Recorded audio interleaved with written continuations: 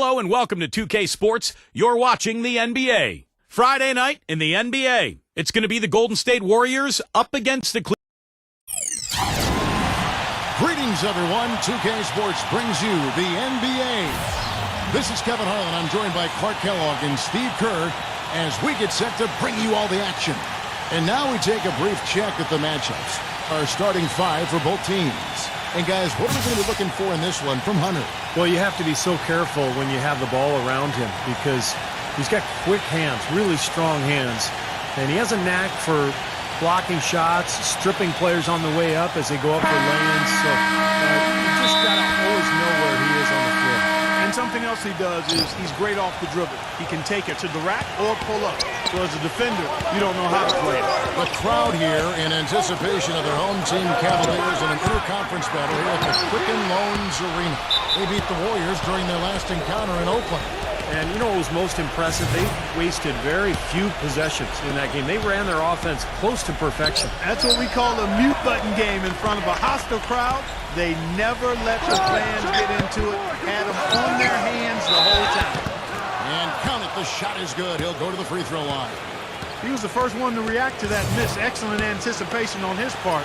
A hustle play on the putback by him. The Warriors shooting their first foul shot of the night. A free throw off from Simmons. On defense, the Warriors, their last game, a win against Boston, looking to carry it into this one. That was no picnic, though, guys. They barely hung on at the end of regulation and finally pulled it out in overtime. Because of the way they got it done, Steve, that could turn out to be one of their biggest wins of the season. Out of bounds, Cleveland will take possession.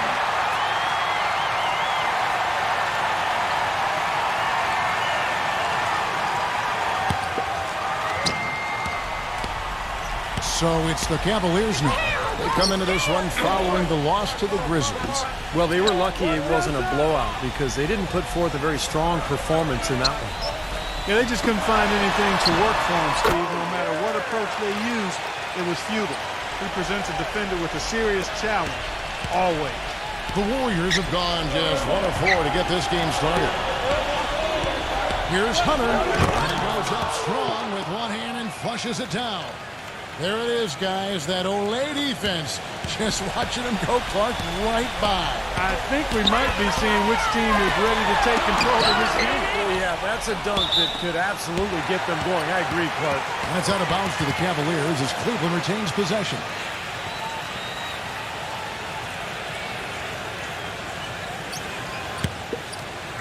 And here in the first, closing in on 2 minutes play. Here's Bogdanovich. So the whistle blows on the shot and 2 free throws for the contact right there. And the defense looking to protect the rim at all costs. Yeah, I like that. A foul to save the layup. Make him earn it at the line.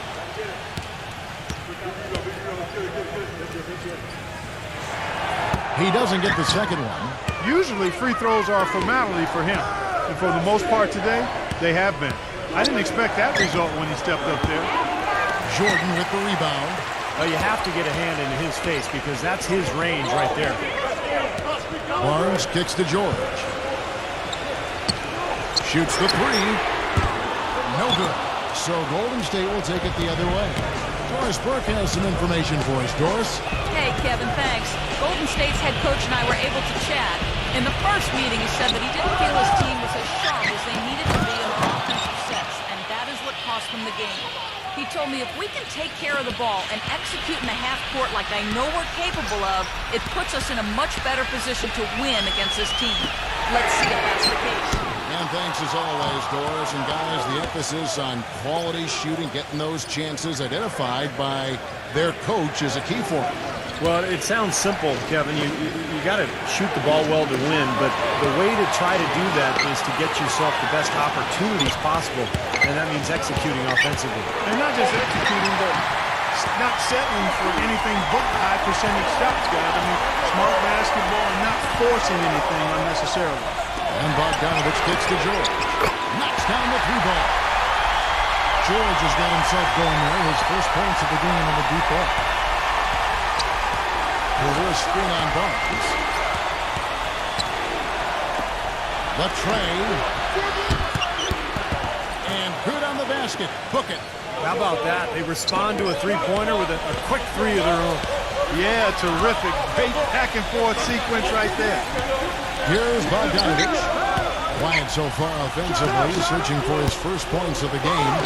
Second chance shot. It's rebounded by Golden State.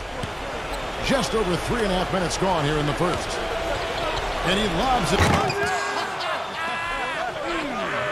that was unbelievable. Look at that. How about that? Look at that.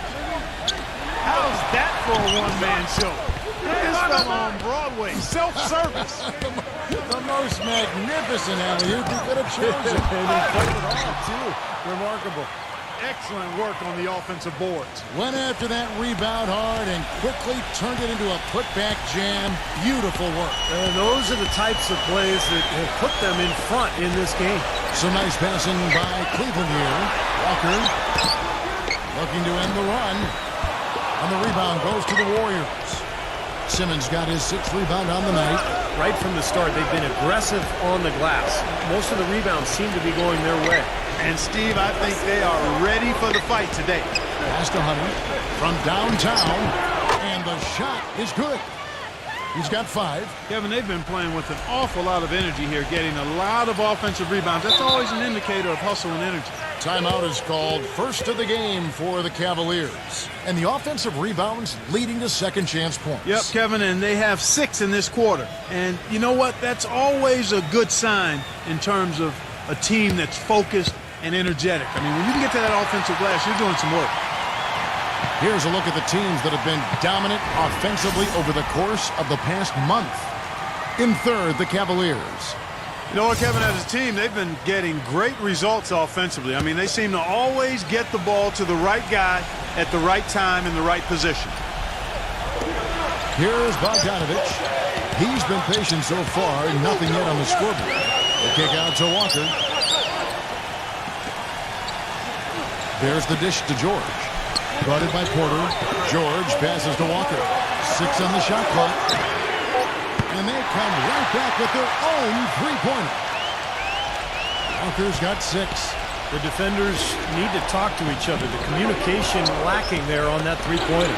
Number 15. Will not go. This is off the front iron. Poor shooting from him this quarter. His shooting percentage nowhere near where he'd like it to be. A 3 from Barnes cannot hit. And Golden State will go the other way with it. Porter with it.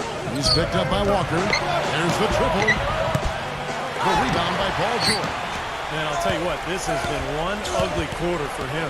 And it keeps getting uglier. I mean, his touch has basically gone AWOL. Shot's good from Bogdanovich. Warriors leading by 3.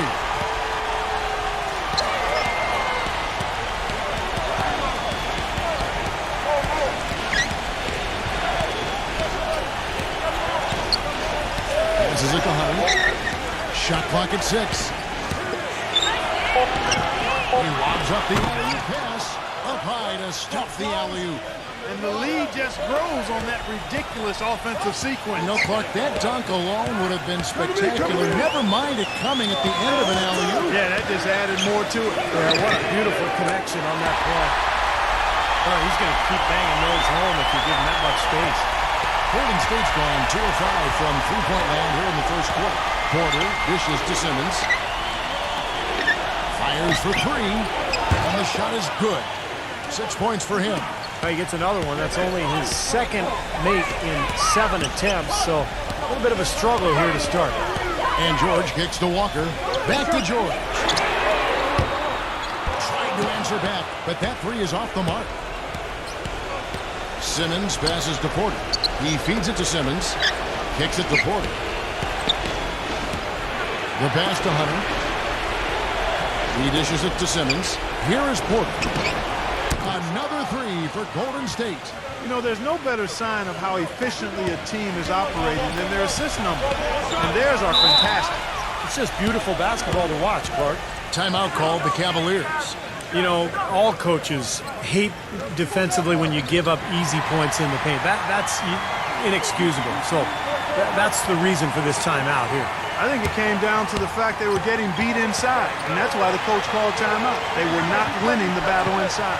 And the Warriors with a completely new 5 on the floor.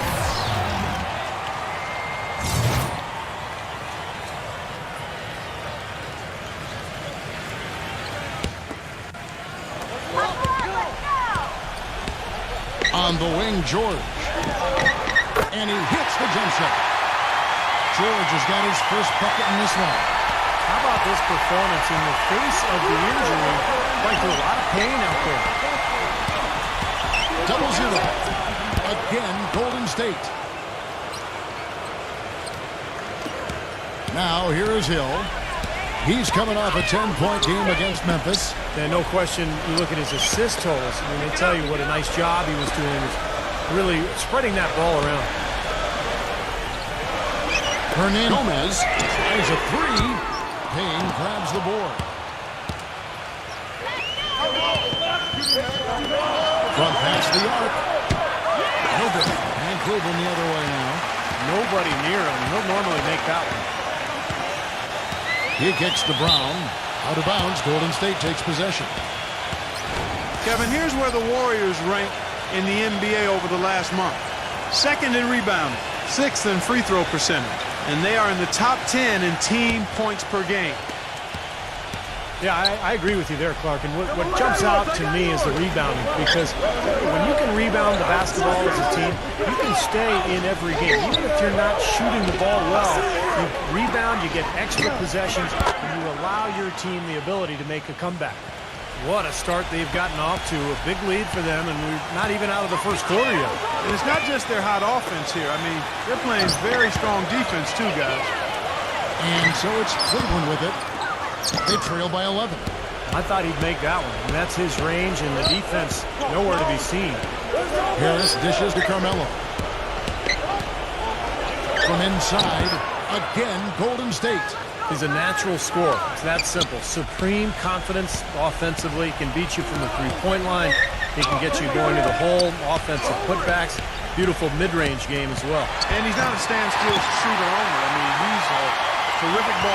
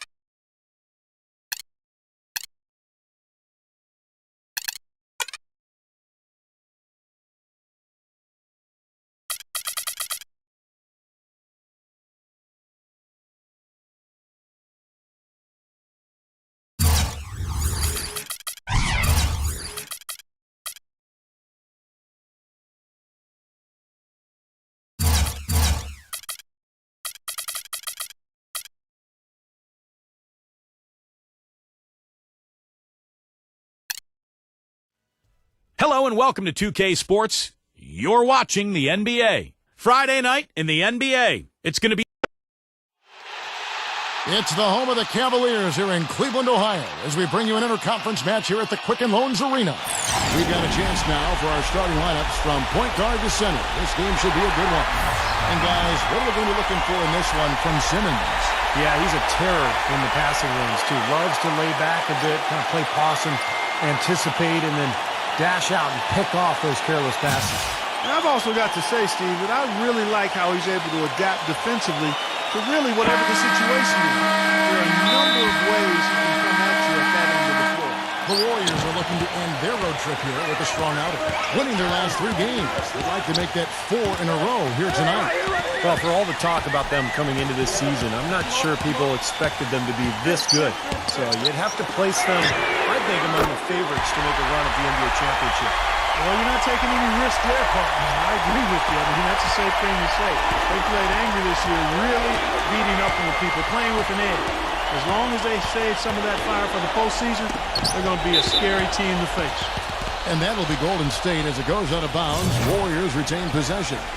And I think Doris Burke has something for us right now. Doris? Thank you, Kevin. I spoke with the Cavaliers head coach for just a bit. They've had success against this team, winning their one matchup of the season, but he's not getting complacent, and his first order of business has been readying them to score against such a tough shot-blocking presence inside. He said in a game like this, you can't turn down good perimeter looks. We've got to be aggressive getting to our looks and try to track down our misses. Guys, let's see how it works. Thanks a lot, Doris. And dealing with the sort of defense they're facing is not an easy challenge. No, but they've got a few weapons of their own that they can counter with, so it's not exactly a one-sided battle. Maybe so, Steve, but those weapons are still going to have to perform at a really high level for them to have a chance to be successful. Now here's Carter Williams. Pass to Bogdanovich. Beyond the arc. And it's out of bounds. The Cavaliers able to retain possession here. They set the screen. Warriors on D. The pass to George. Just 4 to shoot.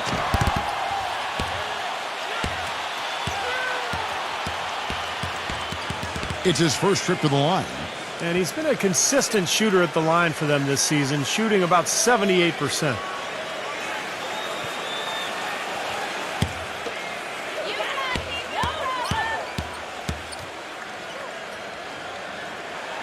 That free throw good from George.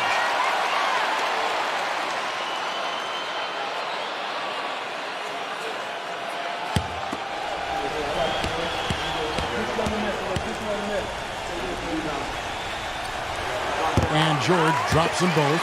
There's not a lot you can say that hasn't been said before about his skill at the charity stripe. He feeds it to Porter. Defended by George. A fadeaway. Shot is no good. And Cleveland will come the other way. They beat the Warriors during their last encounter in Oakland.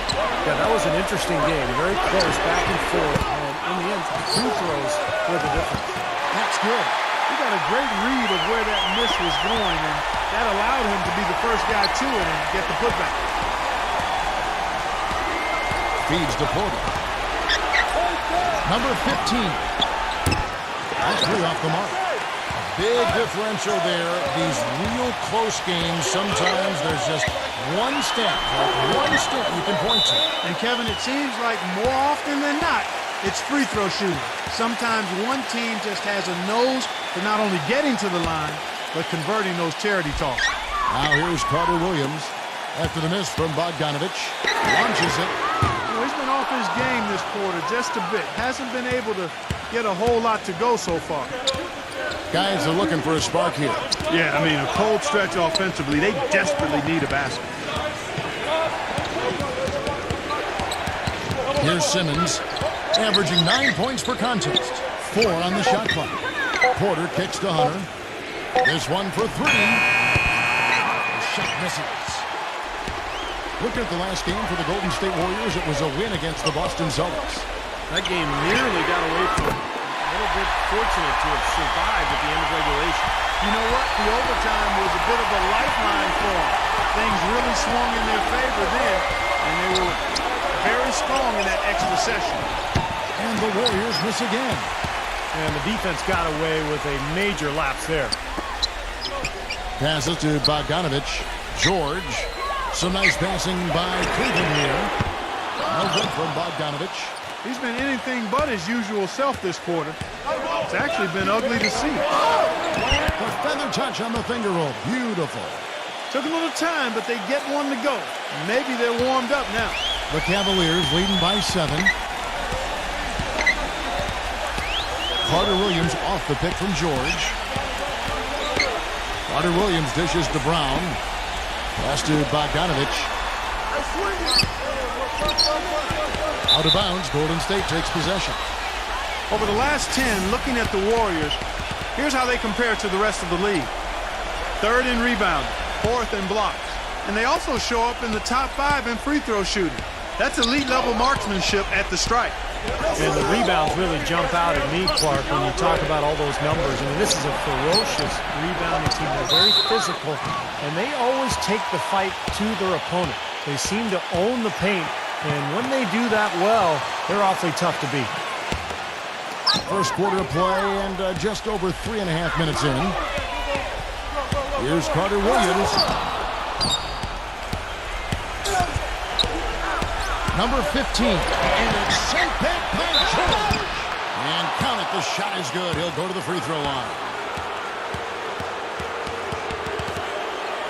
The Warriors shooting their 3rd free throw shot of the game.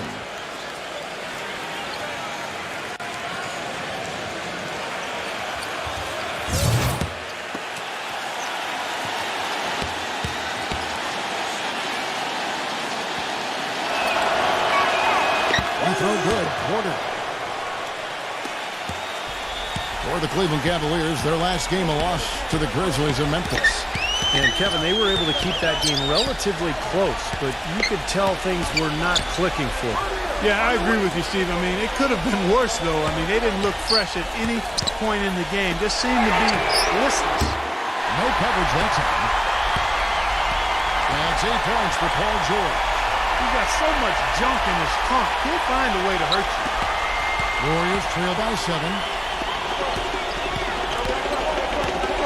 Here's Simmons. And the pass to Hunter. He dishes it to Simmons. They set the pick. Clock at 6.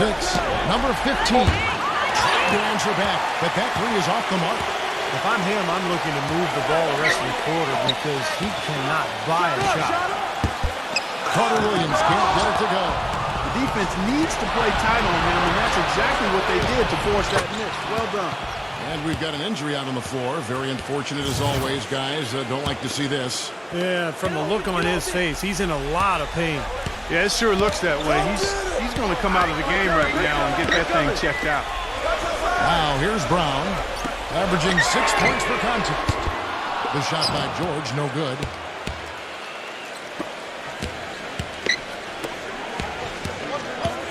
Up top, Porter.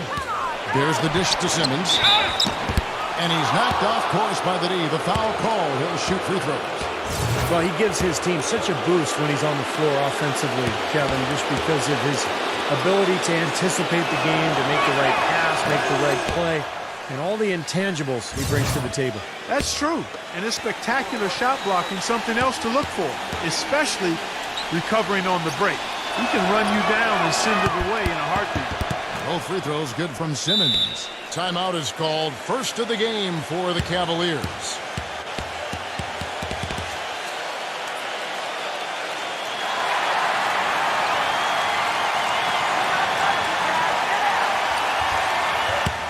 With the break in the action, let's go to the 2K leaderboard. These teams have been dialed in defensively this month.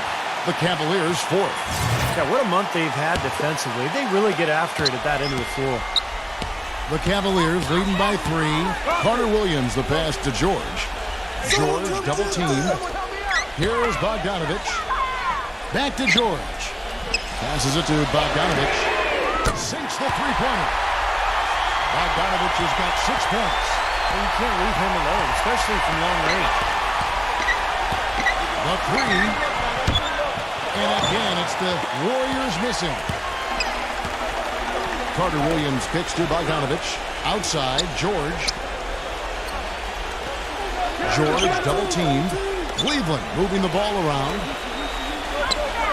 Hernandez Gomez kicks it to Carter Williams.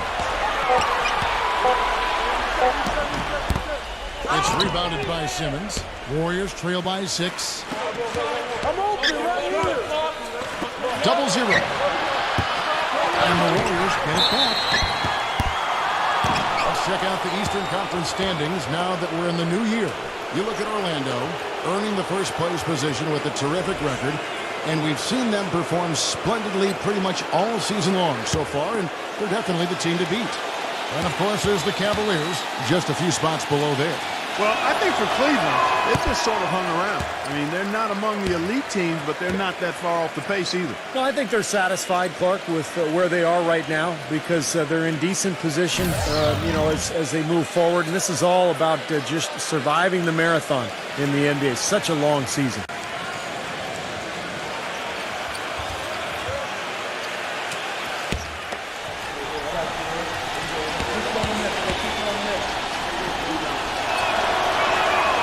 Second free throw, good. Walker with it, averaging 16 points a game. George offline with his three. You know, even though he missed that one, great shooters have a way of feeling when they've got enough room to pull the trigger. Yeah, not enough defensive coverage there to prevent him from firing that time. But I think if he's open, he's got to let that thing fly. And so it's Golden State with it. After the missed three from George. In transition, here come the Cavaliers. Barnes kicks to Walker.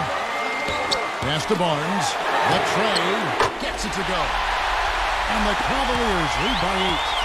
That was some skill there. Nice use of the bounce pass. Here's Payne. And fouled hard that time. He'll get to the line and shoot 2. And a moment to look at the scoring approach in terms of where the points are coming from for the Cavaliers. Well, they've definitely had the hot hand from the three-point line so far. Always nice to start out like that. They've been distributing the ball really well tonight, too. I mean, a decent number of assists so far for them. That's good from Payne. The Warriors making a switch here. Anthony's checked in.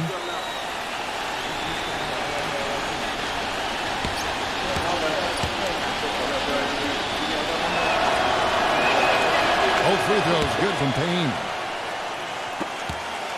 The Cavaliers leading by 6. Barnes dishes to Walker. The feed to Barnes. Back to Walker. Inside. Here's Hernandez. Walker the pass to George. That doesn't go either for George. Rebounding is going to be the focal point for them in this one, fellas. I can feel it. Yeah, it's a physical game, and so far the numbers show that they've got the edge on the glass. The screenplay worked ideally there, and I'm not talking about the screenplay you see in a movie theater. Gave him more than enough room to get that shot off.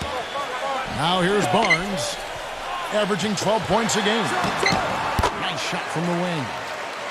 Barnes has got 5 points so far. And that's another assist for a team that is putting on a clinic on how to share the ball. I just love the mentality. If the shot isn't there, they're not forcing anything. They're moving it side to side and working to get a good shot. Here's Barnes after the made shot from Carmelo Anthony. Back to George. Here's the three. That's the bucket.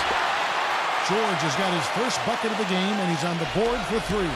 And they're getting their points now almost exclusively from the three-point line. That's 4 of the last 5. You got to run those guys off the line.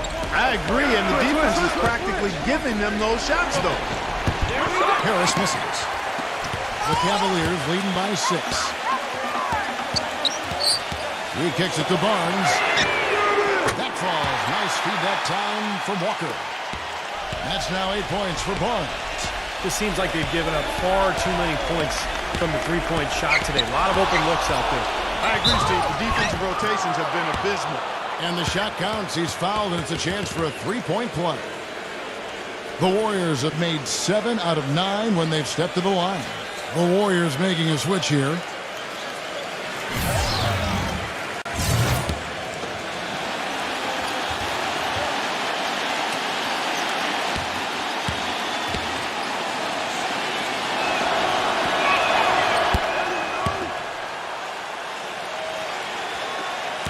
54 seconds left in the first quarter. Outside, Walker. Here's Hernan Gomez. No luck. The Warriors go the other way. That's a shot he's got to hit. You don't get too many better looks from that range. And here's the fast break. Dishes it to Barnes. Outside, Walker. Fires from deep. Gets rebounded by Golden State. Just 1 second between the shot clock and game clock. Some nice passing by Golden State. It's hauled in by George. And here's Walker. Lets it go from deep. They're scoring fast and furious as we end the first quarter. Cavaliers on top. Tune in next Wednesday. Now the second quarter getting ready to start up. And taking a look at the Cavaliers' performance here. Clark, Steve, what have they been doing or not doing? And I'm just so impressed with the long-range shooting. They have really lit it up from outside. Yeah, the sharp shooting from deep, a big part of their lead, and they're playing with confidence and shooting it well. In a moment now to reset the lineups, courtesy of Gatorade, all fueled up for the second quarter of basketball. And Golden State looking who they've got. Well, with that much space off the pick, you've got to drop that in. Yeah, you got to make that one. I mean, that's a high-quality shot you should make 9 out of 10 times. And George with the block. In transition, here come the Cavaliers. And it's Walker that time on the assist by Barnes. Walker's got his first 2 points of the night. And that's a difficult shot in the face of a defender that towers over. You know, he almost seems to enjoy those mismatches, Steve. It gives him a chance to show what a strong finisher he is. Looking at the Cavaliers over the last 10 and how they compare to the rest of the league, this is what we've got. 4th in rebounding, 6th in steals, and they are in the top 10 in team points per game. And you put all those things together, and that makes this a very tough team. And what really jumps out at me is the rebound spark. And this is a team that controls the paint. If you're going to miss a shot, the ball seems to be theirs almost every time. That allows their transition game to get going. And then at the offensive end, they'll pound you on the offensive glass as well. Now here's Walker. Harrison Barnes missing his last shot. It's up a 3. The shot no good. Warriors trail by 6. Pass to Payne. Gives him the lead pass. Walker outside. But they get it back. Now the pass to Payne. Out of bounds. Cleveland will take possession. And our 2K leaderboard up on the screen now. Giving you a look at the small forward position and the players with the most rebounds per game this year. The Cavaliers leading by 6. Outside, Walker. And he makes good on the layup.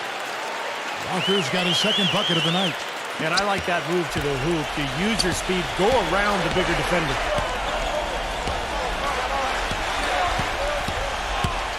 0-0. Good on the 13-footer. And they have to mix it up defensively. That was just too easy. The Cavaliers have gone 2 of 5 from the field here in the second quarter, shooting 40%. Walker goes in. I'll tell you what, for what's really an elementary shot, he looked a little nervous on that release. He feeds it to Porter. 3-pointer, and that one's good. Now it's just a 3-point Cavalier lead. You know, defensively, you cannot forget about him. He gave him a wide open look there. Feeds it to Walker. The putback controls the rebound and puts it back up and in. And the Cavaliers lead by 5. Well, something special about him, guys, is just how good he is at winning the so-called second shot game, going hard to the offensive glass, salvaging points with his putbacks. And another aspect of his game that I really like is how effectively he sets picks. It's overlooked sometimes, but he does a great job of positioning and getting there at the right time to set a screen to help a teammate get free. Here's Walker after the made shot from Payne. And Walker kicks to Barnes. Walker gets the 3-pointer to fall. Walker's got his 3rd basket of the night. That's his first triple of the game.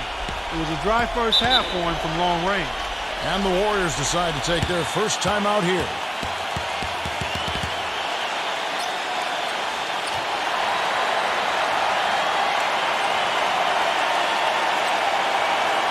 And the Warriors making a change here.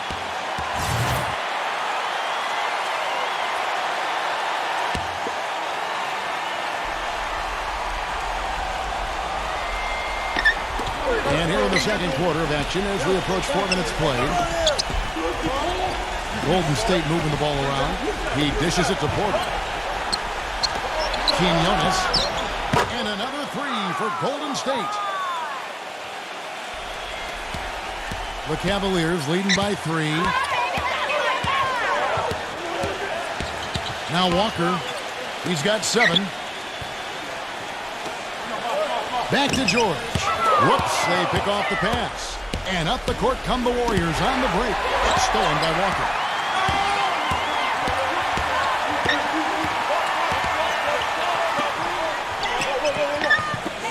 Lots of room. And it's off the back rim. No good.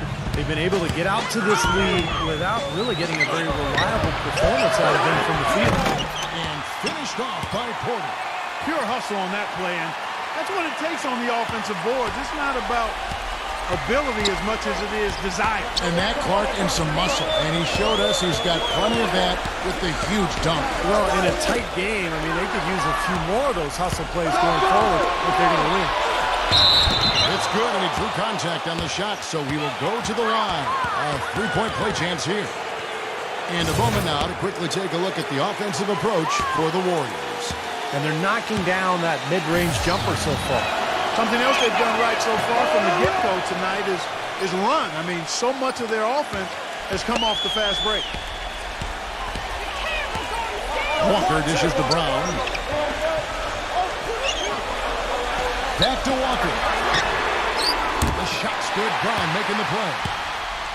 10 points for Kemba Walker. The Warriors have gone 7 of 11 from the field in the second quarter.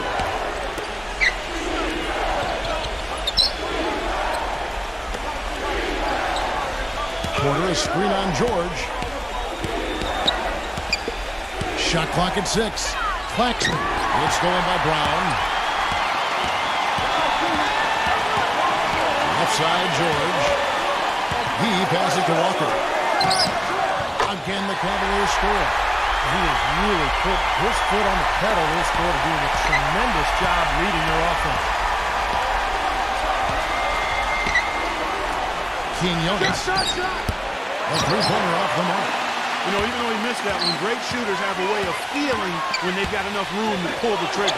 Yeah, not enough defensive coverage there to prevent him from firing that time. But, yeah, I think if he's open, he's got to let that thing fly. It's off his leg. And it's whistled a kick. And the Warriors making a change here.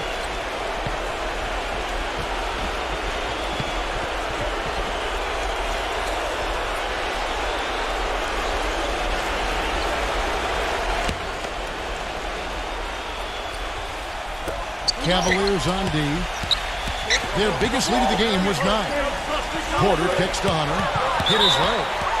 And it's being called a kickball.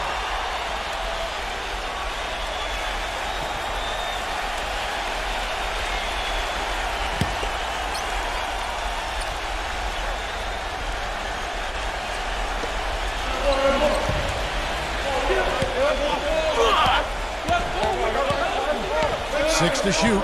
Number 15. And George with the block.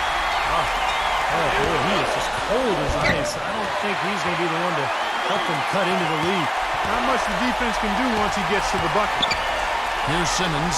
Shot to stop the run. And that one's good. 5 points in the game. That finish brings me back to the old days. The silky smooth finger roll. Carter Williams kicks to Brown. Passes it to Bogdanovich. And the rebound goes to the Warriors. Porter's got 4 rebounds in this game. This game has been very close in a lot of areas, but rebounding is one thing that they've been able to dominate. Yeah, they've chased down that pumpkin often. Here's Simmons. Pass to Hunter. Releases. It's held in by Brown. The Cavaliers leading by 3. Bogdanovich passes to Carter Williams. Here's Bogdanovich. Drains the three-pointer.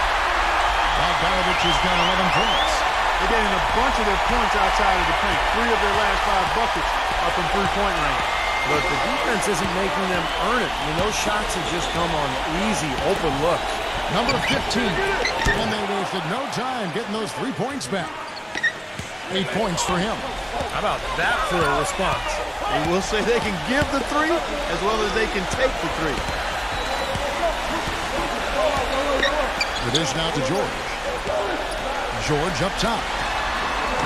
And the shot is good. Purely from a size standpoint, that is a mismatch that's going to be hard to overcome defensively. Warriors trail by 5. 1:41 left now here in the second. Golden State moving it around. Good. Now he's hit a pair of 3 balls in this quarter, so he's starting to find his range. Timeout called the Cavaliers.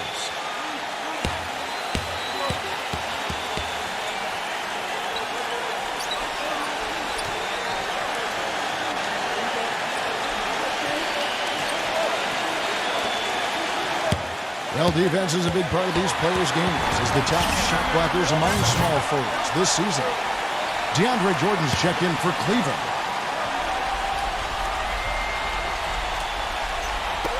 We've got 1:28 left in the first half. And there's the pass to Bogdanovich. Kicks to Carter Williams. Pass to George. His three-pointers off the mark. The Warriors trail. Passes it to Hunter. Leads him in there. And that one's good. Simmons got 6. Boy, they keep hammering away at him inside, forcing that ball into the paint. Smash mouth basketball. Yeah, and it's a strategy that has served them well in this opening half. Here's the bucket good. And the Cavaliers lead by 2. Golden State's gone 4 of 6 from long range in the second quarter. Solid shooting. There's the pick. Number 15. Another 3 for Golden State. He's making it look easy scoring out there because he's much more efficient here in the second. Cleveland's gotten half their shots from three-point range to go down in the second quarter. 3 of 6 from downtown. And George kicks to Brown. And there's the feed to Carter Williams. Tried to come right back with the 3 of his own, but it's no good. 1 second separating the shot clock and game clock. Porter, no luck. Now here's Carter Williams, guarded closely. And George kicks to Bogdanovich. Dishes it to Carter Williams. 1 second left. I don't know who was supposed to be on him there, but clearly a mistake by the defense. And we're through 2 here and a good one. Cavaliers. Now, presented by Sprint. From the 2. Out at Phillips. The Sprint Halftime Report, presented by Sprint. We have a close ball game on our hands as we get set for the second half of basketball. They've got Paul George. Carter Williams is out there at Bogdanovich. Then there's Brown. So that's who's on the floor for the Cavaliers. Now here's Porter. 6 on the shot clock. Off his foot.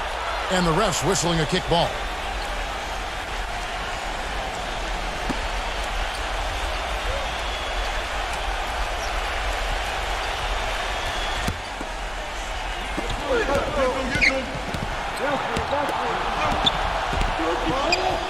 Defended by George. 6 to shoot. Off the left rim and out. You just assume he's going to knock those down when he's as open as he was there. Here's Bogdanovich. Back to George. He passes it to Bogdanovich. It's good from long range. Bogdanovich has got the first points of the third quarter up on the board for the Cavs. He kicks to Porter. Pass to Hunter. Second half of basketball, just over a minute played so far. Number 15. And the 3 off target. The Cavaliers leading by 4. Hit his foot. And the official saying it was kicked.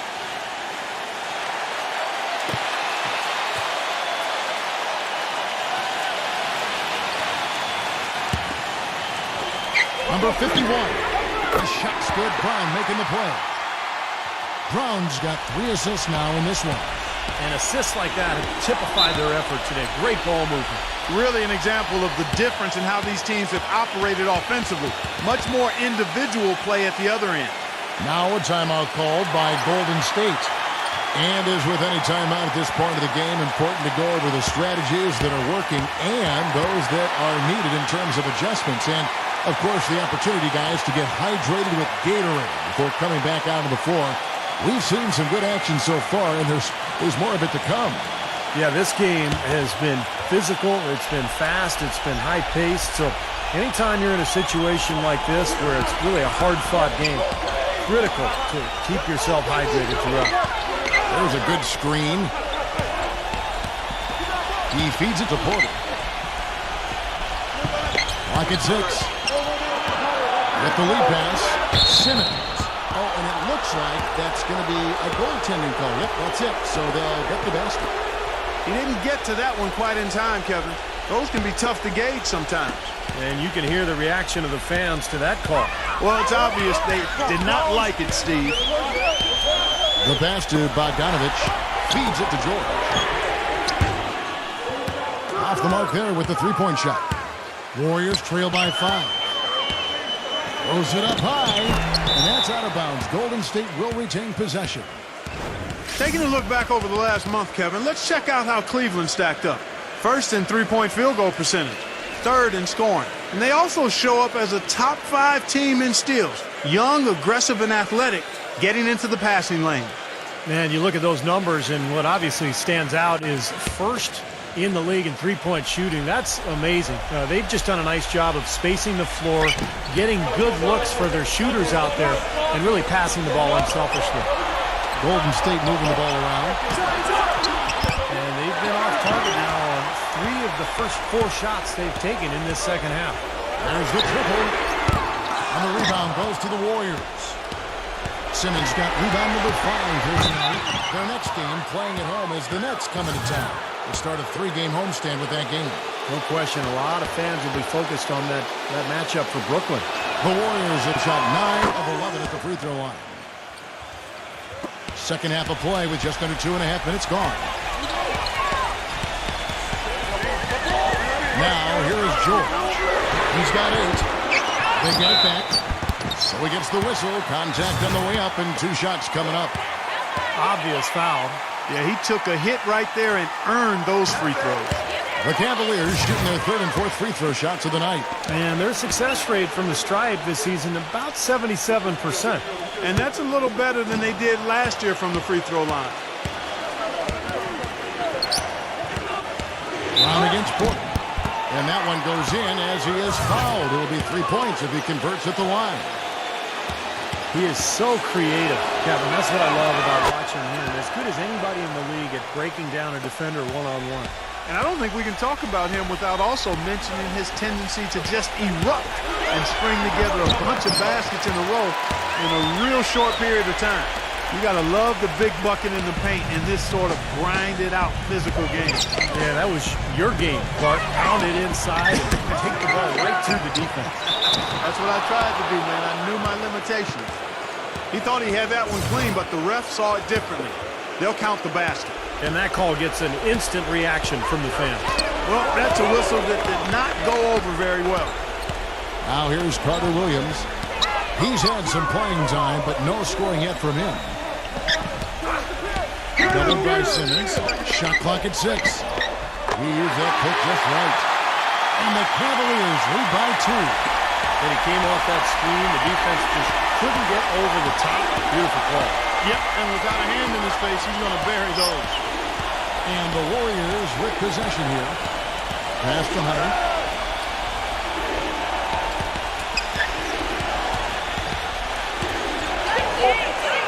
The finger roll finish at the bucket. He's got 6. Just seems like they're finding an open lane to the hoop every time down. That's 5 buckets in a row for them in the paint. Yeah, on the flip side, Steve, the defenders have to show more fight on the interior. Here's Bogdanovich. 16 points for him. He dishes it to Brown. Number 51. The shot's good. Brown making the play. Brown's got his 4th assist with that last one here tonight. Boy, they are passing the ball very crisply right now. They sure are. That's 3 straight buckets that have come off of assists. And it's the Warriors with the ball. A 2-point game. And Simmons kicks to Hunter. Number 15. A 3-pointer is right on target. Guys, close one here. No team getting a huge advantage. Yeah, that's exactly right. I mean, there have already been 5 lead changes, but nobody taking control of it. A great matchup. I mean, these two teams really match up well talent-wise. I'm enjoying this. That's good. Boy, guys, they've shown some great passing on their last few trips down the floor. Excellent. Yeah, that's 4 straight trips, guys, where their passes have ended up in scores. 4 straight assists. Great team play. Hunter, the pass to Simmons. Now the dish to Porter.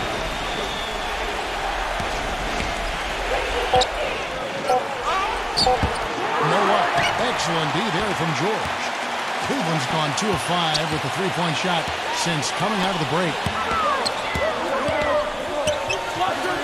Here's Bogdanovich, defended by Hunter. A nice shot by George. And yeah, they're moving the ball now. 8 of the last 10 points coming off assisted buckets. Steve, nothing makes a coach smile as much as pure, selfless teamwork. So it's the Warriors now. They trail by 3. So the whistle blows on the shot and 2 free throws for the contact right there. Some of the great passing small forwards in the NBA on your screen right now.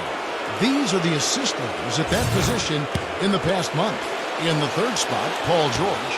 The passes we've seen some of these guys make from the wing are outstanding. Truly gifted distributors. Yeah, and one of the passes that you really need to prioritize and be able to make is that entry pass, getting that ball inside. Accurately throwing it into the low post is really a bit of a lost art in today's game. The Cavaliers have gone 7 of 10 on their field goal attempts here in the 3rd. Kicks it to Carter Williams. Out of bounds, Golden State takes possession. Let's check out the Western Conference standings right now that we're here in the new year. Look at the Suns. They're looking extremely sharp right now, poised in the top spot and playing very well. And, of course, the Golden State Warriors, a couple spots below. Well, I think for Golden State, they've been effective in just about every aspect of the game. I mean, you can't find too many things that they do wrong. They're a very complete team. Which is exactly why they've been able to maintain their status as one of the favorites for the NBA title this season. I mean, there's no easy way out against this club on a nightly basis. I mean, they're talented, they execute, they are coached. That's why they are who they are. And it's the Warriors with the ball. After Paul George getting his 3 to go. It's blocked, and they get it back. Shot's good. The Cavaliers leading by 3.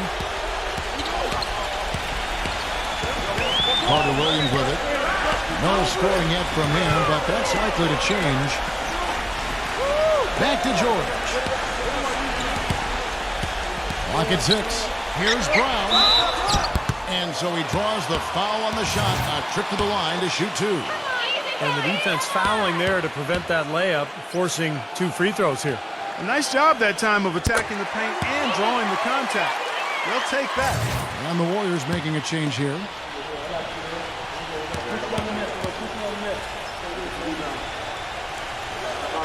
And he can't hit the second. Well, he did enough there. He made it a 2-possession game, at least. Simmons dishes to Carmelo. There's the pick. Here's Harris. And misses it off the right side of the rim. The Cavaliers have gotten 8 of their 11 shots to drop since the break. A great 3rd quarter for them offensively. No good from Bogdanovich. You know, even though he missed that 3-point shot, I think the defense has to do a better job of challenging the shot. Yeah, because you know if you continue to give up open looks like that, you're in big trouble. Now here is Harris, averaging 9 points per contest. Well, the pick worked really well there. Nice job taking it right to the tin for the layup. Pass to George. Gomez. The feed to Carter Williams. Drills the three-pointer. Carter Williams has got himself on the board with 3 there. And the threes continue to go down at that end with almost nothing happening from deep at the other. But the way to turn that around is defensively, by stopping their outside shot, not by getting into a shootout. They set the pick.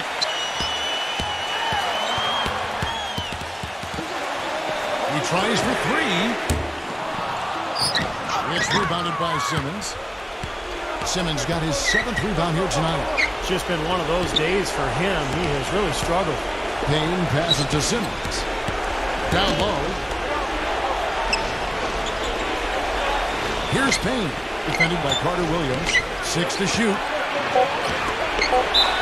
And he was fouled in the act of shooting. Chance here now for a three-point play. You can see that they're not as aggressive from the three-point arc. They had far more attempts in the first half. Let's quickly check out the scoring breakdown here for the Cavaliers. These long-range shots look like layups out there, guys. Something that also stands out tonight is the number of assists they have. I mean, that's a mark of a good club. And the Cavaliers making a change here. Jordan's checked in. The shot's good from Bogdanovich. They're straying away from the three-point game here in the second half. And that's fine as long as they're on the lead and they're getting good shots. They've decided not to take nearly as many three-pointers in this half. Payne passes to Carmelo. And again, no good by Golden State. The Cavaliers leading by 5. From deep, George. Good. George has got 16 points. Second three-pointer of the half, 4th overall. So he's having a nice game from outside. Here's Payne, defended by Carter Williams.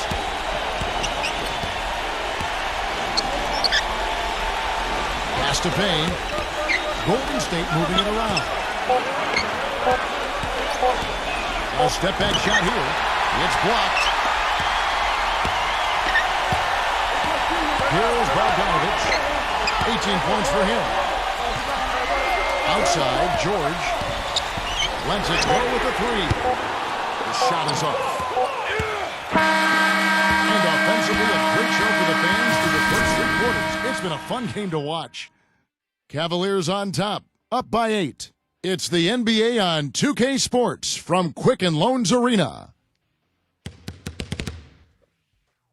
Sunday, January 22nd, the Brooklyn Nets.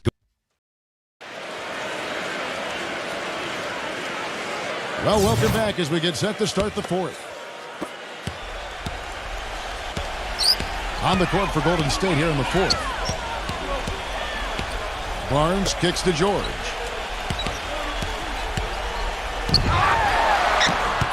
Offensive rebound. Warriors trail by 8.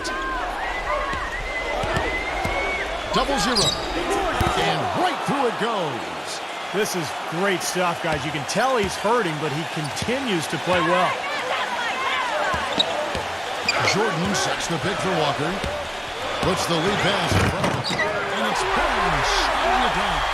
Taking it to the rack with power right there. And hammering down with the two-handed slam. Well, they already had him staggered, and now all of a sudden they're throwing some haymakers. Freed up. Nice work off the pick. Defense just has to fight over the top of those screens. Especially when the ball is in his hands. I mean, he doesn't miss too many open shots. And he can't answer back. The three-pointer offline. 0-0. Defended by George. Paul George grabs the miss. Well, I tell you what, that's too good a look to pass up there. Even though it didn't go, that's one you got to take. George gets a screen from Jordan. That's a two-pointer from Walker. Can't get it to go. The Warriors go the other way with it. 0-0. Covered by Barnes. And yes, sir, that one drops. Well, he certainly isn't the one to blame for them being in the hole. He's been on the money with his game. Jordan. This is to Walker. Releases.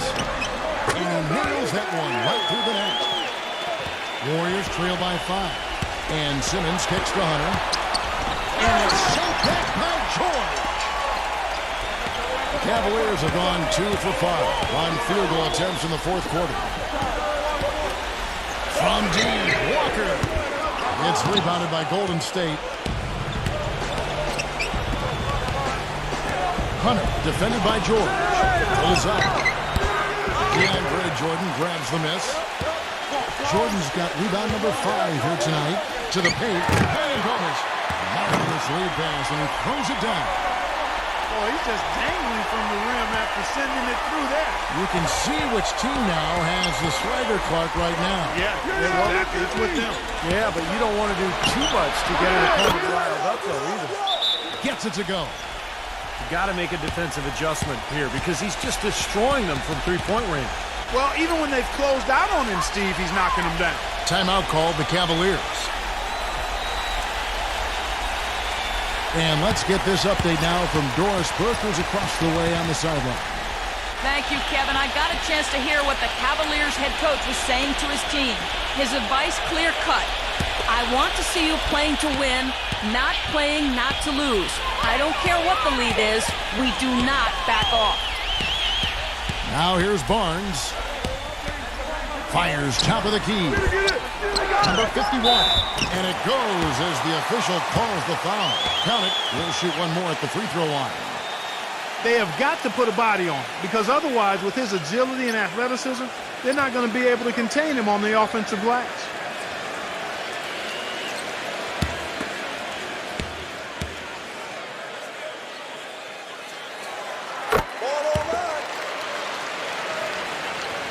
Around 3 minutes gone here in the fourth quarter. Hunter, the pass to Porter. And George with the block. To the inside. And Carter Williams slams it in. Nice house and determination that time. Clark to get to the rim. We know he can bounce, and right there an example of how dangerous he is when he's got to pass to the hoop. And you love the versatility, guys. Being a point guard, and in this situation, they tack on 2 more points, expanding the lead in a pretty deflating way for the defense. Porter, no luck. The Cavaliers leading by 9.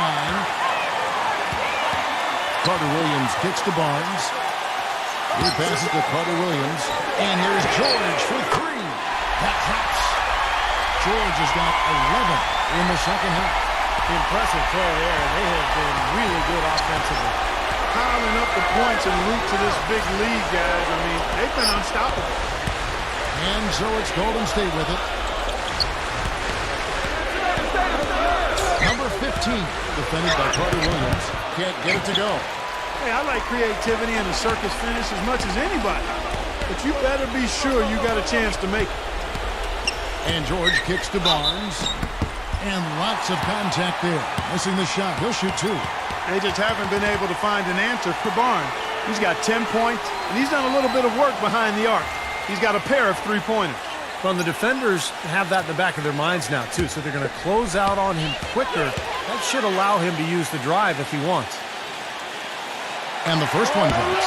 They're really doing a good job working hard to get inside and draw contact, a little more so than they did in the first half. Well, and to keep a lead like this, they should continue to attack the paint like they have been. Don't settle for jump shots. Find your way to the free throw line. The Warriors making a switch here. Simmons is checked in. Barnes hits them both. Warriors trail by 14. Now a timeout called by Golden State. Paul George really making a difference here. He's been locked in from deep. They're giving him too much breathing room and definitely paying the price for it.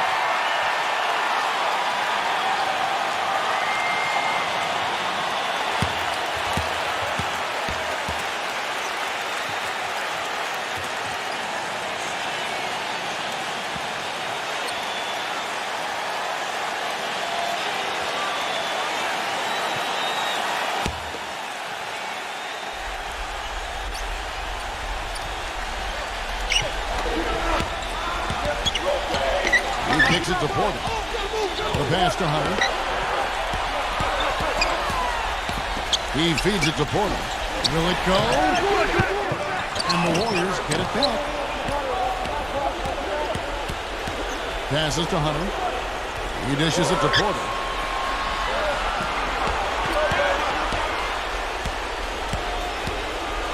Pass to Hunter. 6 on the shot clock. Number 15. Drains it from beyond the arc. 23 points in the game. And that kind of defense is just not going to cut it, guys. They have to get a hand in his face. Here's Hunter, and he goes up strong with one hand and flushes it down.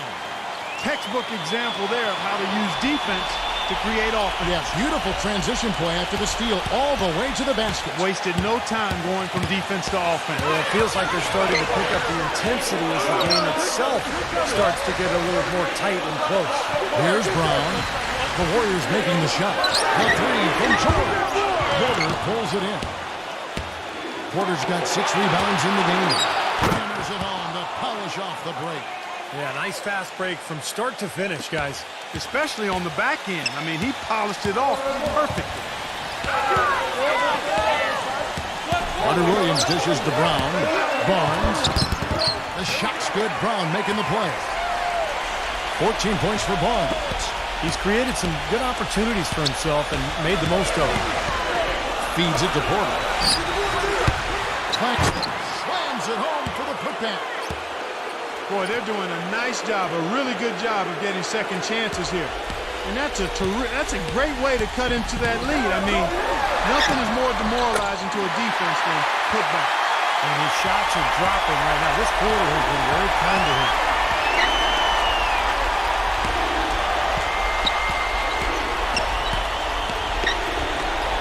Number 15. Misses the jumper. The Cavaliers leading by 9. To the middle. And he banks in the layup. This is some kind of performance we're seeing from him today. He has yet to miss a shot. Porter against George. And that one's good by Porter. Porter's got 9 points here in the second half. Well, we've seen that more than a few times. An easy bucket in the lane. Yeah, the interior defense simply has been lifeless. Bogdanovich is checked in for Harrison Barnes.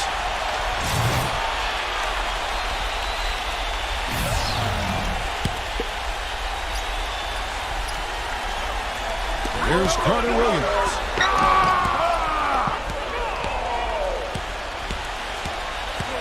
Here's Simmons, number 15. Laid in with a nice touch off the glass. He's got 25. Pretty much all of their buckets coming from inside the paint now. Yep, that's 5 of their last 6 baskets inside the lane. They have really established themselves inside. Now, here is George. The dish to Carter Williams. 6 to shoot. And there's the whistle. Fouled hard on the shot. He'll go to the line. That's good from Carter Williams. And that one goes in. 2 from the line that time. Timeout called the Warriors. Paul George really making a difference here. They don't seem to have any answers for him. They need to review their game plan and look for a way to cool him off.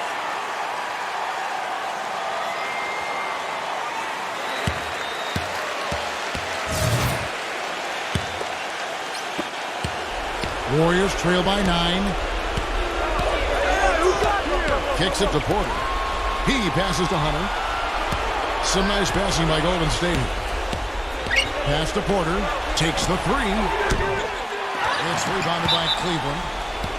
George has got 6 rebounds now in the game.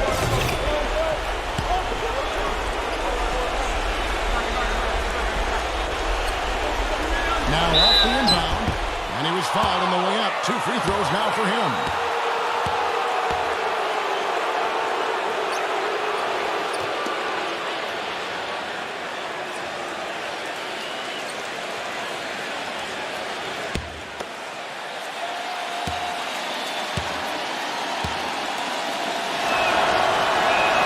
He hits the first one, and that brings them within 8.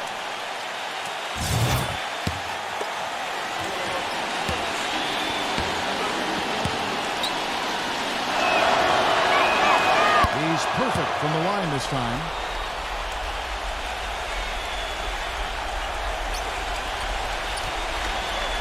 .156 left in the game. Carter Williams kicks to George. Now the feed to Carter Williams. Brown. There's the pass to Bogdanovich. The shot's good. Brown making the play. Bogdanovich has got 20 points. I tell you, he's really carrying a lot of the load offensively, and that's almost always good news for them. Here's Hunter. Foul call that time on the way up. That'll give him 2 chances at the free throw line here. Yeah, the referee's all over that one. No doubt about it. Clearly a foul. Nothing to argue about there.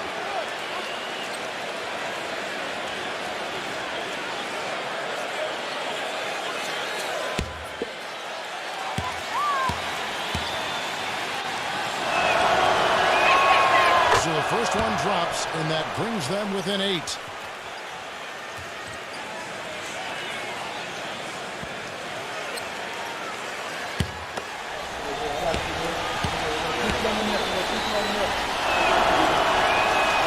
Both free throws good from Hunter.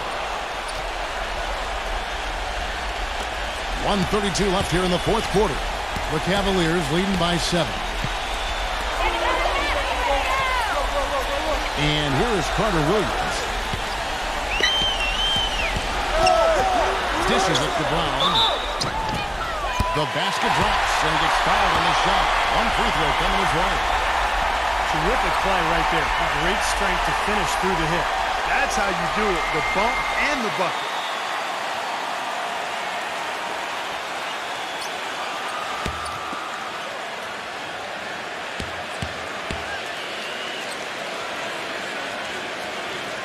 On the free throw, no good. Warriors trail by 9. Simmons passes to Hunter. Off target with the open look. It just hasn't been a very good day for him, guys. They need him to start varying some of those. There's the screen. Second chance effort. Golden State's gotten 3 of their 6 three-pointers to fall here in the fourth. Number 15 takes the 12-footer and hits. And now looks like we've got an injury here, guys. We'll likely see him come out of the game. And you see a player have to come out of the game like this. I mean, you just hope for the best. That's exactly right. You do hope for the best. You cross your fingers, say a prayer, and hope it's nothing major. We'll see what the update is here shortly. And here are the Cavaliers now. The Warriors making the shot. And George, here we go. Brown. And a foul called on the shot. Got him on the way up that time, so he'll shoot 2 right here. Yeah, the referee's all over that one. No doubt about it. Clearly a foul. Nothing to argue about there. First free throw is good, and that stretches their lead to 8. The Cavaliers making a switch here.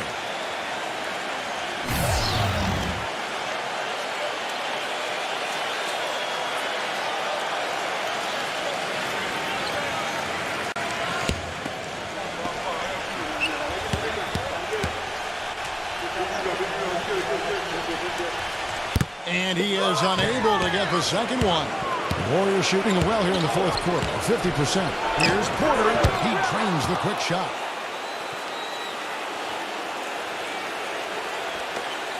And now they decide to foul intentionally.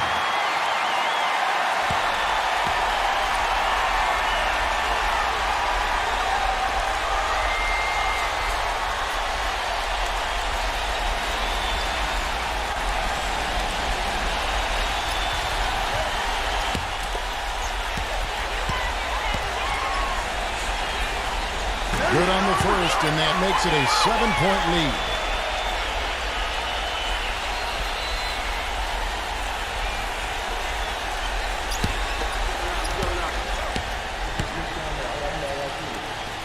So he goes 2 for 2 at the line, and it's an 8-point game. Timeout called the Warriors. They're down by 8. 24 seconds left to play in the final quarter.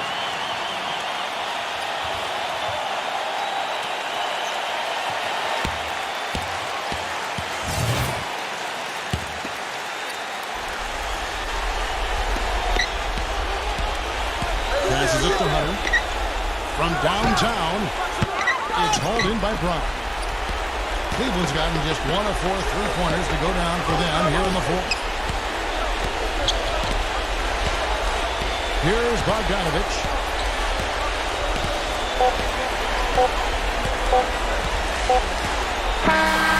We see the Cavaliers get the win here. They pulled off this win thought, but respectable performances on both ends of the floor. Yeah, I think it was just really a nice overall effort, Kevin. And that about wraps it up for Clark Kellogg, Steve Kerr, and Doris Burke. This is Kevin Harlan thanking you for watching the NBA presented by 2K Sports. And now, Jordan presents our player of the game, Paul George.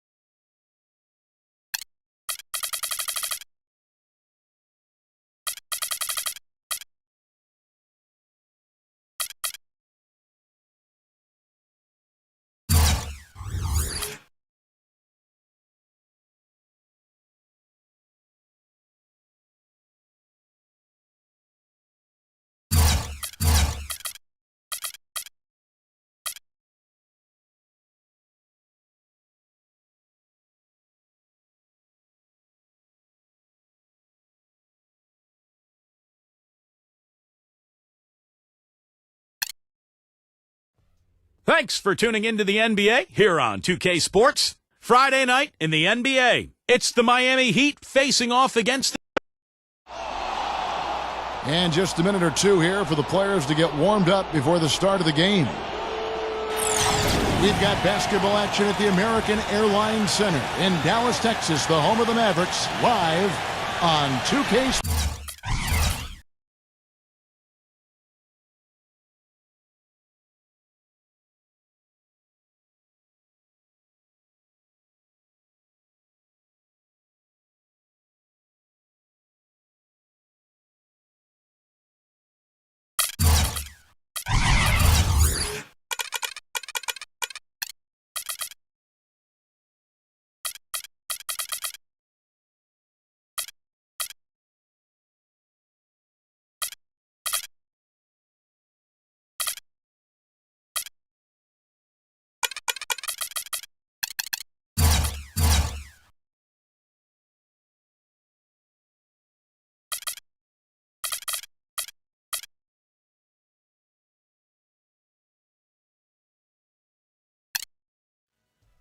Welcome to the NBA here on 2K Sports. It's Friday night basketball. It's the Miami Heat facing off against... We're here in Big D, Dallas, Texas, and outside a lovely look at downtown Dallas, bright as can be, sparkling. It's Friday night, and live on 2K Sports, we're going to bring you the NBA and all its excitement. This is Kevin Harlan with my broadcast partners Steve Kerr and Clark Kellogg. And now a quick check of our starting lineups for both teams. And as we take a long look here at Kawhi Leonard, guys, what's your thought on him? Well, you got to be so careful with him defensively because he has the ability to get hot at a moment's notice. And if that happens at the wrong time, you're in some big trouble. Another thing about him is how quick he is to react when he's defending near the hoop.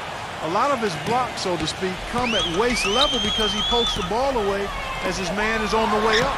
For the Miami Heat, they come off a loss to the New Orleans Pelicans. And I think the sort of issues they had on defense, in part at least, was a bigger factor. Really compounded, I think, because it was on the road. You have to be sharper when you go out and play as a visitor. Yeah, everything has to be tight. You can't be loose in any aspect of your game. You're fighting against the crowd and the opponent. You've got to be tougher mentally and physically if you're going to win on the road. Now here's Leonard. Pass to Caldwell Pope. And the shot is long. Here's Dallas. This game against Miami here, their first look at the Heat. You know, in terms of playing against somebody in the opposite conference, it doesn't get much better. In fact, it's too bad these clubs only play each other twice. Back to Leonard. Backs him down. Hangs in midair and converts on the double clutch layup. Steve referring to last year's game moments ago about, two beauties. And in those two games last year, they battled to a split decision, each team winning once. My guess is it's going to be hard to tell these teams apart. They're both still very, very potent. Almost surprised that he had that much room to work with. Doris Burke has some information for us. Doris? Kevin, I was able to catch up with the head coach of the Mavericks. He told me that he's looking forward to this matchup. Their first look at this team so far this season. He said they'll look to play up defensively. As usual, their length and shot blocking a great deterrent inside. Kevin? All right, great stuff, Doris. Thanks. That was not too much of a surprise. The defense is going to be the emphasis. Yeah, that's the type of team they are. And they always seem to feed off of that defense. They're just really trying to attack and force some turnovers and get out and run. Exactly, Steve. I mean, that's really what drives them on a game-to-game basis. Incredible. Only took them a few seconds to answer the three ball with one of their own. Let's keep this thing going, guys. I love seeing a three-point battle like this. Even though he missed that three-point shot, I think the defense has to do a better job of challenging the shot. Yeah, because if you continue to give up open looks like that, you're in big trouble.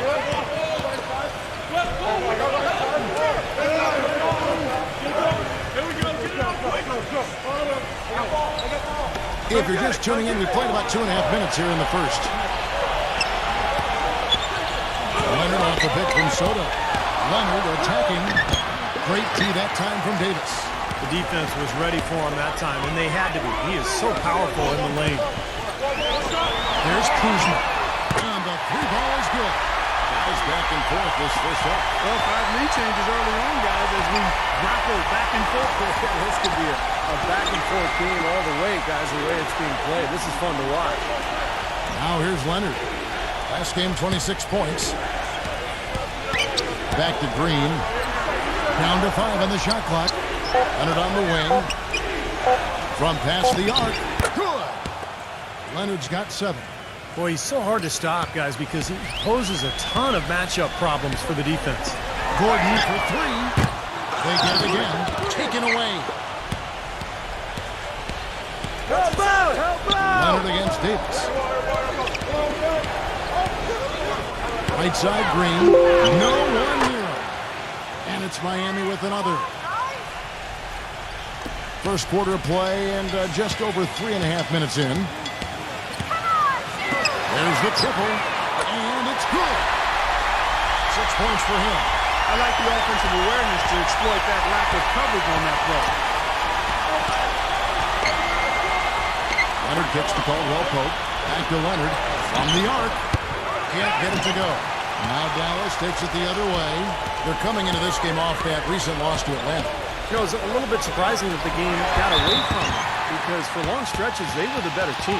They really were. Outplayed them. If you looked only at the stat sheet, you'd have a hard time figuring out how they lost it. But it was a case of a few intangibles that didn't play out in their favor that made all the difference. And the Heat making a change here. Green's checked in. And so here is Miami, trailing by 2. Here's Leonard. Goes straight through the defender for the dunk. Draws the foul. He'll go to the line. That one on Davis. Stupendous rush to the rim and a mighty slam on the end of it. But through the teeth of some pretty soft D, I can't help but say that. Well, let's see how that impacts things here, because those kinds of plays sometimes can be game changers on both sides. Get there, get there. Mobley, guarded by Green. And misses it off the right side of the rim. Boy, we don't see that too often. No defender on him, and he just clanks the open jumper. Leonard kicks to Caldwell Pope. Back to Leonard. Fires the 3. And the basket good. Leonard's got 13. He's finding all kinds of ways to get it done. What a quarter he's had. Back to Nance. It's hauled in by the Heat. And the defense got away with a major lapse there. Brunson defended by Gordon. Here's Leonard. And again, Miami with the triple. Yeah, guys, it's his consistent shooting that's really helped get his team into a position they're in right now. And Dallas calls their first time out of the game. You know, he understandably doesn't like what's going on out there, and that's why he wants to talk things over during this timeout. I think this is a good time to call a timeout. They just need to hit pause for a second and then reset as well. And a brief moment now to see who's atop the NBA in team free throws. In fourth, the Heat. And that's why this is an aggressive team, guys. I mean, they want to get to the rim because with that shooting percentage, why wouldn't you want to shoot free throws?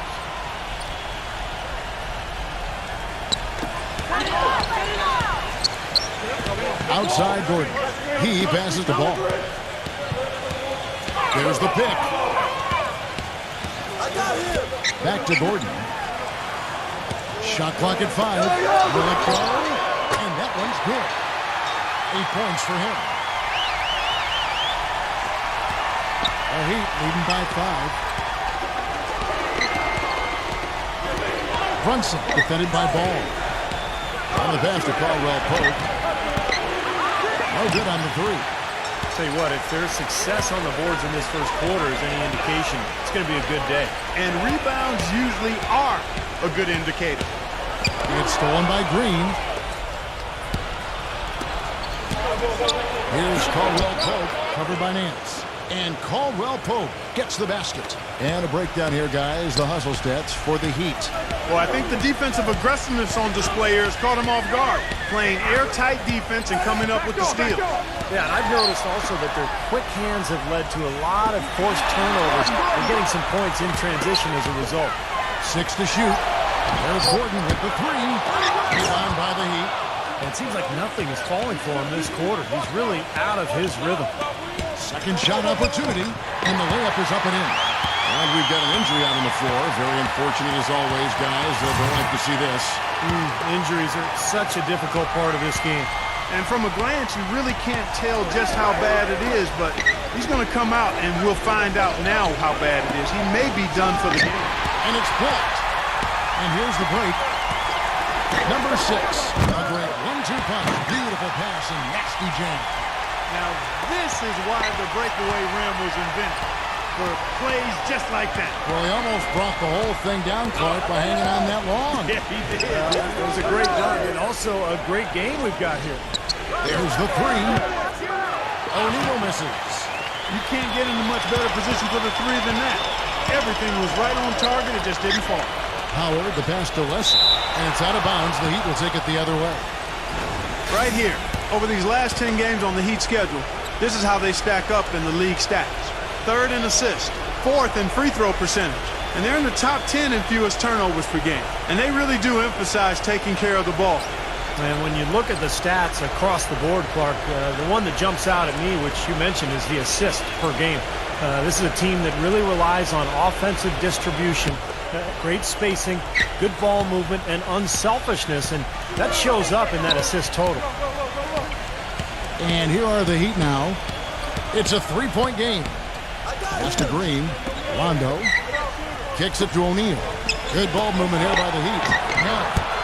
And it's off the back rim. No good. In terms of rebounding, it's been a sensational opening quarter. I like sensational. That's a good word for it. Number 6. Rebound by the Heat. Outside, Green.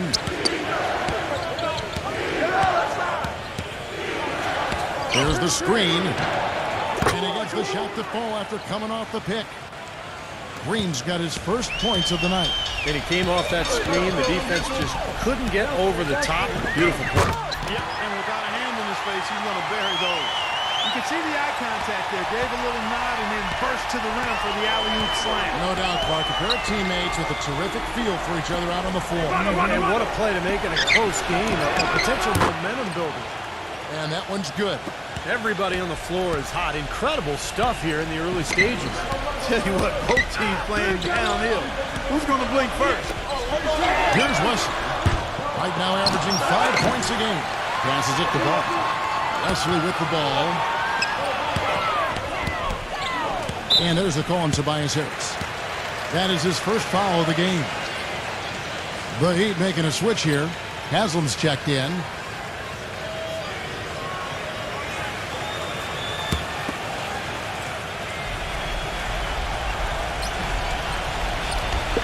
And the Mavericks with possession here. They trail by 6. Screen by Howard. The shot's good from Ball. 5 points in the game. Very effective screen to set up the jumper. That was the key to that play. O'Neal dishes to Harris. Back to O'Neal. Launches a 3. Basket is good. The assist from Harris. And the Heat lead by 7. They're relying on their three-point shooting and getting pretty good results right now. Yeah, in fact, 3 of the last 5 makes are from beyond the arc. Here's Wesley. His last outing, he had 8 points. Oh, and a fast break for the Heat. Pull-up chain. O'Neal misses. Miller laid in with a nice touch off the glass. How about the first quarter for him at the offensive end? He's really had the touch going. It's Wesley on the wing. Again, the miss by the Mavericks. And stolen by Howard. With 1 on the clock. They're scoring fast and furious as we end the first quarter. It's the Heat up by 9. Stay with us as we get set to bring you. Coming up this Saturday. Well, not exactly a close game so far, but as the second quarter starts here, plenty of time for a comeback. And before we move on, what do you guys think about what we've seen so far from the Heat? How about the three-point shooting? The scoring has really come in bunches from long range. Yeah, it seems like every time down the floor they're knocking down the triple. And now let's check out the lineups courtesy of Gatorade, all fueled up and ready to go. Here's the second quarter of play. On the floor for Miami, they've got Tobias Harris. He's out there with Haslam, and it's Frank, and it's the shooting guard. 5 to shoot. Fires from deep. O'Neal plays again. And there's the foul on the shot. He'll go to the line for 2. And we've got a moment now to check out the Eastern Conference standings and see where everyone is sitting as things begin to settle down just a bit through the midway point of the season. Taking a look at Orlando. And not a surprise, really, to see them sitting there in that #1 spot in the conference. The excellent brand of basketball they've been putting on display lately has been terrific. And checking out Miami, 7.5 games behind. Checking out Miami, they've struggled to get back to the form they had last year, and I think it's beginning to take a toll on them. I agree, Clark. And sometimes, you know, when you're a top team one year, the next year you come back, everybody's got a target on you, and they can't wait to play you. And I think that's what's happened with this club. I mean, they have not handled the expectations very well. Both shots good from the stripe. Mavericks trailed by 11. It's Wesley on the wing. Lets it go. And that one's on target from the wing.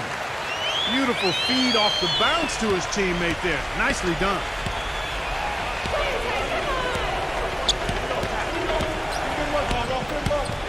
None. The three-pointer, no good. Maverick shooting 48% from the field. Not bad at all. Davis with it. Now guarded by Haslam. Doubled by Frank. Number 6. Connects from three-point range. He has 5. Boy, he found the perfect spot behind the arc there. Big gap in the defense.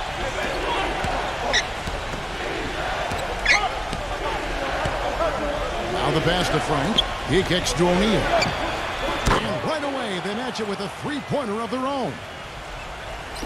O'Neal's got 6. The Mavericks trail it. They host the Clippers after this game. And that'll be the third of the 4 straight at home. I know I'll be looking out for the final score of that Clippers game. I think it's going to be close. Brought back the finger roll. That's a nice finesse move to pull off with the defense all over it.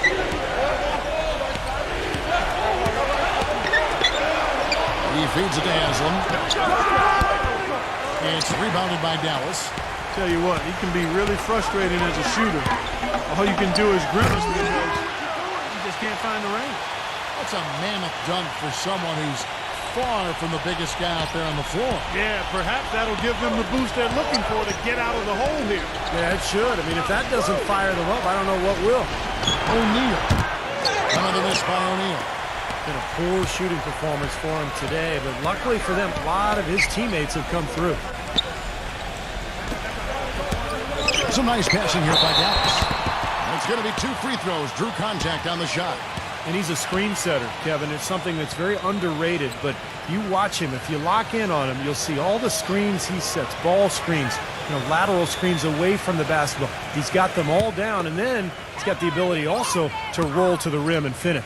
And you've also got to love what a forceful low-post defender he is. If he blocks one of your shots, you remember it. He sends them into the stands to make a point. The Heat making a switch here. And both free throws good for Davis. Well done again. He doesn't have the same problems at the line that plague some of the NBA's other big men. Pass to Frank. Dishes it to Leonard. Leonard off the pick from Caldwell Pope. Leonard the pass to Frank. Back to Leonard. The feed to Green. And Davis pulls it down. Mavericks trailed by 3. Guys, they've been getting it done. They sure have been. I mean, really looking good and sharp offensively. Knocking down the open shots and really getting a nice flow to their game. Boy, they are just destroying them in the paint. You can say that again, Steve. The defenders just aren't aggressive enough down low. Leonard kicks to Green. Puts up a 3. And good on the basket. Book it. Caldwell Pope's got 5 points so far.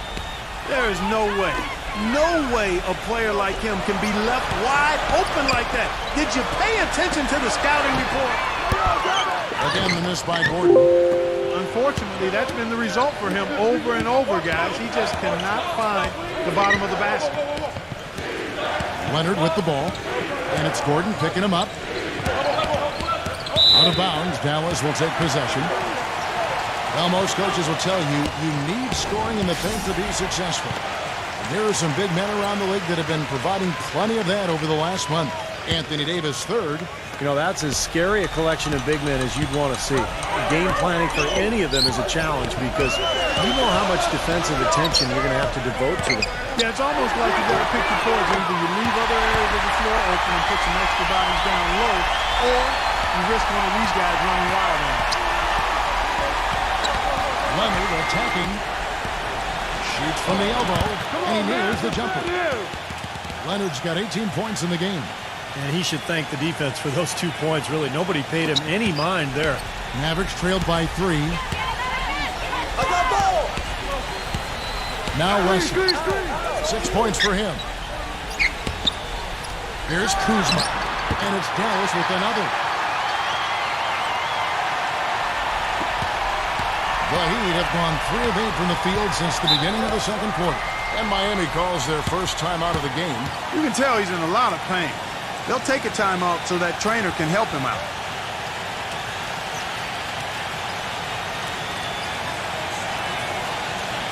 Mavericks making a switch here. Now we get a chance to check out the numbers for Kawhi Leonard. This past month or so, he's really given the fans a lot to watch. 4th in scoring, and he's just been so consistent from the foul line, ranking in the top 15 in free throw percentage. And, going back to his spot near the very top of the scoring list, I mean, he's come up with so many different ways to beat you at the offensive end of the floor. He's almost unguardable. Green with a screen for Leonard. Takes a 3. And Eric Gordon pulls it down. In the first quarter, he was killing them from outside, but he can't get it going here. Puts the lead pass in front of him. Davis the pass to ball. Mans a screen. Kicks it out to Gordon. Lock at 6. Passes it to Ball. And they force the shot clock violation. Great D. And a moment to check out Miami, who they've got coming up. Following this one, they get to host the Pelicans. They start a 3-game homestand with that game. And I would think a lot of attention will be focused on that Orlando contest. The Heat with the lead. Following this one, they get to host the Pelicans. And that's the first game in a string of 3 straight at home. And Leonard gets it to go. Leonard's got 21 in the game. Now he's starting to pick up from what he accomplished in the first quarter, where he made 3 of his 3-point attempts. Gordon for 3. Here's Davis. And a foul on the shot. He'll go to the stripe for 2. It's on Kawhi Leonard. Let's see what the Dallas Mavericks have coming up. They host the Clippers after this game, and that's the third of 4 straight played at home. The Mavericks shooting their 4th and 5th attempts at the free throw line tonight. Well, this is a kind of a mediocre free throw shooting team. They're sitting there at about 73% as a unit. And this year, they haven't quite been able to maintain the free throw percentage they had last season. Tobias Harris is checked in for Miami.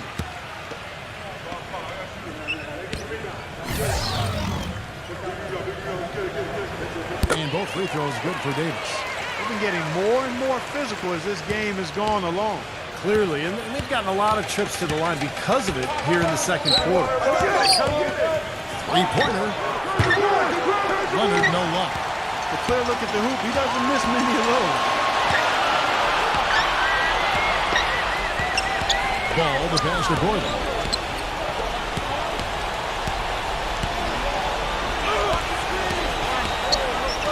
Ball guarded by Harris. Here's Davis, and out of bounds as the Heat gain possession. Johnson, he's checked in for Dallas.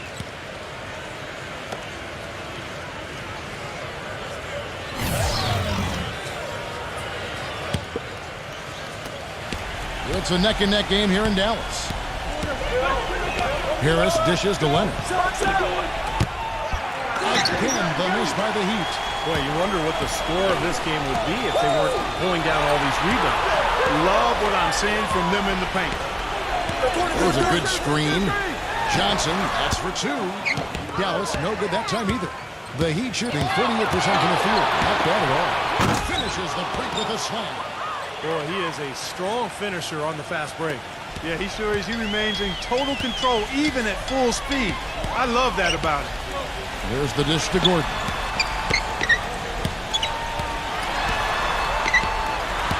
Here's Kuzma. And the 3 off target. The Heat leading by 4. Harris kicks to Leonard. The 3. It's rebounded by Ball. Kevin, I'll tell you, his three-point shot has looked awful here in the second quarter. He's trying to shoot his way out of a slump, but he needs to give it a rest and try something else. And fellas, in this quarter, he's improved on what was already a very good performance in period number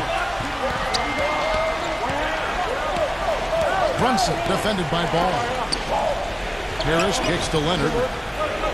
He dishes it to Green. And he's knocked off course by the D. The foul called. He'll shoot free throws. It's his first trip to the line. Look at the numbers for him on the line this year. 88% on the season. Impressive numbers. We've seen some obvious improvement in his free throw shooting since last year.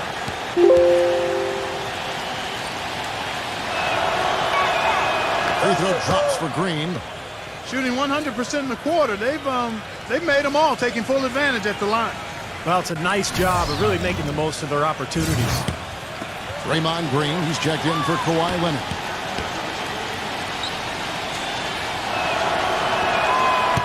That one is no good. Mavericks trailed by 3. And there's the pass to Ball. And there's the call on Tobias Harris.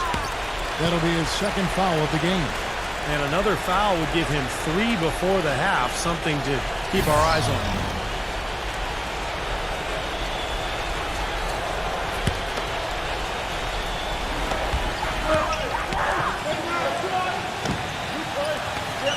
Ball, the pass to Gordon. 6 on the shot clock. Here's Mobley, up and in on the layup. Well, the only tough part of that basket for him was getting into such good position. The rest of it seemed easy.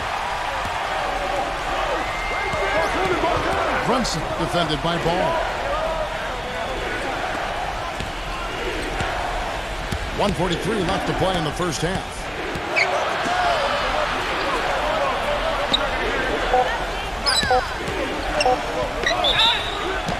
Foul call. Looked like the D didn't get there in time, and he'll shoot free throws. The Heat have shot 6 or 7 at the line.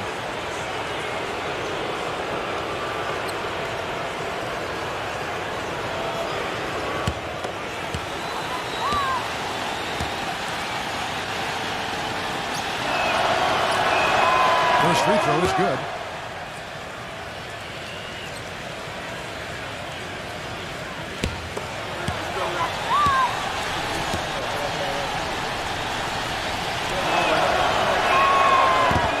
Hits one, then misses the second attempt from the free throw line.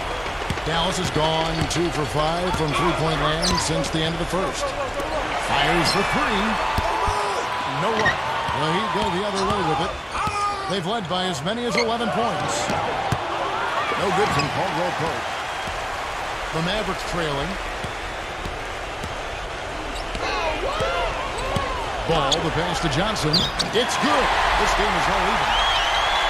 Johnson's got his first points in this one. They have repeatedly probed inside in the first half, guys, and it's paid dividends. Yeah, it sure has, Clark. I mean, with as many points as they've gotten in the paint, they really haven't had to do much on the perimeter. Gordon off a pick from Johnson. Pass the ball.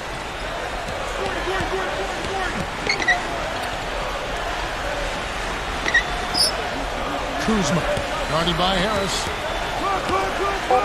Here's Kuzma. Again, the Mavericks score. 3 consecutive baskets have come right at the rim. The defense had better start buckling down and tightening up. Yeah, they're getting exposed right now. 7-second difference, shot and game clock. Pass to Caldwell Pope. None. Takes the three. Offensive rebound. Pass to Caldwell Pope. He had a nice open look right there. Caldwell Pope's got 9.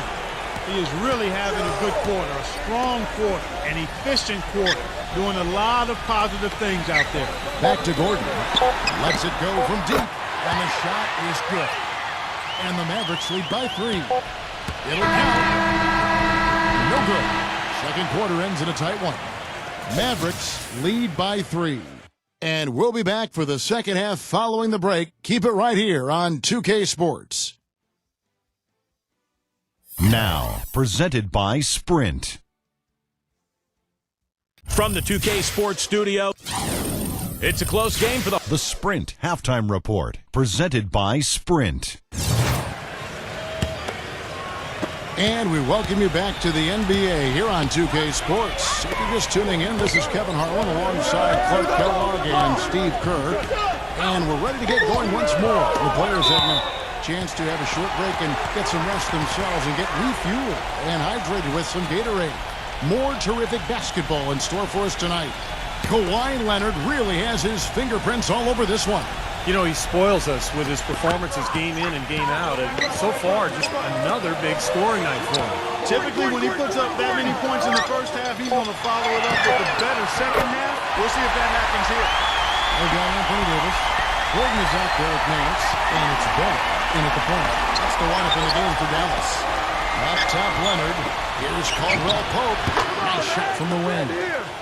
Caldwell Pope's got 11 points. Yeah, something that makes him hard to defend is his ability to receive a pass and get off an accurate shot in one quick, fluid motion. So you better beware of where he is on the floor at all times.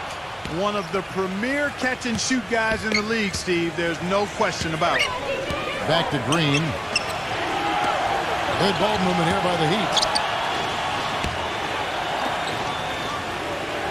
Feeds it to Leonard. Hits the three-point bomb. Leonard's got 24 points. The defense sagged off, and, you know, he did not hesitate to rise up and bury that three. Gordon. And it's blocked by Soto. And they're moving it up. The pass to Caldwell Pope for the lead. And it's rebounded by Dallas. Third quarter of basketball, about a minute and a half in. Pass the ball. No good on the shot, a bit long that time. It has not been an ideal start to the second half. They've missed 3 of their first 4. And their offense is flowing. It's clicking right now at the beginning of the second half. They've made 3 of their first 4 attempts. 2 minutes gone in this third quarter now. Eric Gordon on the wing. Kicks it to Davis. Defended by Soto. Nance passes the ball. Drains it from beyond the arc. He's got 11. They're going back to the three-point shot over and over and over. That was the 9th straight point from behind the arc, Clark. It feels like they're finding the holes in this defense.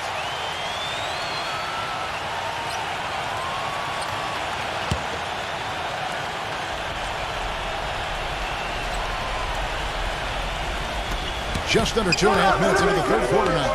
Passes it to Soto. Davis with it. 9 points in the game so far. So the whistle blows on the shot and 2 free throws for the contact right there. And the defense fouling there to prevent that layup, forcing 2 free throws here.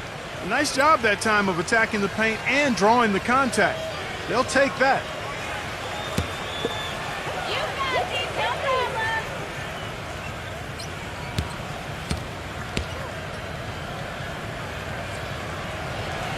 That one is off. Baby.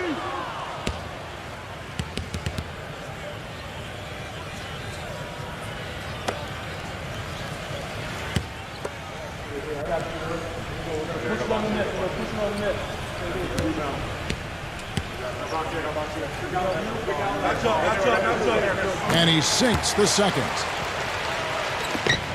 The Heat trail by 3. Well, we're into the third quarter, just over 2.5 minutes played.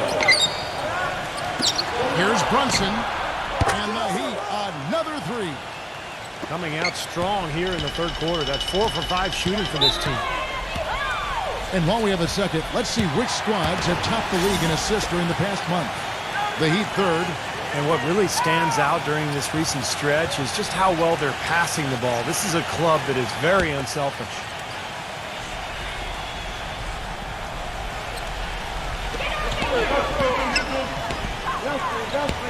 And now we're 3 minutes into the third quarter of play. Dallas again missing. Miami's gone 2 of 2 from long range in the third quarter so far. It's off his foot, and it's being called a kickball. The Heat making a switch here.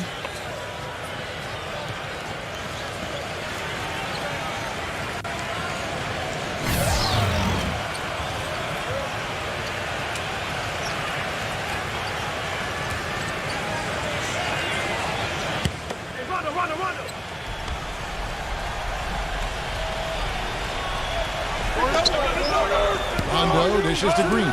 Fires the 3. And Rajon Rondo the basket on the assist by Green. And now it's a 3-point Heat lead.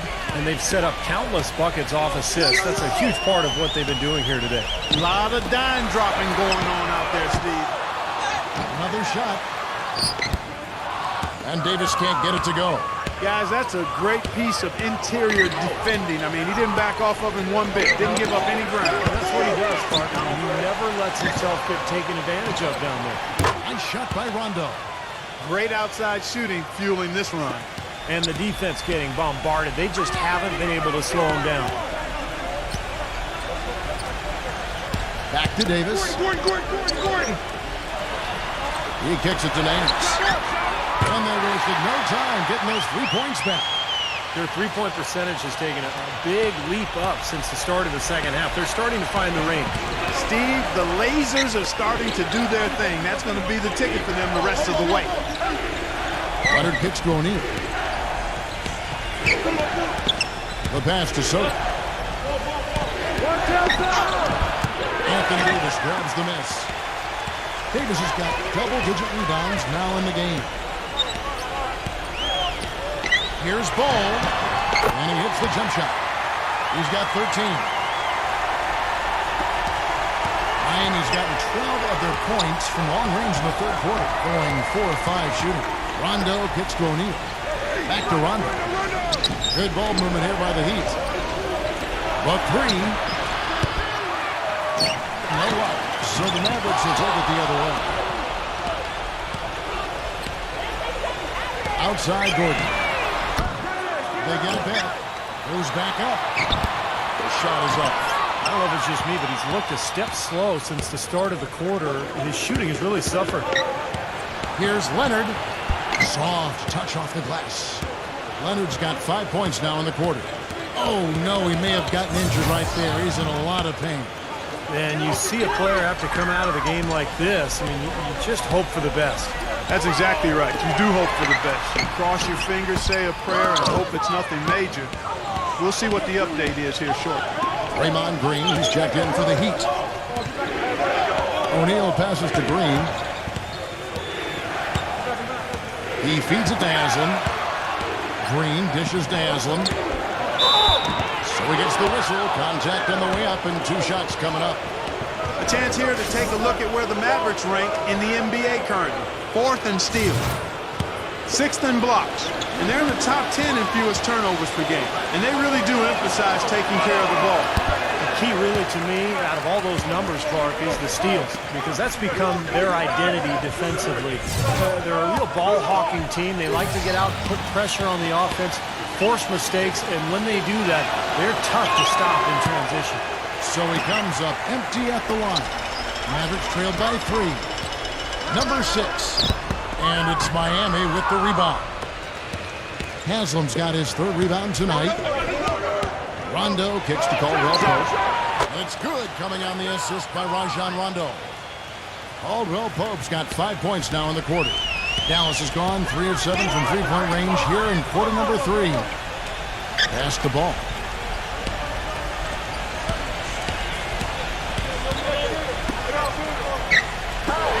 He passes to Gordon. Just 5 to shoot. It's stolen by Green. And now here's Rondo, the fast break opportunity. Here's O'Neal, and he banks in the layup. And now an 8-point Heat lead. Let's look at the energy stats, how the hustle game has been going for the Heat. Boy, their hounding, harassing effort at the defensive end, very impressive. And they forced quite a few turnovers as a result. And they're also really getting out in transition and scoring some hoops in the fast break tonight. The Mavericks have put up good numbers at the charity stripe, converting 6 of 7. And he can't get the first one. The Heat making a switch here.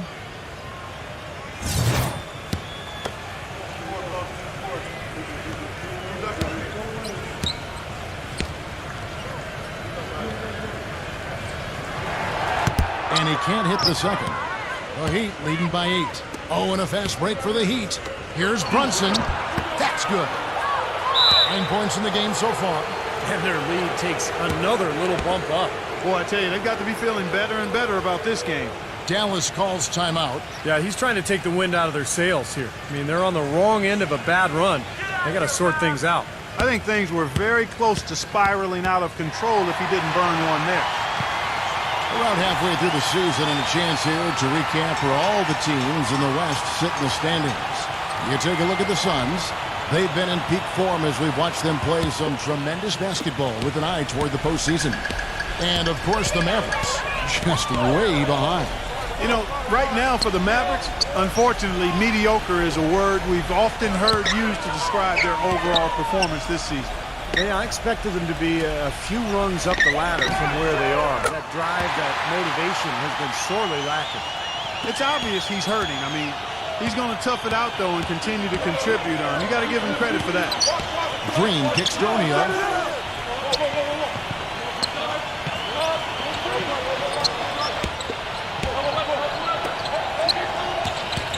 Got a piece of it. Shot clock at 6. Passes the ball. And he finishes it off with a one-handed jam. Forget about going for the long-range bomb to cut into that lead. Just take it to the hoop, my friend. Take it to the hoop. And how a brilliant throwdown. Yeah, just exerting his authority out there. Now here's Gordon. He has 5. A 3-ball. It's hauled in by the Heat. Haslam's got 4 rebounds in this game. Pass to Caldwell Pope. Brunson defended by Ball. There's the pass to Caldwell Pope. Sweet little floater. Caldwell Pope's got 16 points. And you can feel the pattern of this game, guys. They're working it inside, dominating in the paint, getting good shots at will. Well, 4 of their last 5 baskets, guys, have been of exactly that variety. This guy will really make you pay if you leave him enough room outside. Green gets a screen from Caldwell Pope. There's the pick. Open shot. Green can't hit. Now Dallas takes it the other way. And it's Gordon penetrating. Number 6. And it's Dallas with another. He could have forced a tough inside shot, but made a terrific kick out to find the open jumper instead. Dishes to O'Neal for 3. And a rebound goes to Howard. They can go 2 for 1. Yeah, they need to play it smart. Make sure you get a good shot first, and then maybe a second possession. And they're pushing it up. Here's Caldwell Pope, defended by Gordon. And the whistle blows as the basket counts, and a three-point play chance right here. One free throw coming up. How about that play?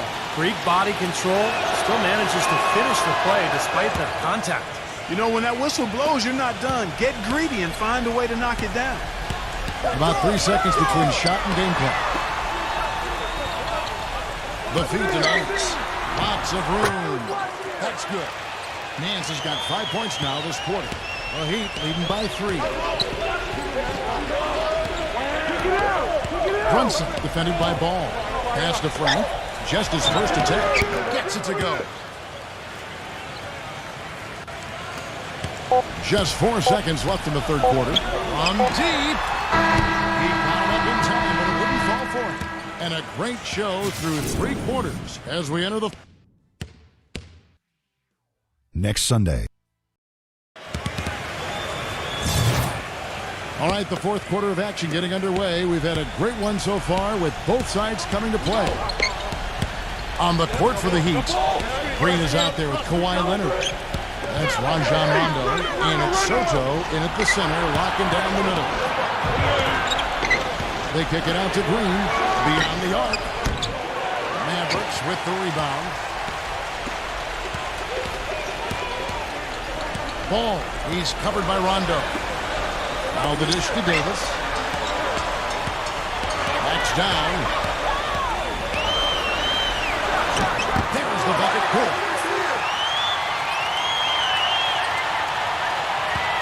The Heat leading by 3. Here's Leonard. Smooth as silk on the finger roll.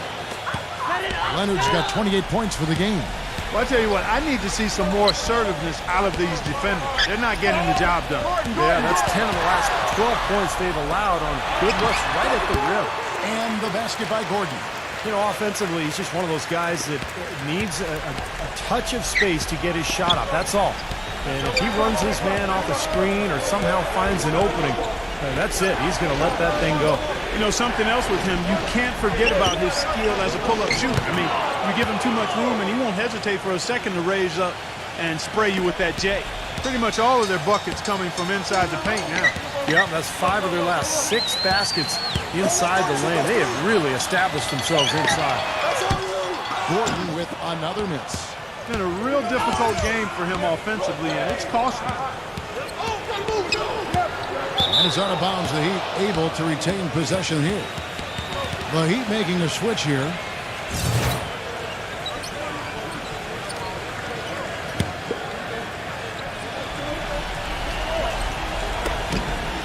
Passes it to Caldwell Pope. Wide open. Anthony Davis with the rebound. Davis has got rebound number 12 now. Tenacity on the glass. Here's Kuzma. Will not go. This is off the front iron. The Heat leading by 5. Outside Rondo. Lets the 3 fly. That's good. The defenders need to talk to each other. The communication lacking there on that three-pointer. The Mavericks have gone 2 of 4 from the field since we started the final quarter of play. And the Mavericks call time here. You have to like what we're seeing so far from Kawhi Leonard. He's been absolutely on fire from outside. They've got to get into his jersey, get up into him, force him to pass or drive. Let's go quickly over to Doris Burke for an update. Over that last break, Kevin, I got a chance to hear what head coach for the Dallas Mavericks said to the team. No surprise, really. The turnover situation was the focus. He told them, listen, we're giving it away, guys. We've got to protect the ball, play within ourselves, and get quality shots. Kevin? Thanks, Doris. Miami's gone 1 of 2 from three-point range here in the fourth. Lets it fly. Nance with the rebound. Nance has got 4 rebounds in this game. Nance a screen. Ball. Dallas no good that time either. He got the shot he wanted off that pick, just couldn't get it to fall. But Steve, they'll take that play all day long, 10 times out of 10. That was good action.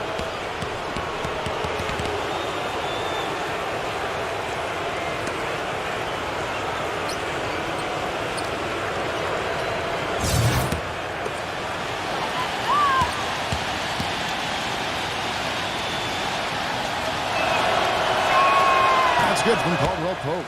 Mavericks making a switch here. Both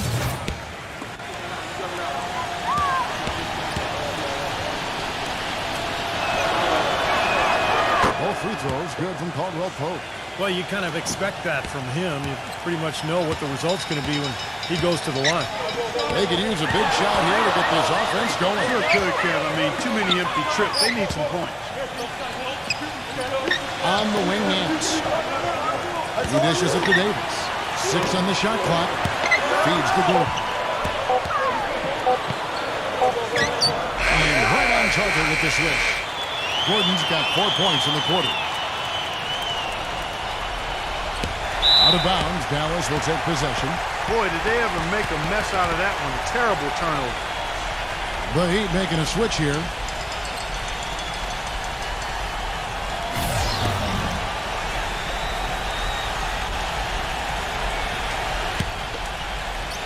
And a little over 3.5 minutes in the books so far here in the fourth. And Davis can't get it to go. The Heat leading by 8. Outside Leonard. Steps back and dreams the jump shot. Leonard's got 11 in the second half.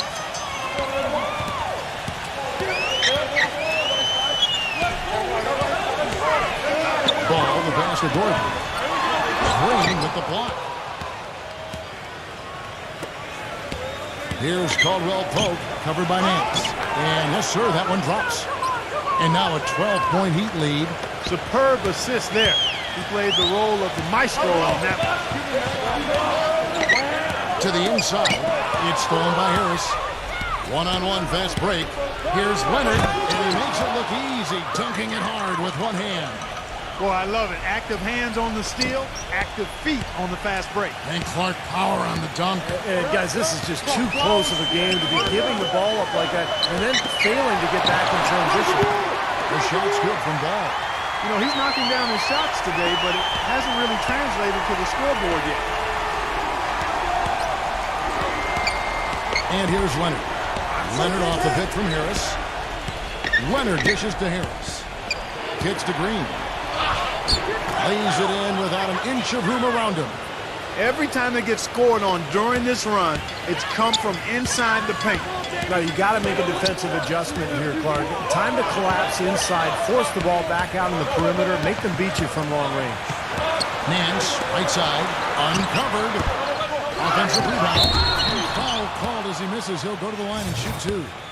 Well, how about Anthony Davis in this one? He's got 13 rebounds, and he's knocked down 5 shots at the charity stripe. Good numbers for him. Yeah, good numbers, and that's been important for his team. They needed some points. He's provided some easy ones at the foul line, so he's making an impact here. And that's good as he hits both of his shots. He's having a great game at the free throw line, Kevin. His hot streak continues. The Heat leading by 12. Here's Caldwell Pope. Here's Soto. And there's 2 points. Working on the glass, paying off that time. Man, an even stronger second half. Tremendous efficiency at the offensive end of the floor. Yeah, I know you know about how the basket can seem like it's 10 feet wide when you're in the zone. That's where they are right now. No good from Ball. Boy, with an open look like that, he is so gifted. Man, you've got to play better defense. Eventually, he's going to make you pay. You got that right. I mean, he'll do it from three-point line or anywhere on the perimeter, really, because he is a deadly shooter. You've got to do a better job defensively. A free run to the hoop and some thunder on the finish. Not exactly the way the D would have drawn that one up. And when you got the space, you might as well throw it down. That's what I always used to do. And that bucket adds to what's been a big differential in points in the paint between these two teams. Defensively, the intensity just hasn't been there. They've got to pick up the pace. Oh, he's just launching from the three-point line right now because I don't like his shot selection at all. Get the perimeter! Now Leonard. Green kicks to Leonard. Misses the 3.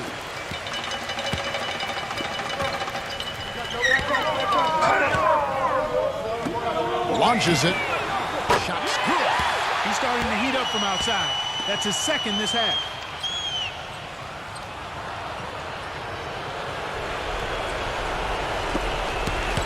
Here's Caldwell Pope. Leonard with a screen on Gordon. Pass to Caldwell Pope. Here's Brunson. And it's Green with the jam. And that just shows you why it's so important to win the second shot game.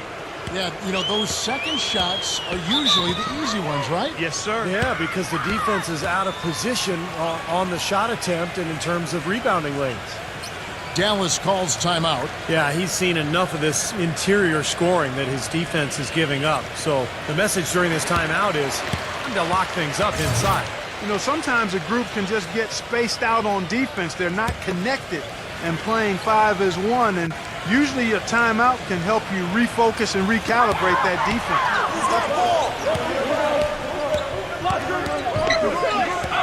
Davis sets a screen. Gordon with it. Now guarded by Caldwell Pope. Gets it to go. There's 6 points on consecutive 3 balls.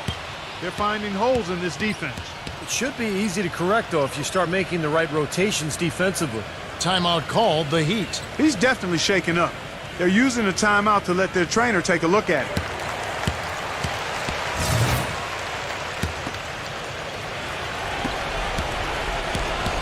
The Heat leading by 14.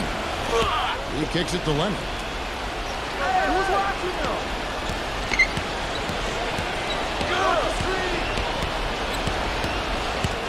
It's stolen by Davis.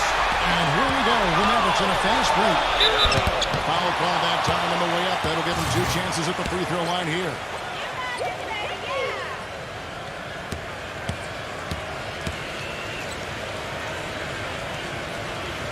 And the first one at the line is good.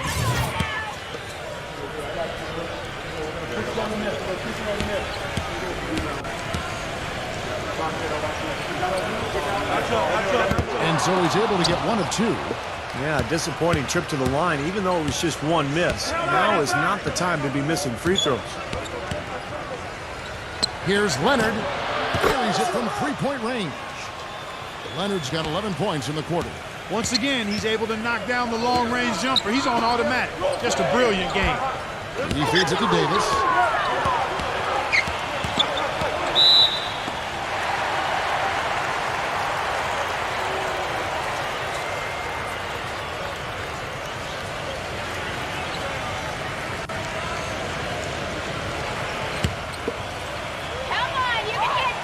And that one falls for Davis.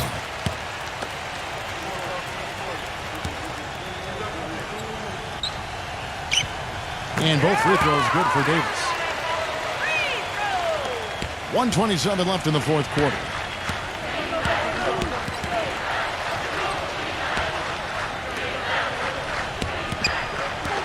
Here's Brunson. And there's another one for the Heat. Well, after all those struggles in the first half, he has really picked it up here in the second.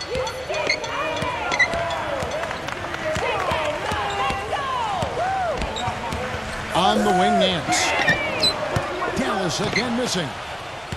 The Heat leading by 16. The pass to Caldwell Pope. Right side, Leonard.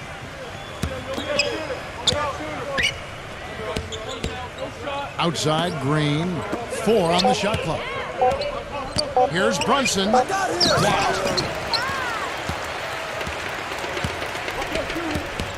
34 seconds left in the fourth.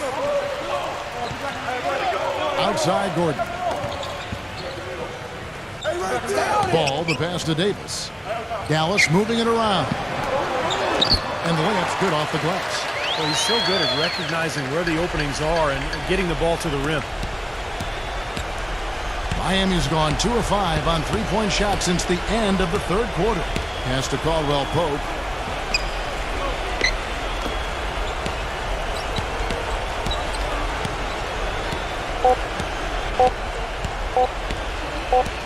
And so Miami takes this one by a big margin. They put on a show tonight, thoroughly controlling each end of the floor. Hey, what more can you ask? Well, that'll do it.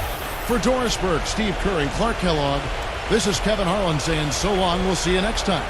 And as we leave, we give you our Jordan Player of the Game, Kawhi Leonard.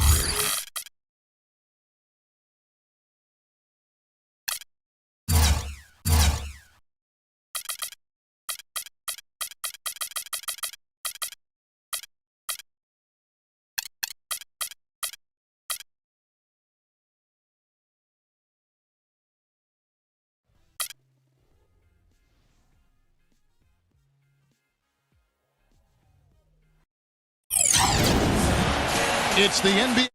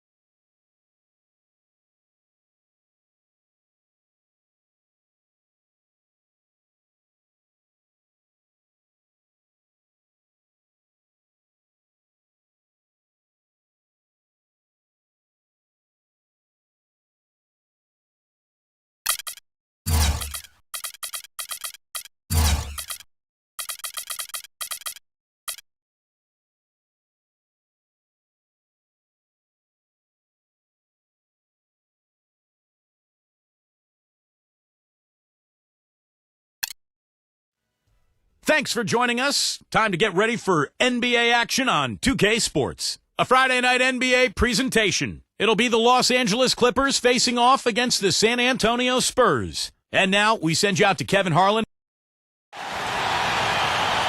Just earlier, the fans on their feet as the national anthem rang out throughout the arena. This is 2K Sports broadcasting from San Antonio as the Spurs take it to the hardwood here at the AT&T Center. And now we take a brief check at the matchups. Our starting five for both teams. And guys, check out Ricky Rubio. What can we expect here? Well, he's really good defensively at anticipating plays and then forcing players into areas where they don't want to go and where they become more vulnerable for turnover. And no discussion about him is complete until you talk about his sensational passing. I mean, he is an absolute wizard with the ball in his hands. Today's game marks the continuation of the Clippers' road schedule. They've got a good chance to prove themselves in what is going to be a very difficult part of their schedule coming up. Guys, with the bulk of their games coming up on the road, it's going to be tough. You know, the trip they've got in front of them, as long and as difficult as it may be, could be a launching point if they come through it successfully. I mean, those long trips can oftentimes, when you're on the road, be momentum builders for you. And, you know, obviously it can work the other way, too, Clark. I mean, things can go south on you if you get off to a bad start on a trip like that. So, yeah, this could be a defining moment or defining time in their season, just what they do on this upcoming trip. So it's the Spurs now after the three-pointer from Ricky Rubio. They grab their own miss. Another shot. The shot is off. On defense, the Spurs, they're coming off that win against the Nets. Well, Kevin, they constructed a perfect offensive game plan going into that game, and it was quickly apparent how powerless the defense was to stop it. Powerless is a good way to put it, Steve. We're unlikely to see that many uncontested baskets again anytime soon. Pass to Booker. Fires from deep. The rebound by Prince. You know, even though he missed that three-point shot, I think the defense has to do a better job of challenging the shot. Yeah, because you know if you continue to give up open looks like that, you're in big trouble. Tyler. And the bucket counts, and he's on his way to the free throw line. Try to make it a three-point play. Very well executed pick to give him all kinds of space to get that one off. First trip to the free throw line for him tonight. And as an 85% free throw shooter, his team has been able to count on him anytime he gets to the stripe. Guys, he is close to where he was last year in that category, but his numbers are still down just a skosh. Now let's find out what head coach Greg Popovich had to say to Doris Burke. Doris? Guys, he said basically speed is going to be on full display today. He talked to his players before the game about getting out on the break at every opportunity possible and keeping the pressure on all game long. We'll see, guys. Thank you, Doris. And it's the Clippers with the ball after the made shot from Booker. Pass to Rubio. No good from outside. For the Los Angeles Clippers, they come in off a good outing against the Jazz in Salt Lake City.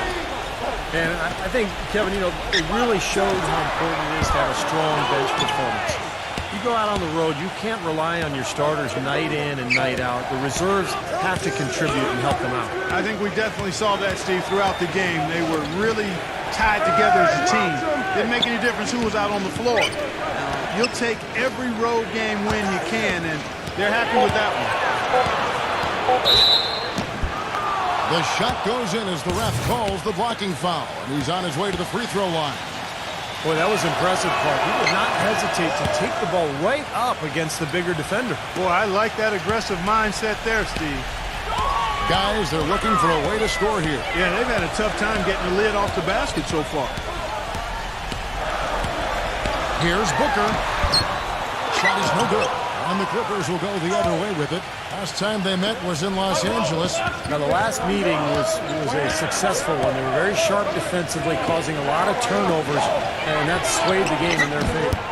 Fournier pulls it down. Boy, he really bungled that finish.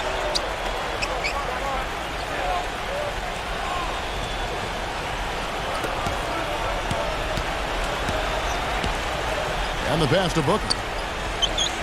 Dinwiddie puts up the baby hook. Count the bucket. What an easy win for him last time. As Steve mentioned, Clark, the turnover differential was a major factor. Yeah, I call it disruptive in a word from the defensive standpoint. They were all over him the whole game. Rubio misses. Couldn't convert, but nice little two-man game there. And it wouldn't surprise me to see them go back to that the next trip. And Booker kicks to Fournier.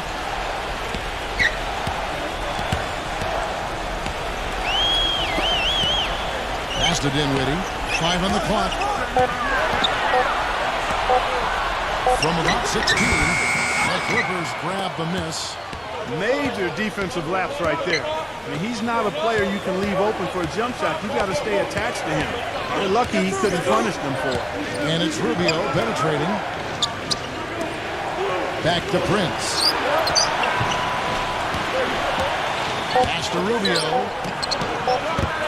Rubio can't get that one to fall. San Antonio's gone 1 of 3 from beyond the arc so far in the game. Here's Booker. His last outing, we saw him pour in 22. Number 35. And he tries off the glass, but it's no good. They set the pick. Number 7. And again, it's the Clippers missing. San Antonio trailing here. Here's Fournier. And a foul called on the shot. Got him on the way up that time, so he'll shoot 2 right here. The Spurs shooting their first free throws here tonight. And for the season, guys, they're about 73% from the line, so kind of a mediocre shooting club. Yeah, it's been a very frustrating season for them in that regard, guys. And the Clippers making a change here. Lopez is checked in.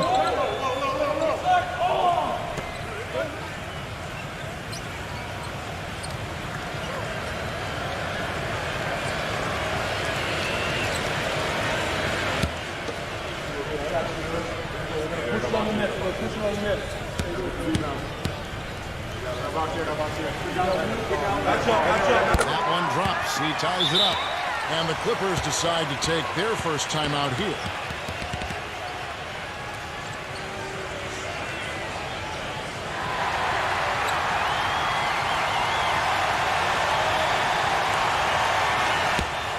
Here's the 2K leaderboard. These teams have been fantastic from three-point land in the last 10. Number 1, the Spurs. The main factor, I think, is the great spacing that has led to wide-open long-range shots. That's why we see the great numbers from the three-point line.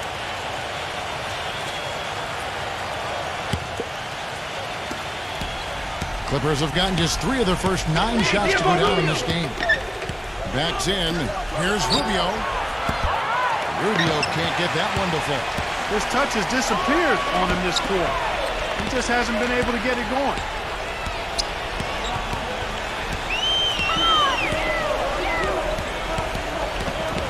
Dinwiddie covered by Rubio. Tried to bank it in, but he misses. LA's gone 1 of 5 from downtown in the first quarter. Points out there have been hard to come by. Prince outside. And again, it's the Clippers missing. The Spurs shooting a pretty distressing 27% here in the early minutes. The dish to Fournier. Somehow ignores the tight D and gets the layup. Good job there recognizing the mismatch and then just going straight up with the shot. He's got a major height advantage. He feeds it to Lopez. Kicks it to Prince. He dishes it to Rubio. Back to Prince. Clippers moving the ball around. And Rubio gets it to go on the assist by Prince. 9 points here for Ricky Rubio. That was simply a defensive breakdown there, Kevin. He was all alone for that shot. It was a warm-up jumper. Number 9, Lopez covering. Shot clock at 6. Here's Booker, averaging 24 points per contest. He's going to play his way right onto the bench and out of the game if he continues to shoot it like he has so far in this quarter. Prince's shot is good. Gotta love the use of the bounce pass there. Perfect feed. Spurs trail by 3. Guys, they're looking for a spark here. Yeah, I mean, a cold stretch offensively. They desperately need a basket. Fournier, the step back jumper is good. Fournier's got his second bucket tonight. Clippers shooting in this first quarter around 38%. They're looking a bit creaky out there. Prince kicks to Rubio. And another three for the Clippers. The more touches he gets, the more this lead will grow. He has just been unconscious this quarter. A platoon swap here for the Clippers.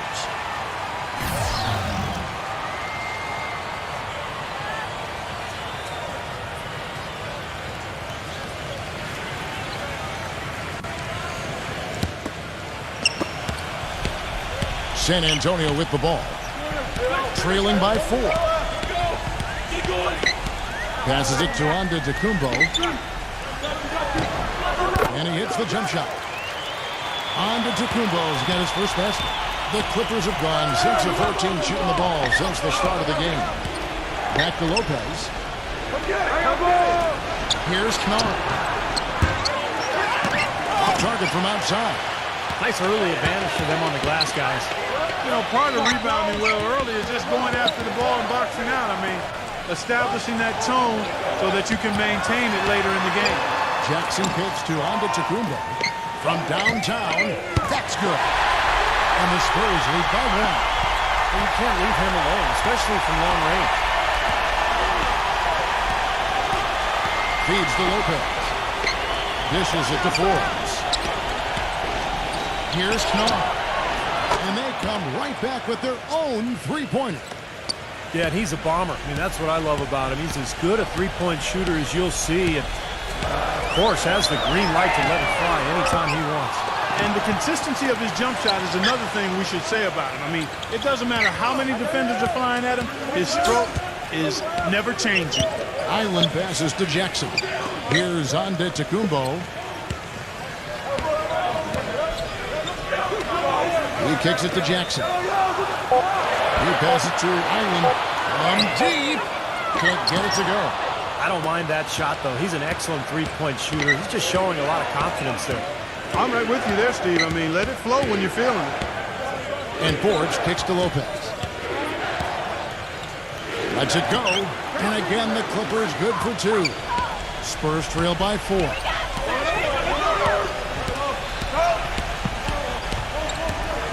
Island passes to Antetokounmpo. Number 16. Good on the triple. He has 6. A wide open 3. They need much better communication defensively. 6-second difference between shot and gameplay. Number 15, defended by Antetokounmpo. Number 15. And so he draws the foul on the shot. A trip to the line to shoot 2. Well, probably the right play defensively. If you can't get the block, send them to the free throw line. Don't give them an easy 2. No easy buckets inside. Force free throws and work to keep them out of the lane next time around. That free throw, no good.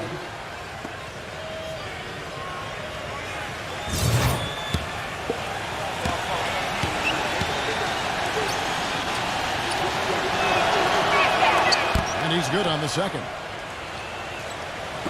There's 14 seconds left in the first quarter. Here's Island Carter. There's the 3. And again, it's the Spurs from deep. Guys, no one team gaining control early on. Give and take, back and forth, the whole way thus far. Yeah, 6 lead changes already. And as Rasheed Wallace once said, both teams playing hard, my man. Coming up next. And the second quarter getting underway. No team gaining an edge so far. Let's quickly check out the scoring breakdown here for the Spurs. They've been making some really nice passes out there. Excellent passing. That could set the tone for the rest of the game. And don't forget about their three-point shooters, too, because that could be a major factor here tonight. All fueled up and ready to go. Let's reset the lineups, courtesy of Gatorade, as the second quarter gets going. On the floor right now for the Spurs, they've got Jackson. And it's Dorsey in at the point. The pass to Island. There's the feed to Carter. There's the dish to Dorsey. There's the pick. And play stops. Whistle on what looks to be an illegal screen. Kevin, let's see how the Clippers have performed over the last few weeks. 11th in free throw percentage. 12th in rebounding. And they're in the top half of the league distributing the basketball as well. Not too shabby. Room for improvement, but acceptable. Lewis on the wing. Here's Knorr. Off target with his three. San Antonio leading.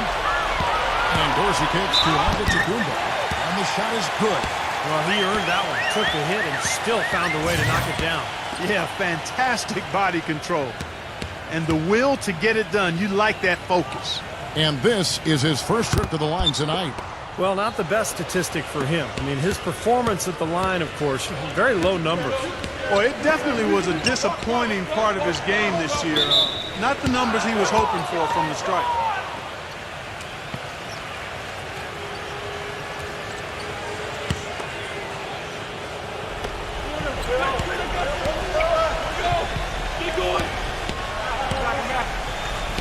Number 15, defended by Antetokounmpo. Just 4 to shoot. Here's Lewis. And they're going to count the bucket and send him to the line. It could be a three-point play. Terrific play right there. Great strength to finish through the hip. That's how you do it, the bump and the bucket.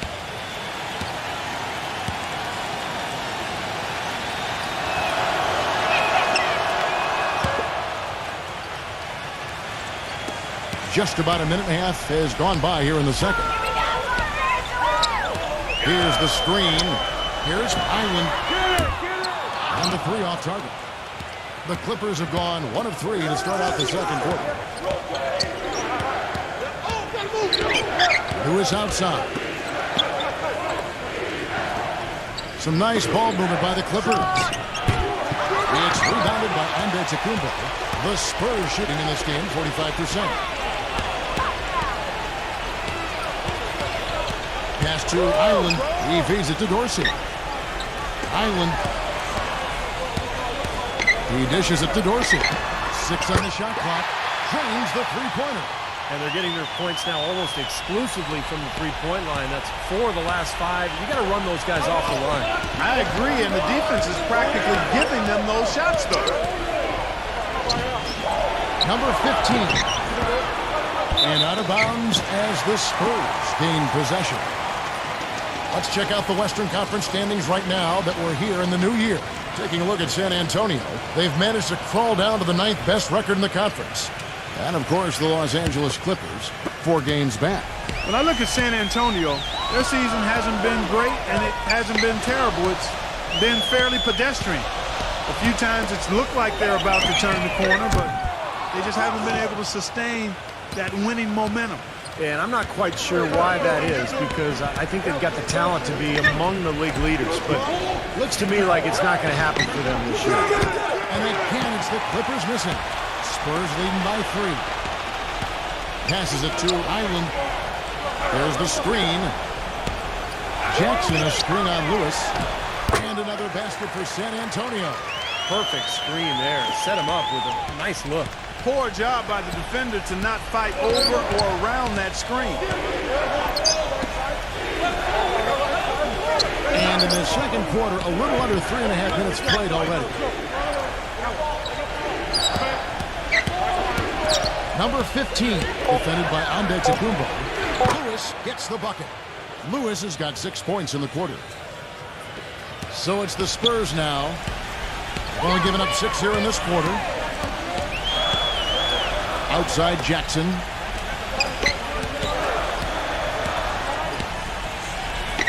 The pass to Antetokounmpo. Kicks it to Dorsey. 6 to shoot. For the 3.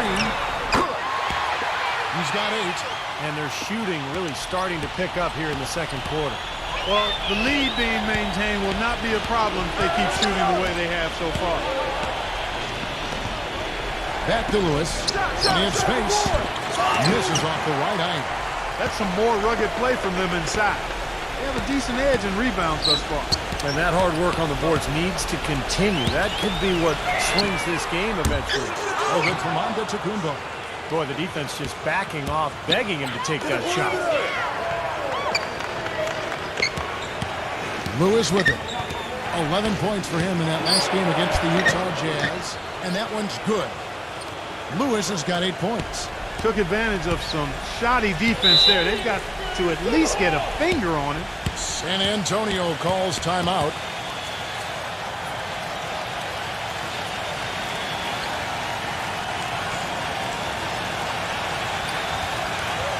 And the Clippers making a change here. Let's take a brief moment to look at the 2K leaderboard with the list of the league's feistiest defensive teams. In the third spot, the Spurs. Yeah, you can't make a lazy pass against this club. I mean, they'll turn it into a steal nearly every single time.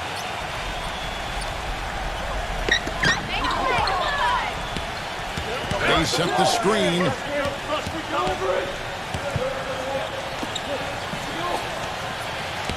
Pass to Fournier. Hiding. And it's off from three-point range. Here's Tyler, defended by Fournier. And count it, the shot is good. He'll go to the free throw line. Boy, the drive to the bucket was nice, but how about the finger roll finish? Beautiful. Yeah, he's one of those guys that's special because he lives for the big moments. Fearless. I mean, he will take any big shot down the stretch. He wants the ball in his hands. Something else I'll say is that he loves those catch-and-shoot situations, Steve. When he receives a pass in space, it's right away looking to shoot it. San Antonio's gotten the three-point bug tonight. They've taken 15 shots outside the arc. They're 6 of 15. Come get it, come get it.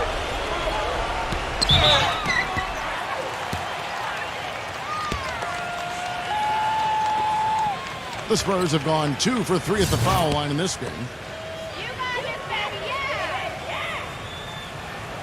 That one is off.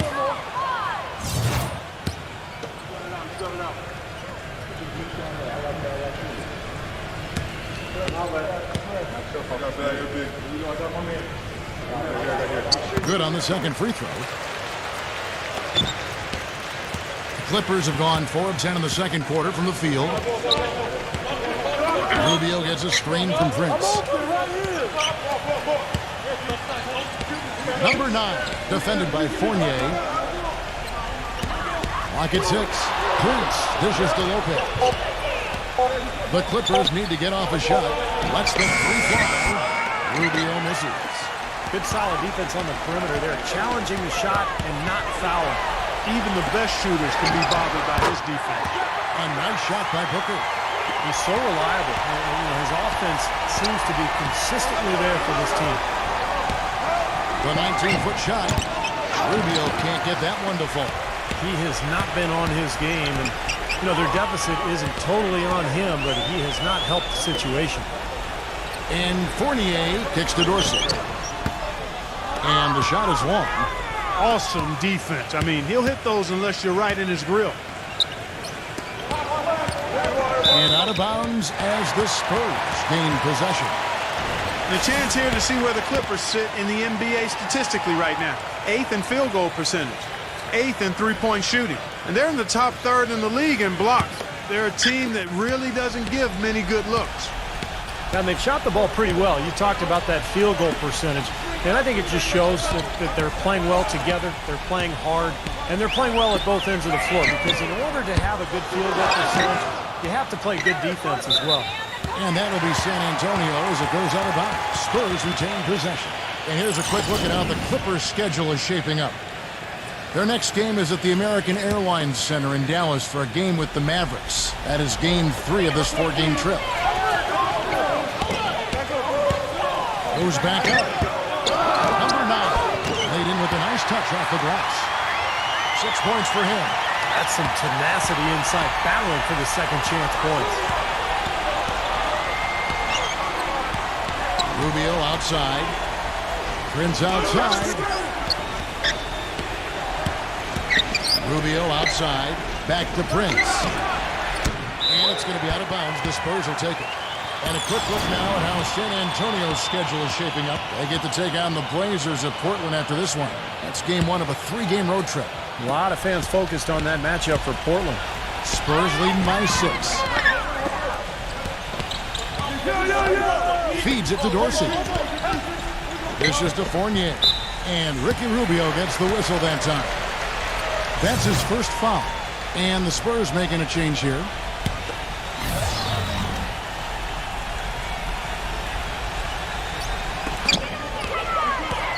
Pulls up. And he connects with the jumper. And now it's an 8-point Spurs lead. And the Clippers call time here. He just is not happy with how his team is executing. And they've been on the wrong side of this run. It's time for a momentum shift. You know, sometimes just getting off the court, taking a break, and coming back out fresh will give you a chance to pull together. Clippers trail by 8. Prince setting a pick for Rubio. He kicks to Lopez. They need this, and it's good on the way in. Boy, they keep hammering away at him inside, forcing that ball into the paint. Smash mouth basketball. Yeah, and it's a strategy that has served them well in this opening half, Clark. Number 35. The Clippers grab the miss. Prince has got his 4th rebound in this one. There's the dish to Lopez. Back to Rubio. Number 9, defended by Fournier. The feed to Lopez. And he drops it in from the low post. Lopez has got 6 points. If they're going to take tough outside shots, I mean, they're better off just firing from the three-point line. Yeah, I agree with it. I mean, if you're going to be back there near the three-point line, you might as well take the three. Just step back and knock it down. Now, here's Rubio. 12 points for him. Prince misses. He feeds it to Fournier. Makes no mistake on the open jump shot. He's got 10. A large part of what they've been able to do here is centered around his offense. Pass to Lopez. He dishes it to Tyler. Back to Lopez. He passes to Tyler. Just 5 on the clock. Prince kicks to Tyler. Elbow shot is on the way. Here's Lopez. Cannot hit. It's the Spurs taking it the other way. 7-second difference, shot and game clock.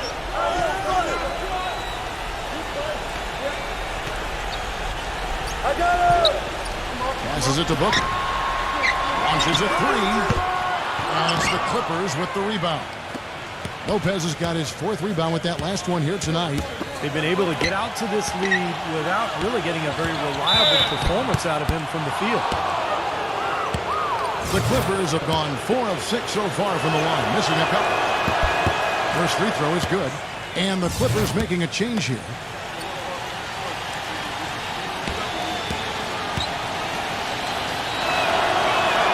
Both free throws good from Tyler. San Antonio with the ball. Here's Dinwiddie. Second quarter ends in a tight one. Spurs Now, presented by Sprint. And it's New York. The Sprint Halftime Report, presented by Sprint. and a view here of the beautiful San Antonio Riverwalk as we welcome you back to the game. Rubio having a good one. He has 12 points, and he sprayed home 3 3-pointers as well. Yeah, productive day for him from long range. So for the Clippers right now. And that kind of power move has become a trademark for him. Here's Fournier, defended by Tyler. So he gets the whistle, contact on the way up, and 2 shots coming up. Well, these are players that have a job to do, and they've been doing it very well. Here's a look at the top passing point guards in the NBA over the course of the past 10 games. Third is Ricky Rubio.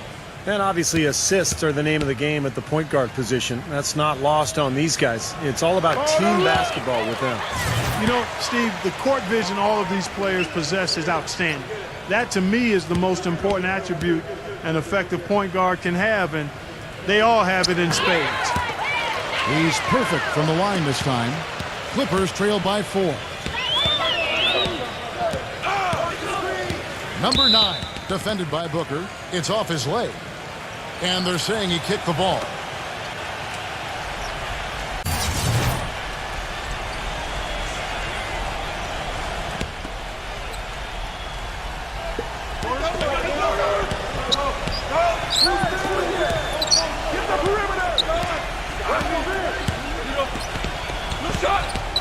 Number 9, defended by Booker. Clock at 4. Here's Prince. Carries it from 3-point range. Prince has got his second basket of the night. And that's one of his strengths, knocking down those long-range jumpers. They set the pick. There's the pass to Booker. Smooth as silk on the finger roll. Booker's got 6. Clippers trail by 3. Now Rubio. He's got 12. Number 9, defended by Booker. Number 7. And 2 free throws coming up as he misses that one. Drawing the whistle and a lot of contact there. The Clippers have shot 75% at the stripe, 6 of 8, and he makes the first. And so he makes both from the line. Just a little over 90 seconds gone in the third quarter. Here's Fournier. He's got 12. And Booker kicks to Fournier. Spurs passing it around. And that one's good. He had his head on the swivel and was able to pick out the pass and get the assist. Pass to Prince. And it's blocked. And we're just about 2 minutes into the second half now. Pass to Dinwiddie.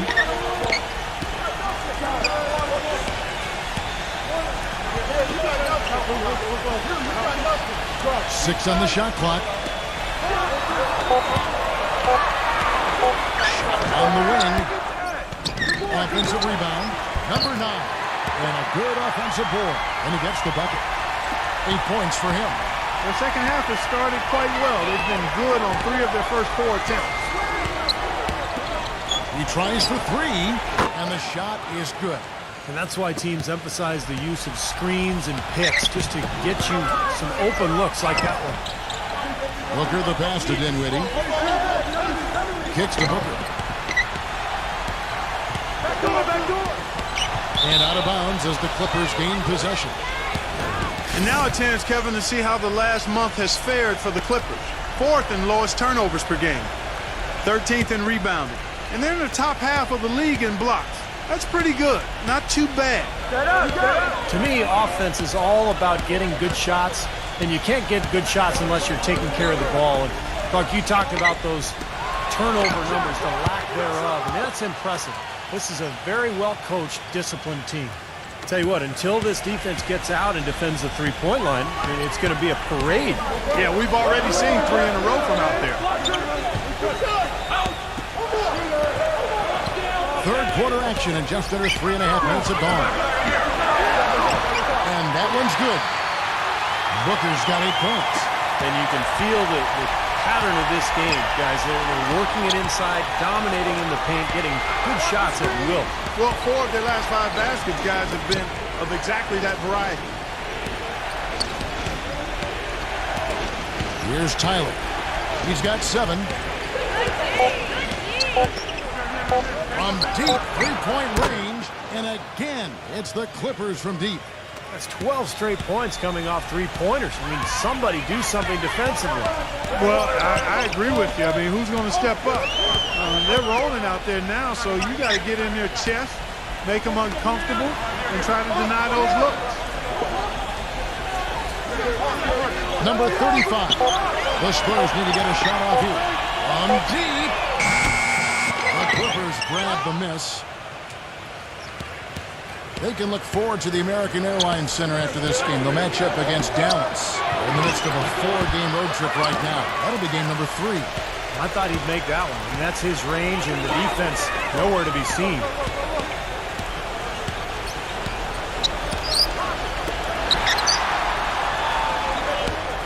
Backing down.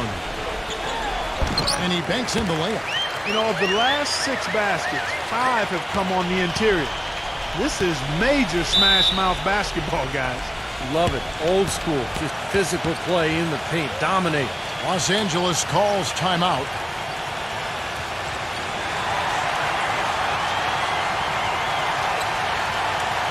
Robin Lopez is checked in for the Clippers.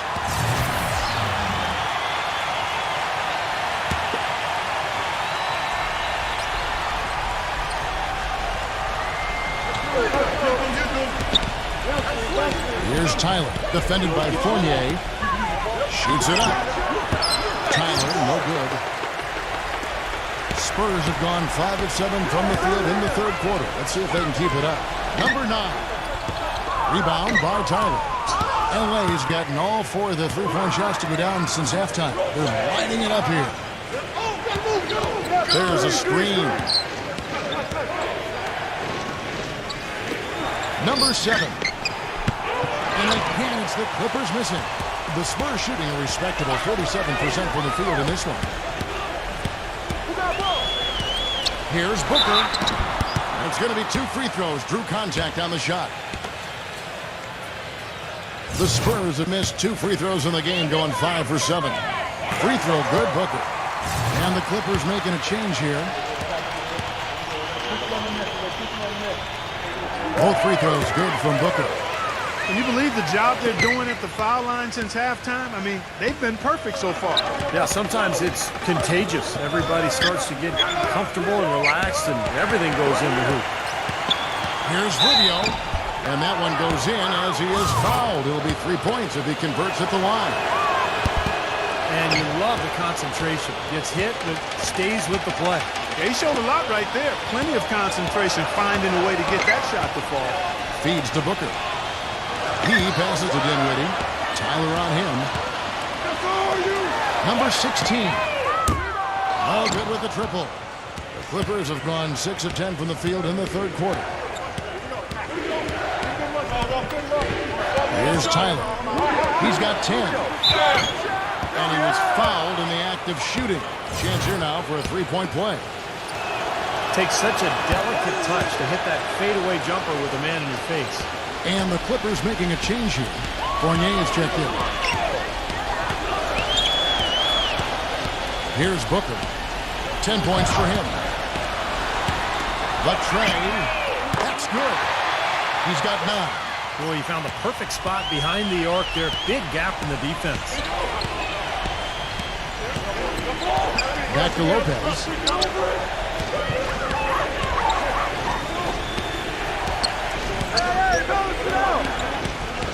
Shot clock at 6. Expanding his range. Carter pulls it in. Carter's got his 3rd rebound on the night. Here's Booker, averaging 24 points per contest. Inside, Spurs working the ball around now. The basket, the pump, and the foul. Oh, what a play. You got to like how they're getting the ball inside this half. They didn't have as much success earlier in the game, but now they're showing real determination in taking it inside to score. And Rubio kicks to Lopez. Prince outside. A three-pointer off the mark. Spurs leading by 3. Passes to Dinwiddie. Dishes it to Fournier. Number 16. Covered by Rubio.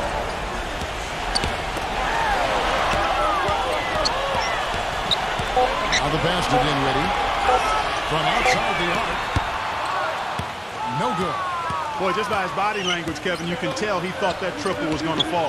Yeah, a little frustrated now, shaking his head after that miss. Here's Carr. Oh, and it looks like that's going to be a goaltending call. Yep, that's it. So they'll get the basket. He didn't get to that one quite in time, Kevin. Those can be tough to gauge sometimes. And you can hear the reaction of the fans to that call. Well, it's obvious they did not like it, Steve. Carter, the pass to Dinwiddie. Number 16, covered by Rubio. Can't connect from short range. Clippers trail by 3. He kicks it to Lopez. Carter on him. Lopez dishes to Rubio. Number 7. And no good. Trying to use the glass. He's got a nice touch on that shot normally, but good defense there clogging the lane. Can't hit from in close. Clippers have gone better than 53% from the floor since halftime. Shooting 8 of 15. Down low and out of bounds as the Spurs gain possession. Boy, did they ever make a mess out of that one. Terrible turnover. The Spurs making a switch here. A chance at a 2-for-1 if they want it. Yeah, no question. If I'm them, I'm definitely going 2 for 1. Pass to Island. Launches it. Out of bounds. The Clippers take possession. And the Spurs making a change here. Booker's checked in.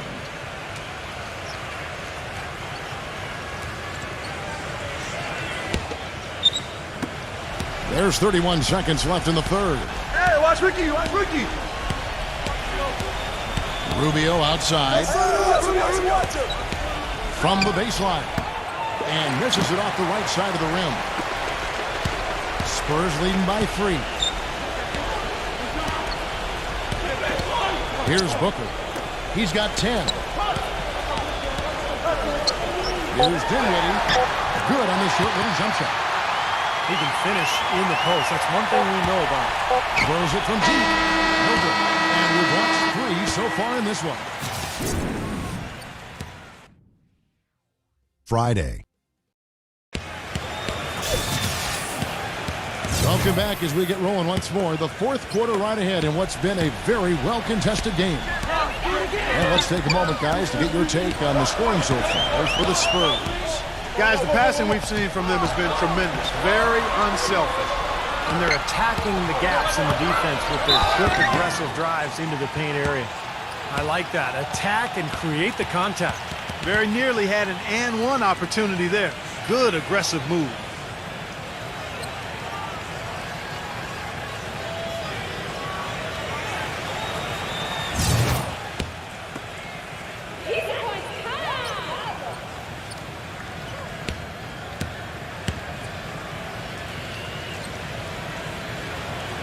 And that one misses. Fournier is checked in for San Antonio.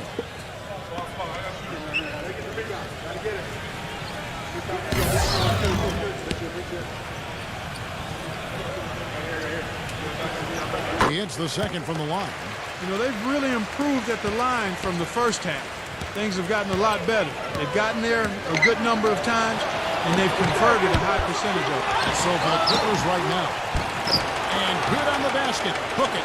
I tell you what, you don't want to allow too many of those kinds of baskets with the game on the line. Now, this is when defenses have to protect the basket with everything they've got. Force the offense to shoot from the perimeter. Passes it to Island. Connects from three-point range. And the Spurs lead by 7. A little bit of a defensive breakdown there. He's not the guy you want to leave open on the perimeter. You've got to stay attached to him. The dish to Tyler. Number 15. And fouled hard that time. He'll get to the line and shoot 2.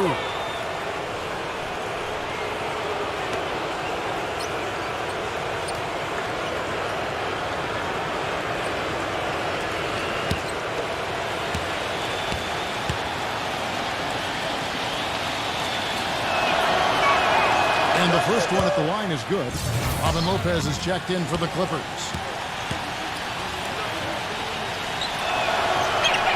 That's also good, so he hits both free throws. Spurs leading by 5. There's a good screen. Number 9. Another one falls for San Antonio. Boy, such outstanding patience and decision-making for them offensively. Yeah, absolutely. Their ball movement has been outstanding. They are piling up the assist. Back to Lopez. Clippers moving the ball around. And out of bounds as the Spurs gain possession. Difficult to explain that turnover. I mean, I guess he thought he had more room than he did, but he really lost his place on the court. And the Clippers making a change here. Rubio's checked in.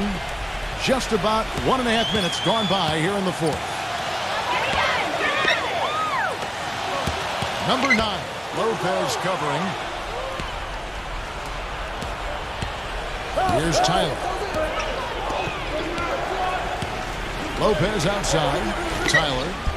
Great pass to set up the lay-in. He is setting this place on fire, fellas. His shooting has been off the charts. Number 9. Lopez covering. Number 9. Number 35. And there's 2 points. Working on the glass, paying off that time. Just an enormous advantage for them on the boards. Guys, the key to the lead, to me, has been they've dominated the glass. It's that simple. The feed to Lopez. Backing in. It's blocked. He dishes it to Fournier. Makes it off the glass. And now a 9-point Spurs lead.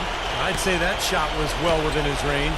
You think so? I mean, I was pretty good from 2 feet and in myself. That's a gimme there. Kicks it out to Rubio. He feeds it to Tyler.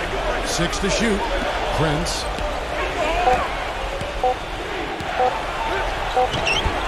And he hits it just before the shot clock expires.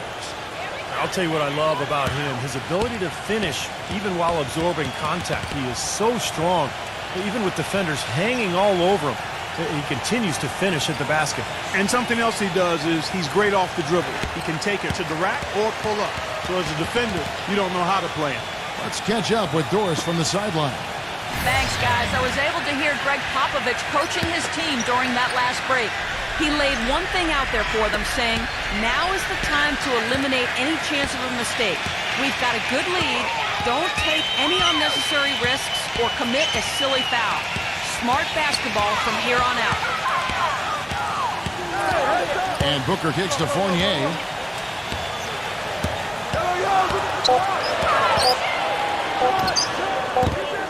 No good. And it's the Clippers taking it the other way. Over 3.5 minutes through the final quarter now. Pass to Rubio. Kicks it to Prince. Drills the three-pointer. And now it's just a 4-point Spurs lead. He is pouring it on in the second half, guys. I mean, a much better showing than he had before the break. Dinwiddie covered by Rubio.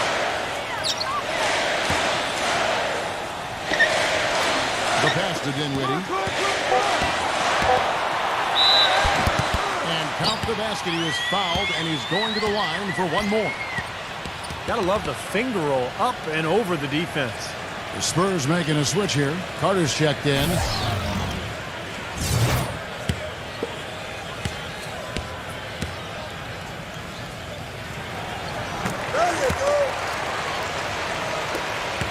Clippers trail by 7. Here's Tyler. Tyler off the pick from Prince.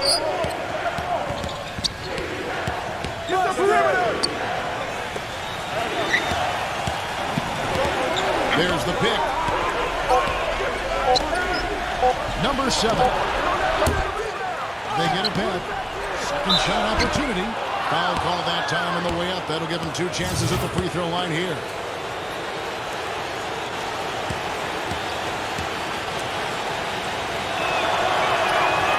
That free throw missing.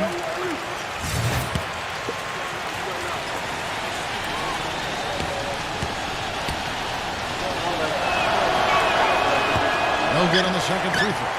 Kevin, he's really the last guy you'd expect to see struggle from the line like this, but there he goes again. And Fournier kicks to Booker. Here's Dinwiddie. The finger roll finish at the bucket. Dinwiddie's got 5 points now in the quarter. They're getting on a roll inside. Their last 3 field goals have come from inside the paint area. The defense has to make an adjustment. They've got to string together some stops, or at the very least, force this team into some bad shots. They'd love to get more of those, the easiest 2 points possible. And on a fierce finish. Yeah, and that's exactly how they're going to cut into the lead, Kevin. Yeah, that's why they've got to tighten up their D. And I'd be surprised if the defense allows any more free runs to the hoop like that. Tough call there and a tough break for the defense. But, you know, I think you could still see him kind of sliding in there. I don't have a problem with the call. Booker gets a screen from Fournier. Booker the pass to Fournier. Again, the Spurs good for 2. Up over 50% now from the floor with the way they've shot this half. Yeah, that's a nice improvement. It's not a surprise to see them out in front with the way they have shot throughout the entire game, as a matter of fact. They've been very efficient offensively. Los Angeles calls timeout. Well, they were getting tired out there. A quick timeout gives them an opportunity to catch their breath.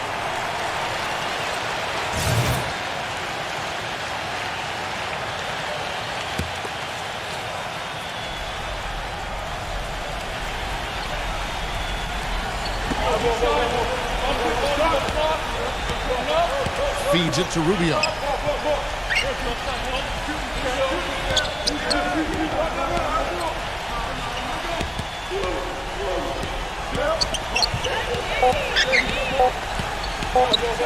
Floats one.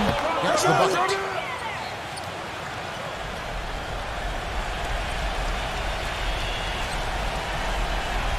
Spurs leading by 7. Here's Fournier. Oh, what a great finish as he gets bumped on his way up. He'll go to the line and try to tack on another. That's kind of his strong suit, the ability to find his way through the defense and finish at the rim. That one misses for Fournier. Clippers trail by 9. Rubio outside. Kicks it out to Prince. Fires for 3. It's rebounded by Booker. Booker's got his 3rd rebound on the night.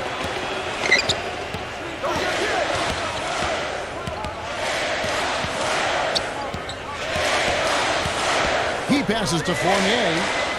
Dinwiddie fires the 3. You know what? He certainly didn't take advantage of the poor defense, but they can't count on him to continue missing.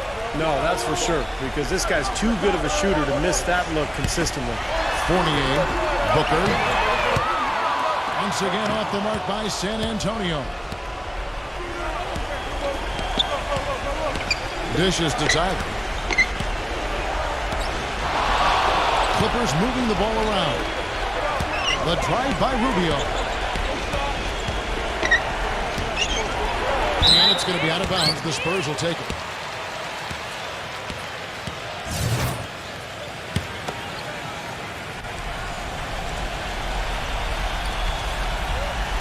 Spurs leading by 9. Dinwiddie passes the ball.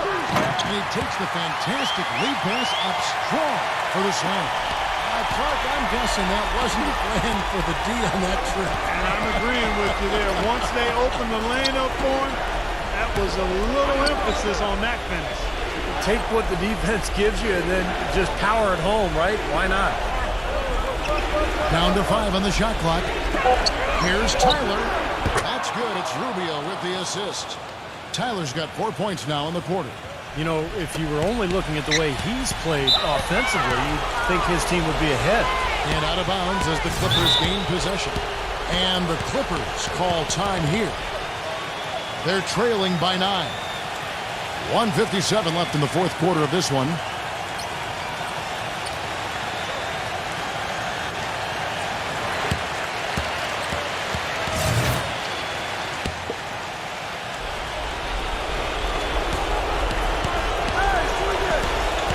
There's 1:54 left in the game. Takes the 3. Rubio misses. He can't seem to find the range here in the second. He did a great job in the first, hitting 3 from outside. Fournier dishes to Carter. He kicks it to Booker. 16 feet away. And it's the Clippers with the rebound. You know, they haven't had the best day inside, but they got one when it mattered most. Up top, Rubio. Defended by Booker. Jacks up a 3. And the basket by Rubio. Rubio's got 19 points. And it looks to me like he still has some of the shooting touch that he displayed in the first. Dinwiddie passes to Fournier. A nice shot by Booker. This is great. 3-pointers going down quickly at both ends. Yeah, it took them no time to answer back on that possession. And Tyler kicks the Prince. Trying to answer back, but that 3 is off the mark. Clark, if they want to, they can milk the clock just a little bit here. Amen. I think that's the best option. And Fournier kicks to Carter. Pass to Booker. Now the dish to Fournier. Shot clock at 6. Pass to Booker. Nice fake there to create the shot, but it's no good. Clippers have got a pretty good rhythm going offensively, shooting 8 of 15 for the quarter. Prince dishes to Rubio. And he's good on the 3-ball. Boy, they've come out of halftime just smoking hot from behind the arc. Hey, trust me on this one, partner. They are going to continue to let him fly. And so they foul intentionally.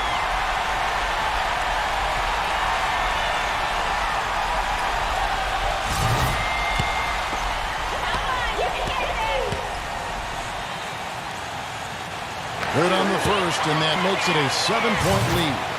Big group substitution here for the Clippers. So he gets them both, and it's an 8-point game. Los Angeles calls timeout. They trail by 8. We've got 22 seconds left to play here in the fourth.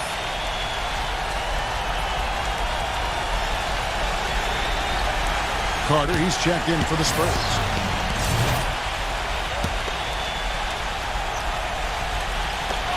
We've got 22 seconds left in the fourth quarter. They get it back. The feed to Forbes. Puts up a 3. The rebound by the Spurs.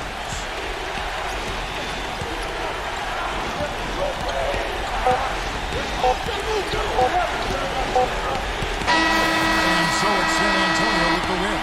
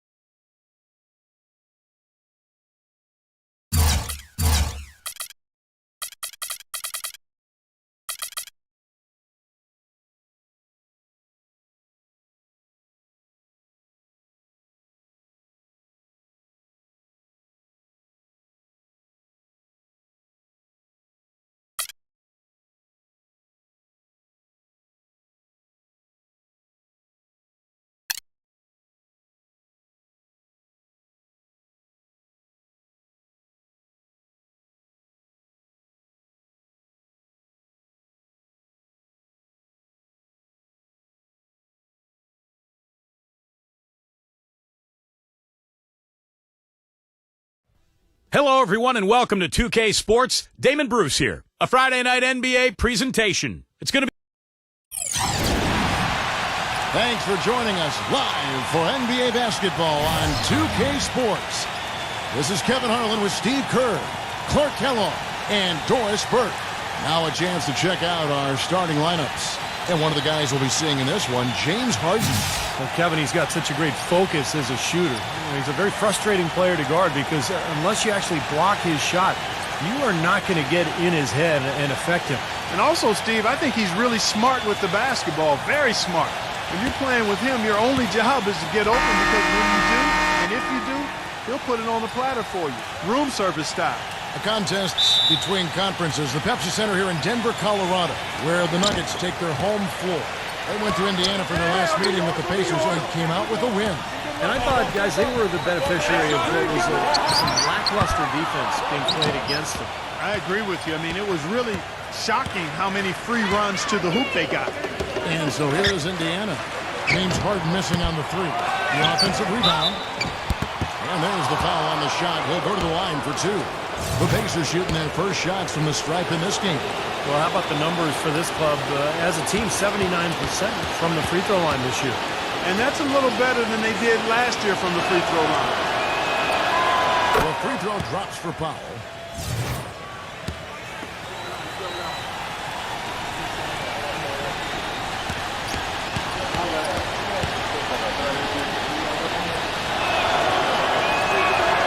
He hits both from the stripe.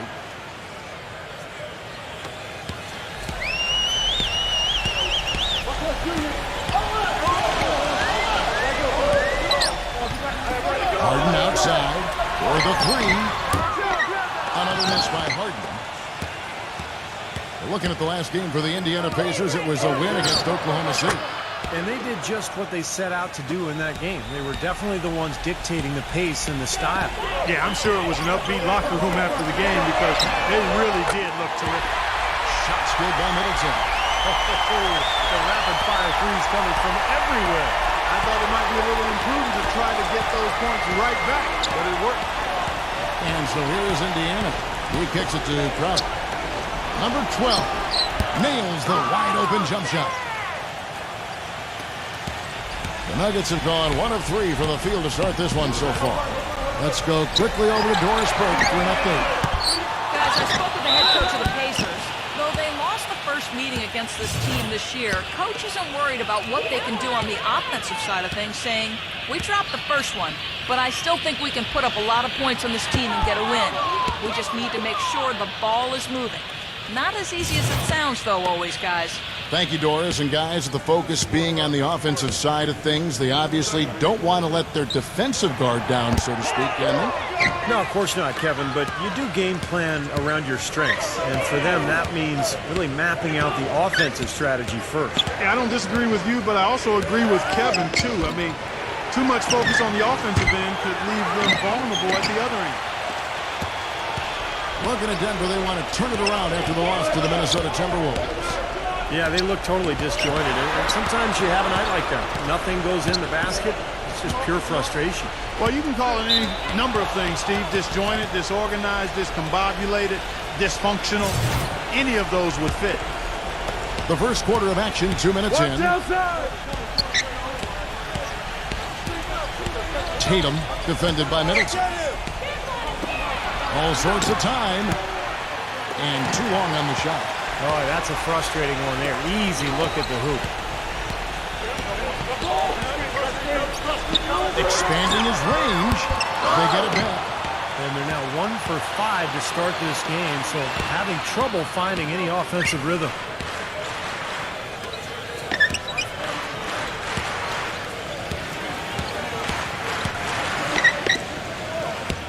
Six to shoot.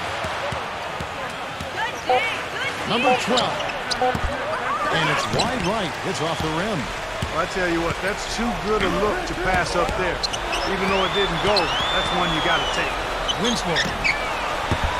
And another miss by Denver. Boy, the defense just backing off, begging him to take that shot. And Young comes over to help. Number 12. Off target from three-point range. Poor shooting from him this quarter. His shooting percentage nowhere near where he'd like it to be. And he can't stop this drought. Another miss. Brooks with it. Now defended by Middleton. Here's Crowder. Thaddeus Young grabs the miss. What was the defense doing there? I mean, he is not the guy to give an open look to, and yet they got away with it. First quarter of play and just over 3.5 minutes in. That's good. Hasn't been the hot start he's wanted here. I mean, he's got a few to fall, but doesn't seem on target most of the time he fires. Lets the three fly. Gets it to go. 6 points for him. Tell you what, he is so difficult to guard, especially on a shot like that one. They really want to find that igniter here. Yeah, that's right. Kevin, the offense has basically been running in place. They got to get going.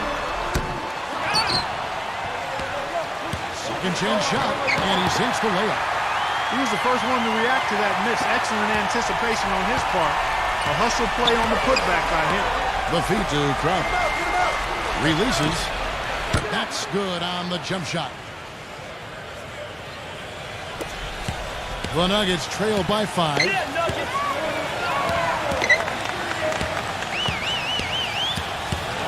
Harden up top. Winslow. Here's Middleton. And Denver again with the bucket. Pacers have gone 4 of 10 shooting the ball here in the first quarter.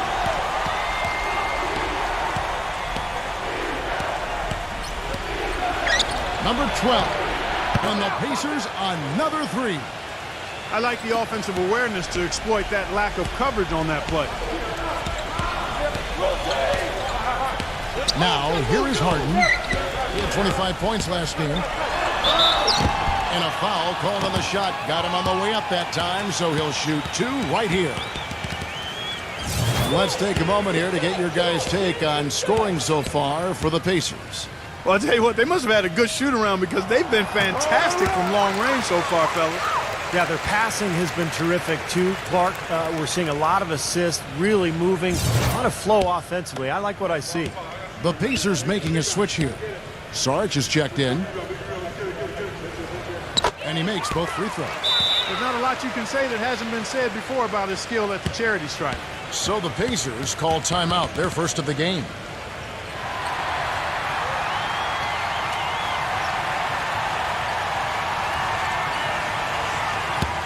Well, you got to help out the team whenever you can, and this group of shooting guards have helped out on the glass for their respective teams this year.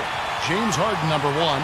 And, you know, what he gives away in terms of size to other big men down low, he makes up for with his agility and determination. That's what makes him such an outstanding rebounder. Yeah, I'd like to go back to one thing you said there, Steve, is determination. You can't be as good a rebounder as he is from the two-guard spot without significant determination and effort. I mean, and he brings it every night. And the pass to Sarge. Kicks it to Brooks. 6 on the shot clock. And again, it's Indiana converting. Kevin, you look at how they've built this lead, and one reason is their outstanding shooting from beyond the arc. That's always a weapon. Middleton dishes to Harden.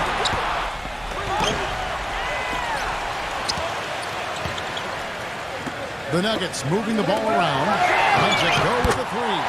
And that one's good. Harden's got 5 points so far. That shot becomes effortless for him when the D is so relaxed. They got to get more intense. Pass to Sarge. Number 12. Trying to come right back with a three of his own. But it's no good. Well, his shot's been off today, no question. He's not the guy they're going to want to look to if they want to keep this lead where it is. Harden with it. He's picked up by Brooks. Harden the pass to Middleton. That's good.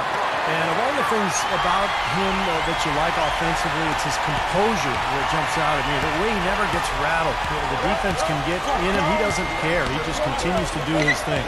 And he's very much a student of the game in terms of getting to know the tendencies of whichever player he's guarding on any given night and then gearing his defensive game plan to do what he needs to do to stop him. Clark, as you say, they're really lighting it up from outside. On fire, as you would say. You can tell they're feeling it. They're in a nice flow. They're doing a good job of shooting in rhythm, stepping into those shots. They're getting good shots and good rotation of the ball, and then they're knocking down their shots. So Indiana ends up with a new group on the floor.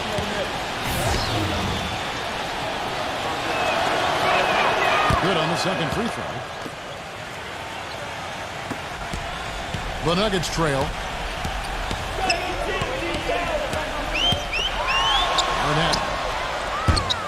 And no good. Had a chance to take the lead. Indiana's gone 3 of 6, 50% from deep so far tonight. Dives for it. Stolen by Holiday. Outside Holiday. The three. Pacers with the rebound. You can't get in a much better position for the three than that. Everything was right on target. It just didn't fall.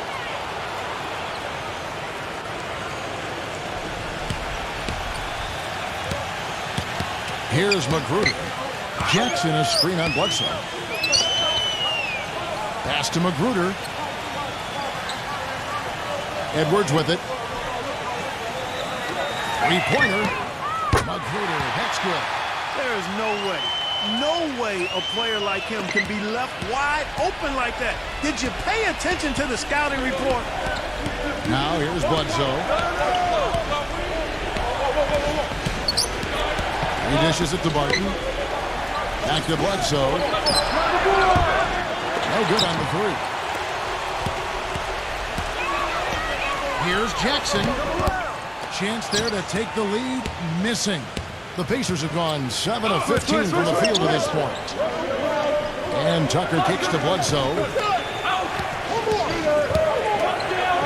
He passes to Sarge. He feeds it to Bledsoe. Shot clock at 5. Number 2. That three off target. Had some space there after the little pump fake. Pass to Magruder. And here's Edwards, defended by Bledsoe. Holiday inside the line. Shot misses. And Indiana will go the other way with it. Number 2. And so he earns a trip to the line. Official saw the contact, and he'll shoot 2. Kevin, here we can get a good look at Indiana and what kind of numbers they've put up these last 10 games. First in blocks, 5th in fewest turnovers per game. And they're a top 10 team in three-point shooting.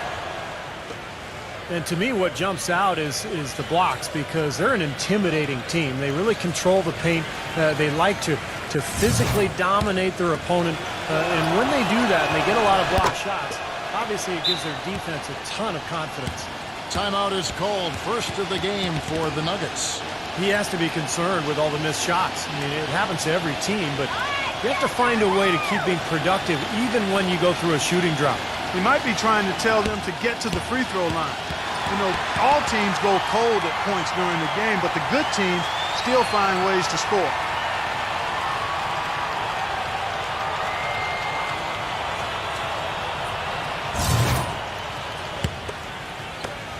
.103 left here in the first quarter. Holiday with it. Eric Bledsoe covering. Off the screen. And Edwards with the stuff. Well, a pick was set at the perfect angle on the floor, and he used it nicely. Well, that's a play we may see from them a few more times. Why not? I mean, when it works, you go back to it. They can stop you. And that one's good. Barton. Boy, he made a nice little bounce pass there. We call that the pocket pass, and he did it well. Right side Jackson. They get the rebound. And the officials whistle a foul on the shot. The bucket's good. He'll go to the line. And he's got his first chance at the line here. Well, you got to admire what he's been able to do at the free throw line this season, shooting better than 90% from the stripe. You know, he's been one of those players they've wanted on the line as much as possible this season, especially in close games, guys. Indiana leading. Bledsoe dishes to Tucker. 26 seconds left to play in the first quarter. Good glass work there. Rebounds have been a little tough to come by for them in this quarter. Well, it looks to me like they're still finding their way out there, but it is early. An unusual skill set for a big one. A long-range shot gives you such good spacing offensively. Bledsoe against Holiday. Holiday with the block. And here's the break. Here's Jackson. It's the buzzer beater. And an ideal finish to the quarter for them as he drains it at the buzzer. Boy, I like the fact he didn't rush it at all. Fantastic shot. A free-flowing first quarter. Next Sunday. And the first quarter is in the books. Second about ready to get underway. And the Nuggets, guys, what jumps out to you numbers-wise?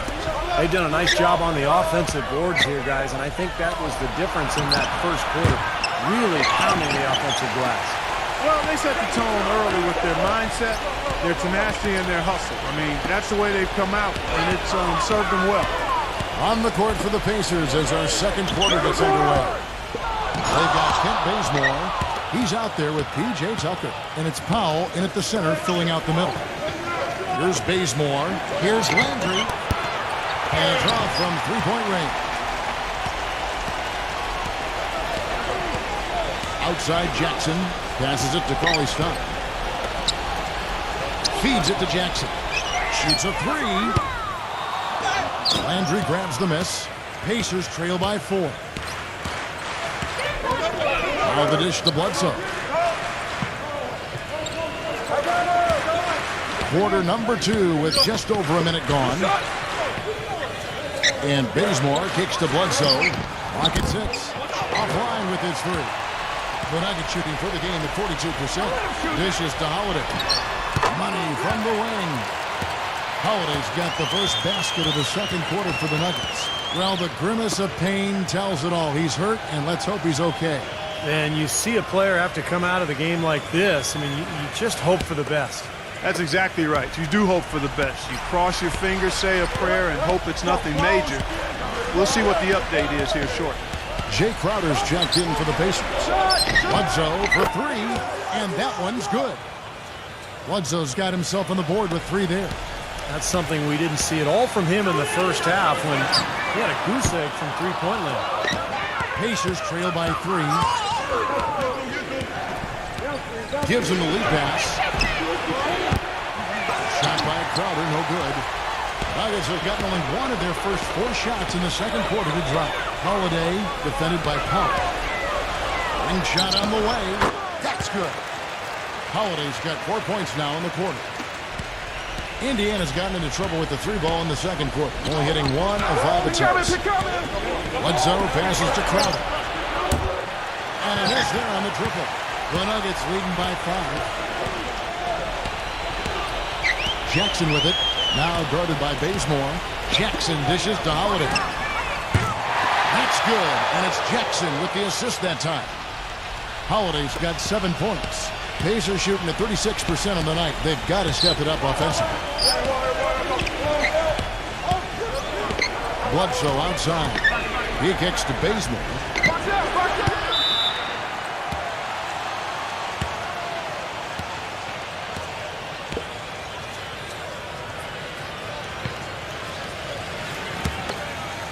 Nuggets have gone 50% from the floor in the second quarter, 3 of 6. Pass to Magruder. Left side Jackson. And it's going to be out of bounds. The Pacers will take it. With a break in the action, let's go to the 2K leaderboard for a look at this season's stingiest defensive teams. In third, the Pacers. And I think a lot of it has to do with their defensive schemes, guys, because they rotate beautifully, and somebody is always there to protect the basket. And Bledsoe, here we go, off his leg. And the official saying it was kicked. The Pacers making a switch here.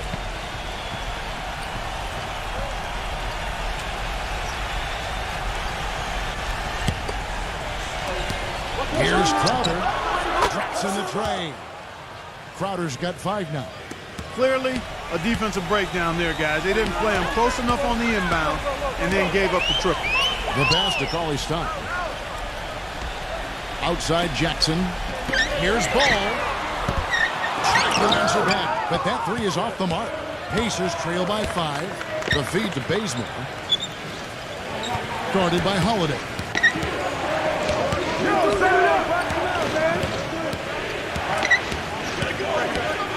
Tatum, guarded by Jackson. Indiana needs to get a shot off. And the shot's good from Crowder. And they've set up countless buckets off assists. That's a huge part of what they've been doing here today. A lot of dime dropping going on out there, Steve. Now here is Holiday. He has 7, and it's good. Holiday's got 10 points in the quarter. He's just been the man since the start of this quarter. And just a tremendous period of basketball for him. Tatum, and the bucket counts, and is on his way to the free throw line. Try to make it a 3-point play. And how did he get that to go? Even after the whistle, I like the awareness, the alertness, and the presence of mind to finish the play. And a moment to look at the scoring approach in terms of where the points are coming from for the Nuggets. You know, guys, we've really seen them do a lot of damage in the paint so far. And they're getting good balance offensively, too, because they're starting to knock down that mid-range jumper.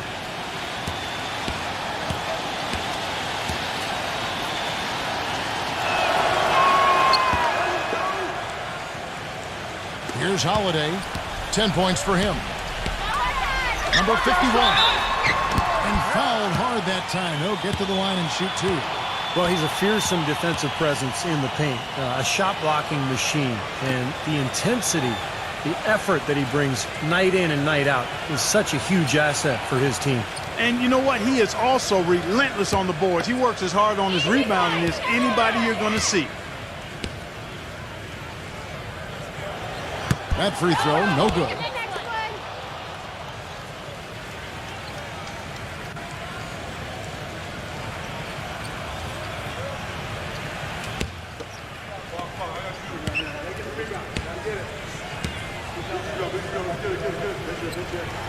And that trip coming up empty, missing both. Pacers trail by 3. Tatum, defended by Middleton. Tatum can't tie it up as that one misses. Well, it looks like he's cooled down a bit after hitting those two in the first quarter. Pass the ball.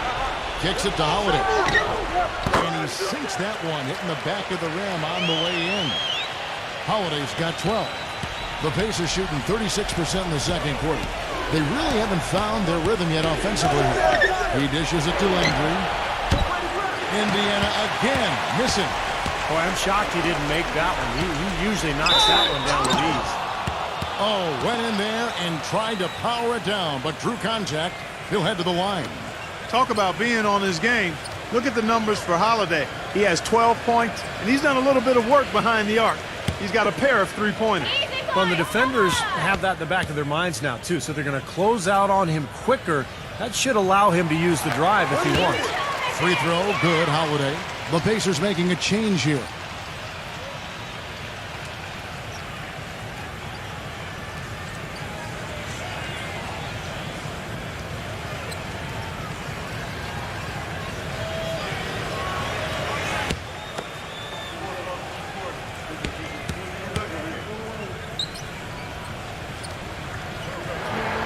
So he gets them both. Timeout called the Pacers. Well, he's watching his club miss a lot of shots that they normally make, and that has to be frustrating. So I think he's going to call this timeout just to try to see if they can be more aggressive, get them to the free throw line there. Sometimes that's the best solution for them, but ultimately I think they'll be able to shoot themselves out of this slump. But in the meantime, maybe getting to the free throw line will help. And the Nuggets making a change here.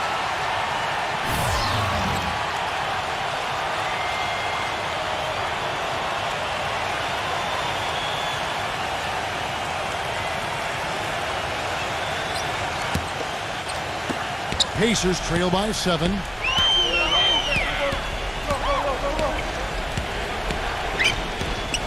He feeds it to Brooks. Tatum defended by Middleton.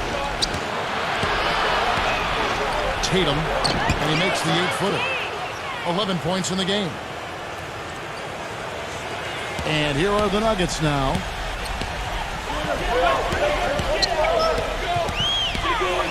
Passes it to Middleton. There's one for 3. Pacers with the rebound.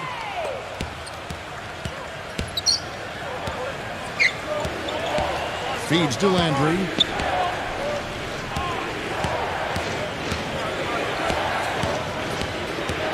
Shoots from the elbow. Misses off the left iron. The Nuggets leading by 5. Here's Middleton, and they cash in right away with the quick shot. Middleton's got 9. He's been one of their more reliable options today, guys. I mean, his shooting has led them to this lead. Back to Landry. Come on, back to that, man. Pass to Sarge. Tatum. A strong finish under heavy pressure all over. He's got 13. You know, he's putting on an outstanding offensive display, and he may just be getting warmed up here. No one near him. And it's Denver scoring again. They've really flipped things around offensively. Well, anytime you can make more than half your shots, Clark, you take that any day of the week. Now here's Brooks. He had a 12-point outing in their last game against the Thunder in Oklahoma City. The pass to ball. The dish to Middleton. Some nice ball movement by the Nuggets. Pass the ball. Thaddeus Young on the wing. Just 5 on the clock. Winslow. Offensive rebound. Passes it to ball. Shoots the 3. That's good. And now it's a 10-point Nugget lead. Well, I'm not necessarily a big fan of him shooting that shot, but they did give him the space. And Sarge kicks to Crowder. Can't get it to go. And it's Denver the other way. Now the pass to ball. Dishes it to Middleton. Winslow. From beyond the arc. It's rebounded by Indiana. Landry's got his 3rd rebound on the night. He's trying to shoot his way out of it, guys, and as long as they're in the lead, he's going to continue to try to find his rhythm.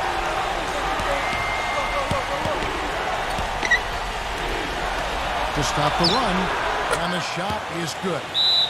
Landry's got his first 3 points of the game. Boy, he found the perfect spot behind the arc there. Big gap from the defense. Time called here. The Nuggets decide to talk it over.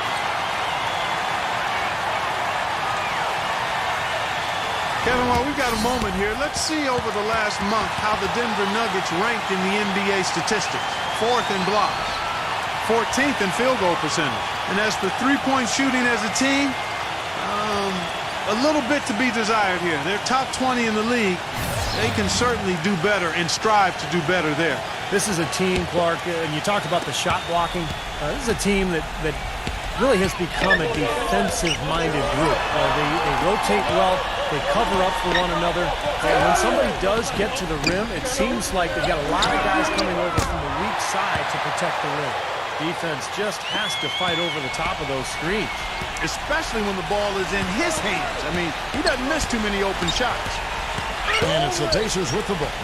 Down by 12. He took good advantage of that screen. 7 points in the game. Boy, that was a rugged screen set there, fellas, and the defense didn't even try to go through that. Brooks grabs the board. The Pacers shooting in the second quarter around 42%. Number 12. And the Pacers another three. Talk about doing a Rip Van Winkle on defense. Come on, guys, wake up. Why are they leaving him open at the three-point line? Come on. Offensive rebound. Here's Young. From down in the low post, it goes. Young's got 4 this quarter. They've been the glass eaters today, guys. A ton of effort out of them down low. And they've needed every one of those rebounds. I think that's what's put them in front here. Shot by Crowder, no good. This has not at all been the kind of performance they've needed out of him. He kicks it to Middleton. Number 51, defended by Sarge. Snatched up.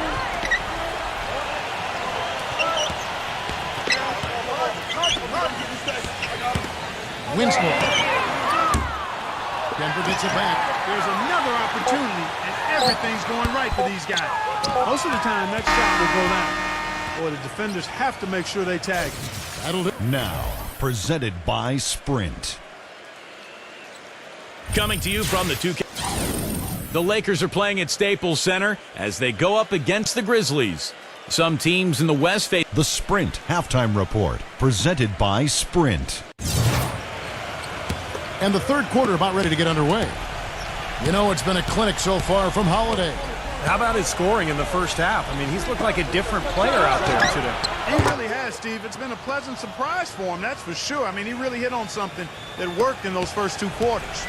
All fueled up and ready to go. Let's reset the lineups courtesy of Gatorade for the second half of basketball. Taking a look at the Nuggets. He's not going to miss many of those, if any. Not when he's got that much room. The feed to Brooks. Pulls up. And there are the Pacers with another bucket. The Nuggets leading by 7. Winslow. And again, Denver with the triple. Second half rolling along now. About a minute played here.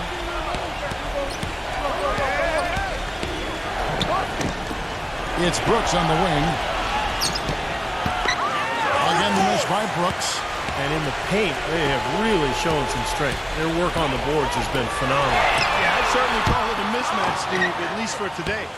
Nobody near him. He'll normally make that one.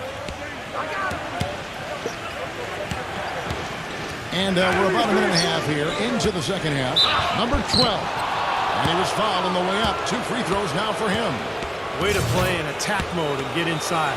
And, you know, if you're on defense and you're going to foul, make sure it's a good one. They did, preventing the and one. And he knocks down the first one.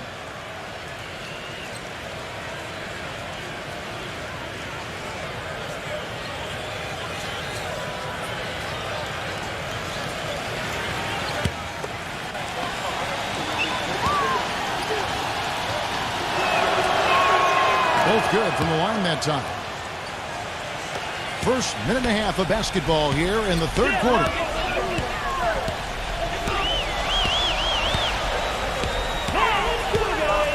Back to Young. He passes to Middleton. Good ball movement here by the Nuggets. Young dishes to Middleton. Shot clock at 6. Harden outside. Fires the three. And that one's good. Harden's got 6 points in the quarter. The second half has started quite well. They've been good on 3 of their first 4 attempts. Tatum defended by Middleton. Tatum, the good-looking shot from the wing. He's got one of those shooting strokes that never changes, guys. I mean, even if the defender's all over him, he just never seems to flinch. A great quality to have as a shooter. And there's something else on his resume that can't be overlooked. Just how many times he's taken over at the end of close games and carried his team to the win. And it's going to be 2 free throws. Drew contact on the shot. Let's check out the Eastern Conference standings now that we're in the new year. Look at Orlando. They've been in peak form as we've watched them play some tremendous basketball with an eye toward the postseason. And checking out Indiana, just need to take it a game at a time. I think for the Pacers, they've proven they have a long way to go if they're going to be a competitive team in this league. And even if they weren't expected to play at a high level this year, I think most people felt they were capable of being better than what they're showing right now.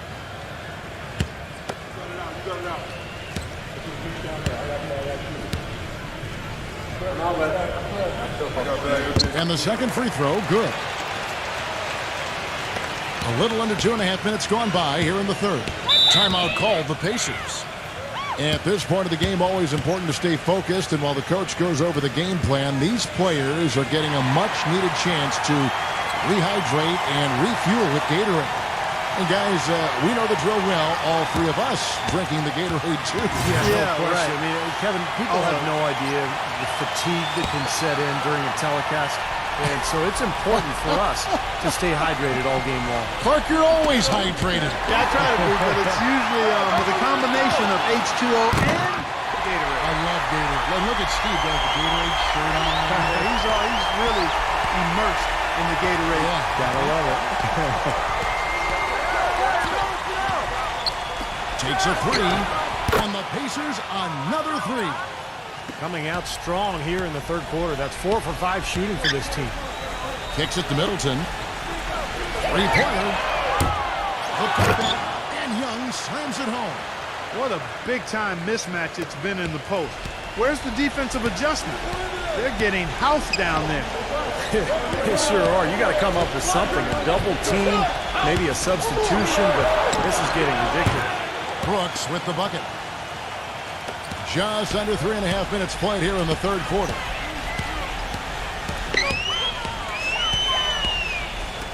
Winslow. A 3-pointer off the mark. Pacers trail by 8. Stolen by Harden. One-on-one here. Winslow. And he makes no mistake on the slam dunk.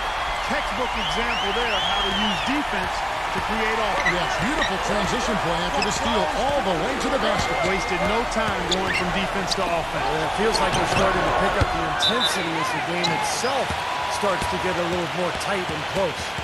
Sarge is checked in for Indiana. P.J. Tucker comes in for Jay Crowder. The Nuggets leading by 10. Harden the pass to Edwards. To the inside. Here's Middleton. So the whistle blows on the shot and 2 free throws for the contact right there. And look at how the hustle game has been going for the Nuggets. I'll tell you what, they've hit the boards hard in this one, and it's led to an abundance of second-chance points. I mean, they've gotten a lot of second-chance points. And I'll tell you the other thing that's been a factor is the transition game. They're scoring a lot of points on the fast break.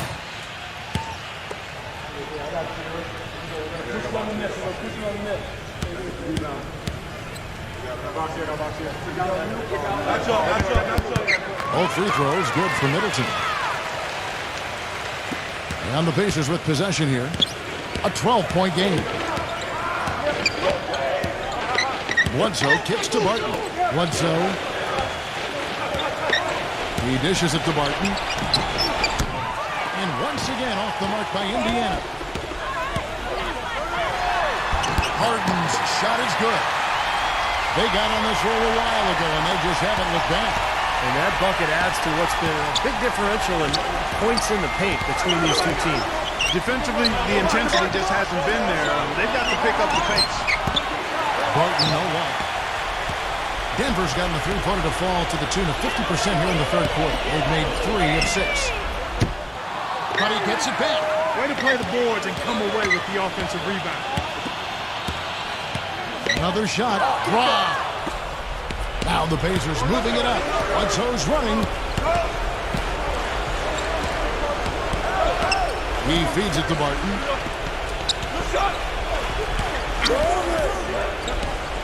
Back to Bledsoe for 3. The shot's no good. The Nuggets leading by 14. On the wing, Harden. Winslow. Plenty of space. And Denver again with the bucket.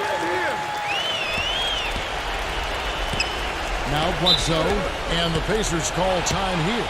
Well, they're getting way too many easy shots in the paint. So this timeout is specifically for that reason. You got to tighten up the defense and start to make it harder for that offensive team. I know it's easier said than done, but right now it just doesn't seem like the necessary effort is there. A chance here, Kevin, to see where the Nuggets sit statistically in the NBA right now. 13th in steals, 15th in blocks. And as far as team rebounding numbers, not a strong suit for this year.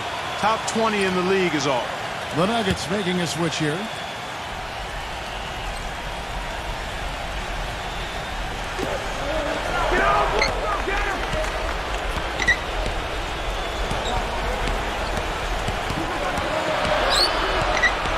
Feeds to Tucker. Barton. They need this one.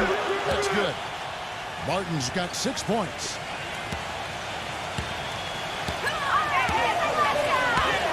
Pass to Harden. Here is Edwards, defended by Bledsoe. Edwards can't hit. Pacers trail by 13.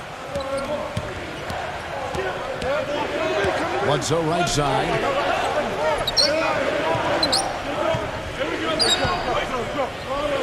Dish now to Barton.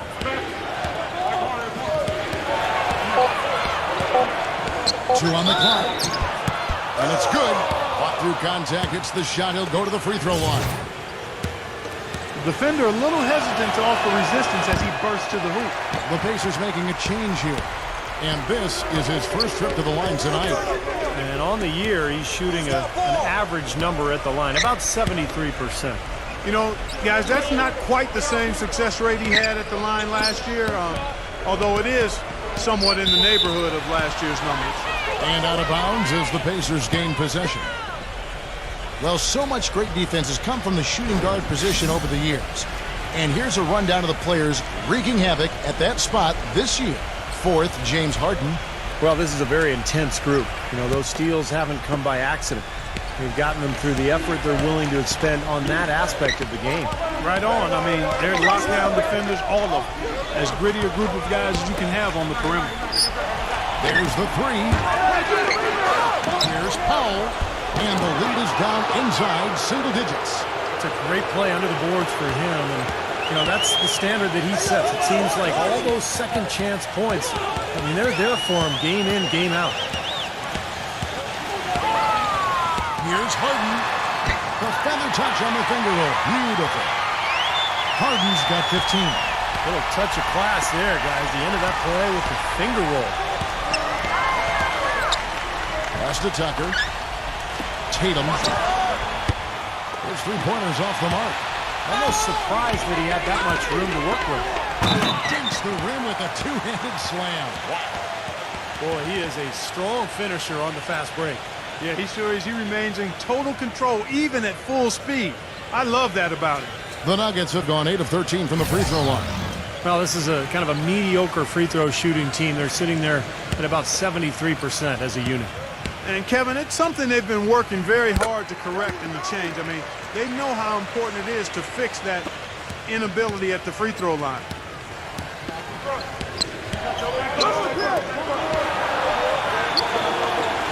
Number 12. No good on the shot, a bit long that time. The Nuggets leading by 14.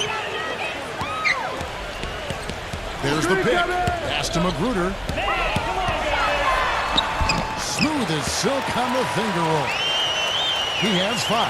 Well, the pick worked really well there. Nice job taking it right to the tin for the layup. And the officials will call the illegal screen right there. Here's a look at what's coming up for the Nuggets. The Oklahoma City Thunder will be in town for the next one. That'll be the final game of this 5-game homestand. Tell you what, there'll be a lot of focus on that Oklahoma City contest. James Harden, he's checked in for Denver. Here's Magruder. Brooks covering.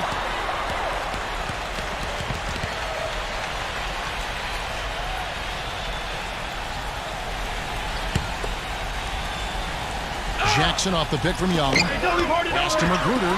Beyond the arc. It's rebounded by Indiana. There's some good defense for you. I mean, for somebody who's as good at shooting the three as he is, you need a defender who's equally adept at guarding against it. That was well done. Well, then they picked the right guy to put on it. 6 to shoot. Tatum, guarded by Jackson. That's a blocking foul, and he'll shoot free throws. The Pacers have shot 8 of 10 from the line. That's an even 80% free throw shooting here.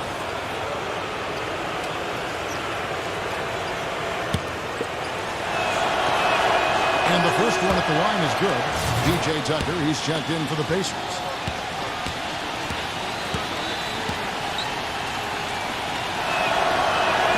And so he hits both. And 1:01 left in the third. Jackson dishes to Harden. Pass to Magruder. Back to Harden. The Nuggets moving the ball around. Fires for three. It's good. The assist this time from Jackson. 18 points for James Harden. This guy's really flowing with his stroke right now. He hit one earlier, and now he has 3 in this half. Pass to Tucker. Number 12. And once again off the mark by Indiana. The Nuggets leading by 17. Shot clock and game clock separated by less than 6 seconds. Inside, number 51. Boom, he jams it straight down. You know, he's not your typical NBA center in terms of height, guys, but he plays as big as any of them, thanks to his incredible bounce ability. Dishes it to Brooks. Puts up a 3. Denver grabs the miss. Harden's got 6 rebounds in the game. Tatum. And as we end the third quarter, a double-digit deficit. Next Wednesday. And we're rolling here again with the fourth quarter. Might not come down to the wire, but you never know.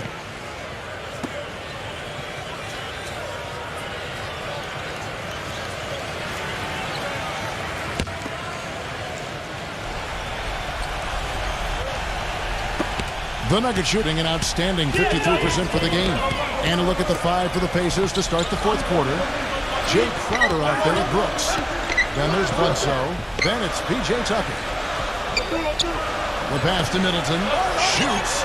And he drops that one in. Middleton's got the first field goal of the fourth quarter here for the Nuggets. Pacers trail by 21. Bledsoe passes to Crowder. On the wing, Brooks. He kicks to Crowder. There's the feed to Bledsoe. From downtown, and that one's good. Most any NBA player can make you pay when you leave them that wide open. That's why you have to stay alert on defense. The Nuggets leading by 18. And Holiday kicks to Harden. Harden gets a screen from Young. And so he draws the foul on the shot. A trip to the line to shoot 2. Obvious foul.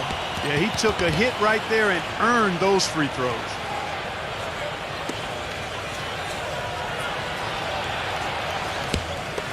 You got this, baby, yeah! And that one falls for Young. The Pacers making a switch here. Powell's checked in.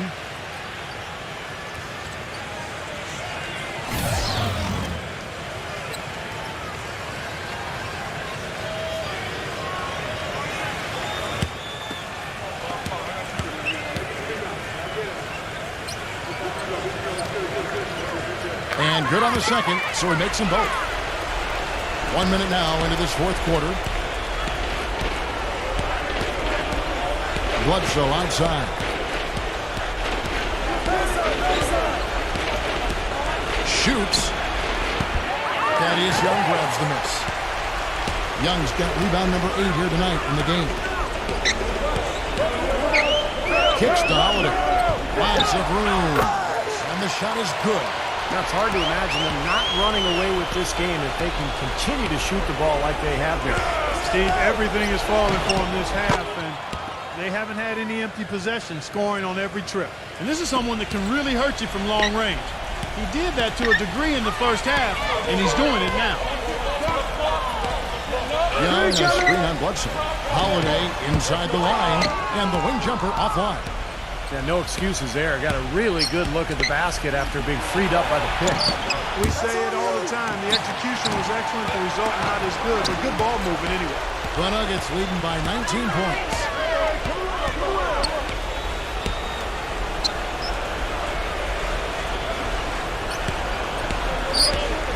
Winslow. Clock at 6. And again, Denver no good. I cannot understand why he keeps jacking up these threes. This is not what the fans came to see. Good.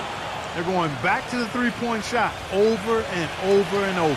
That was the 9th straight point from behind the arc, Clark. It feels like they're finding the holes in this defense. There's a screen. He tries for 3, and the shot is good. And the Nuggets lead by 19. That's his second three-pointer of the half and his 3rd overall. And it's Bledsoe off the drive. Number 2. And he gets it to go, hitting off the back of the rim. So it's Denver now. 22 is their biggest lead. Time called here. The Nuggets decide to talk it over.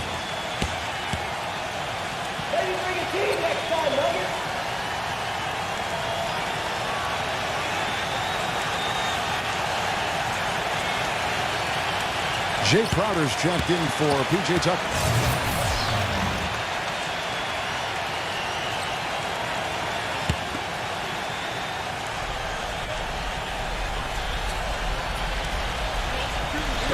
So it's Denver now.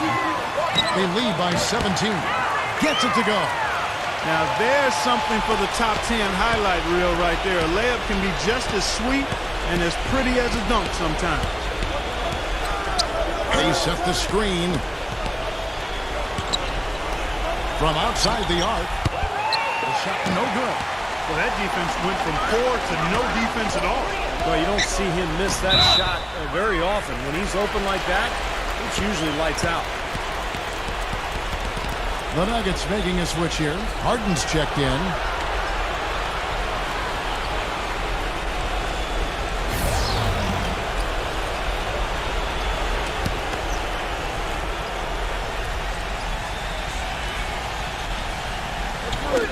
Got a piece of it. Now the Pacers moving it up. Here's Brooks. So he gets the whistle. Contact on the way up and 2 shots coming up.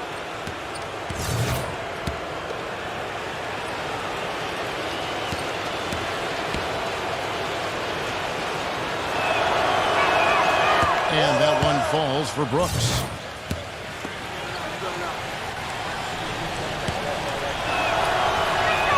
And both free throws good for Brooks.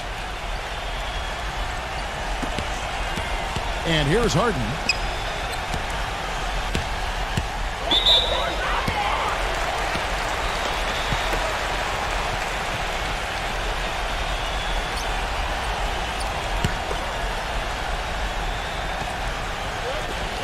Off the inbound. And it's good on the way in. He's got 22. Well, nothing was going down for him in the first half, but since the break, he's been on target. Fires the 3. Offensive rebound, Pacers. Tatum gets the 3-pointer to fall. You can just see his confidence rising every time he knocks one down beyond the arc. The Nuggets leading by 16.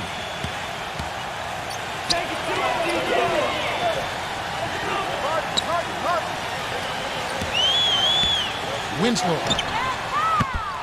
And he can't answer back. The 3-pointer offline. Indiana's gone 4-7 with the long ball here in the 4th quarter. It's Brooks on the wing.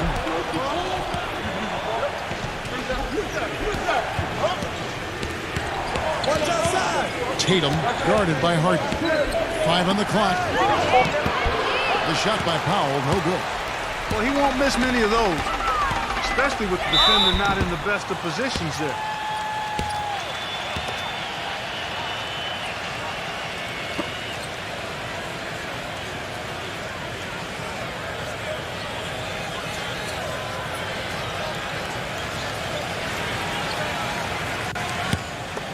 You got this, baby, yeah!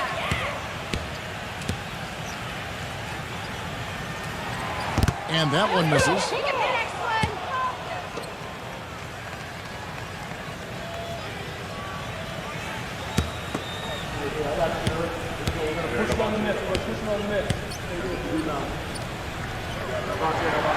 No good on the second free throw.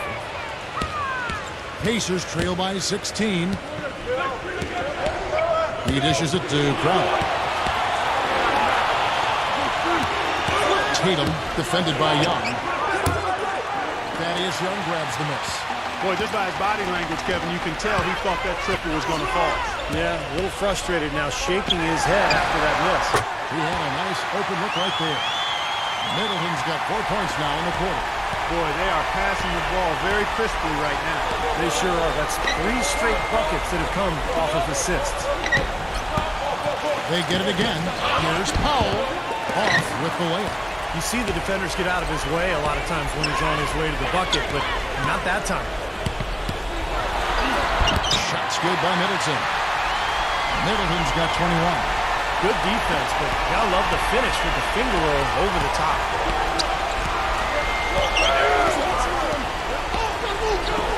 There's the triple. Count the bucket. Second three-pointer of the half, 4th overall. So he's having a nice game from outside. The Nuggets leading by 17. Number 51, defended by Powell. Number 51, Young trying to break free. Shakes off the strong D and gets to the bucket for 2. Look at the points in the paint, the inside game. It's been very one-sided here for a while now. Well, the defense just hasn't been physical enough at the rim. I mean, 8 of their last 10 points have come from the paint. No matter what the score is, his attitude has been perfect. I love his disposition. He has stayed in attack mode. The Nuggets have gone 8 of 11 from the field in the final period. Great shooting down the stretch. He feeds it to Middleton. Great D on that shot, and it's off the mark. It's 3-on-3 on the fast break. Here's Powell. No good from outside. Got the defender off his feet with the pump fake, but couldn't knock it down.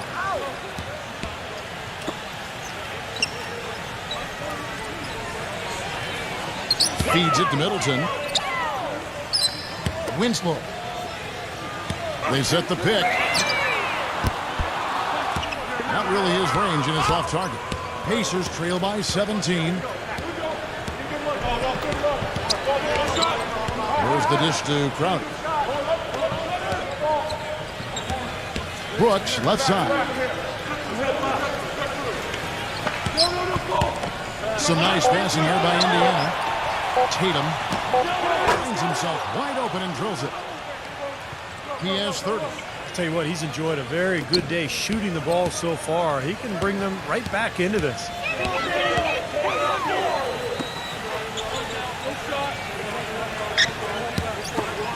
Number 51, defended by Powell.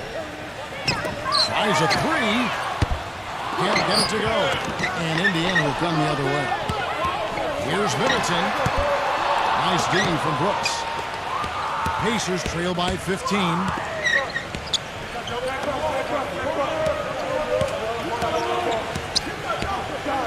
Fires it up. And it's James Harden with the rebound. Well, I think he kind of alligator armed that one. Short stroked it. After doing a nice job to get open, he didn't finish the shot. On the wing, Harden.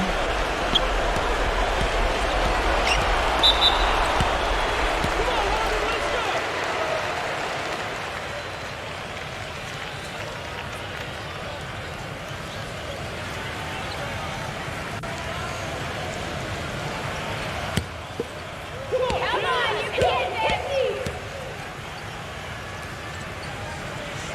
first one falls for him. So an entirely new group in now for Indiana.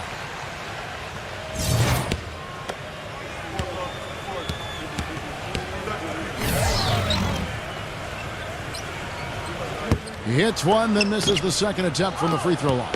He's been to the line here more than in the first. I thought he was a bit tentative in that first, but I like the aggressiveness he's showing here now. Bazemore dishes to Tucker. Off the mark there with the three-point shot. That's pretty much how this game has gone. They've controlled the boards and look to come away with the win right here. Here's Edwards. Great D that time from Saric. Pacers shooting for the game at 42%. Pass to Bazemore from the arc. And another three-pointer to their second half total. Yeah, they caught that long-range bug at halftime, and it's been bombs away ever since. Shot clock and game clock separated by less than 6 seconds. Jackson setting the pick here for Harden. And they come right back with their own three-pointer. And the Nuggets lead by 16. And nothing you can do to salvage this one at this point. Game over. Not anymore. Any chance they had is gone. Number 2. That one off the back iron and out. Boy, there was no hand in his face right there. I thought for sure he was going to knock that down.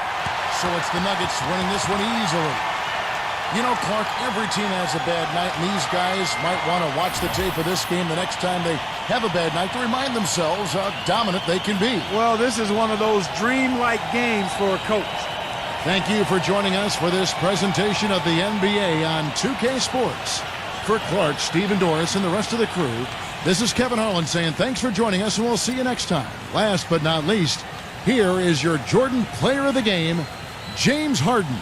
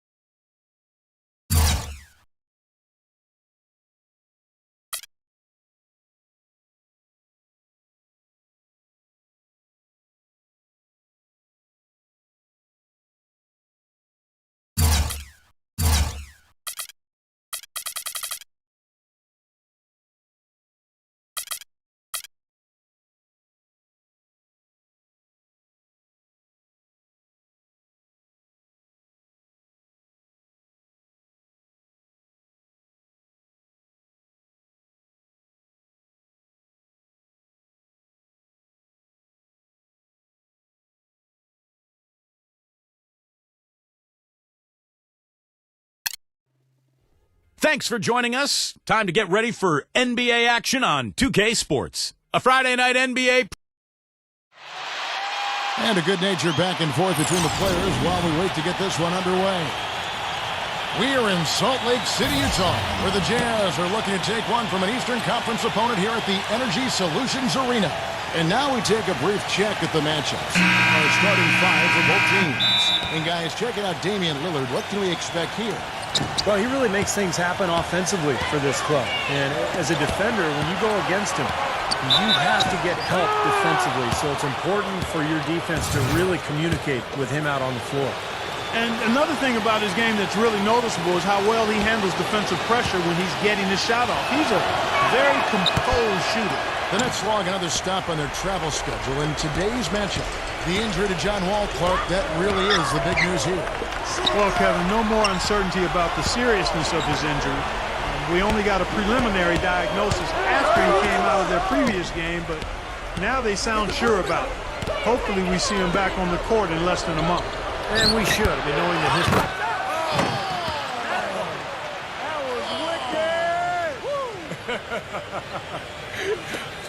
Here is Russell. Passes it to Lillard.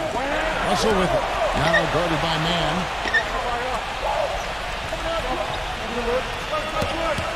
Reed the pass to Little. Russell. And the first shot of the night for him missing. Let's go quickly over to Doris Burke for an update. Well, Kevin, the head coach for the Jazz gave me just a couple of moments to catch up with them. He knows they're up against a team that plays best when they're getting to the rim. He told me that their number one concern is going to be sliding over to help on any drives and closing up any lanes to the hoop as quickly as possible. Good rotation is key, guys. Always great to hear from you, Doris. So for the Jazz, their last game a loss to the Clippers. Well, there's no doubt they played well enough to win that game. It truly could have gone either way, Clark. Well, the lesson in this one is you can't just play well for 3.5 quarters and expect to win. I mean, they didn't close it out the way they should have. That's on them. Clock is at 3. Here's Brown. That one wide left. Fadeaway was the right shot there because it got his attempt away from the defender, but the touch was poor. There's a screen. Pass to Reed. And they're going to count the bucket and send him to the line. It could be a three-point play. Tough play. He had to fight his way all the way to the rim. And this is his first trip to the line tonight. Well, and of course, we'd all like to see that free throw percentage improve. I mean, he does not have the touch in the 60s. And, guys, it's something that he's going to have to work on more and more because he's still not getting the kind of shooting percentage he would like from the line. Looking at the last game for the Brooklyn Nets, it was a loss to the Suns. It was not a very inspired performance for them, particularly defensively. I thought, they gave the hostile crowd a lot to cheer about, frankly. Yeah, they allowed a lot of free runs to the hoop, a lot of open jumpers, and in the end, the opponent's shooting percentage was right through the roof, and you can't win when that's the case. They set the pick. And he draws body contact. Looked like a blocking foul, and he was in the shooting motion. So he'll head to the free throw line. The Jazz shooting their second and third shots at the line right here.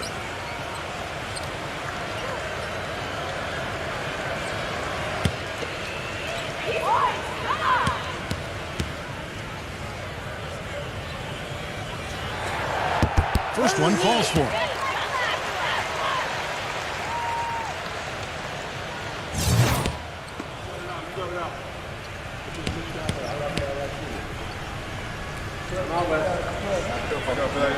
And so Russell hits them both. So it's Brooklyn now. It's a 5-point game. This is their first chance to take a look at the Jazz this season. Well, this was a team they had some problems with last year.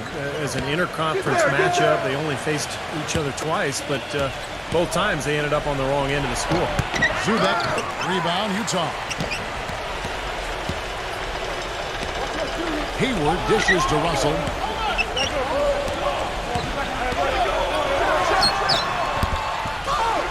Will not go. This is off the front iron. Nets leading by 5. Here's Trent. Shot is no good. The Jazz go the other way with it.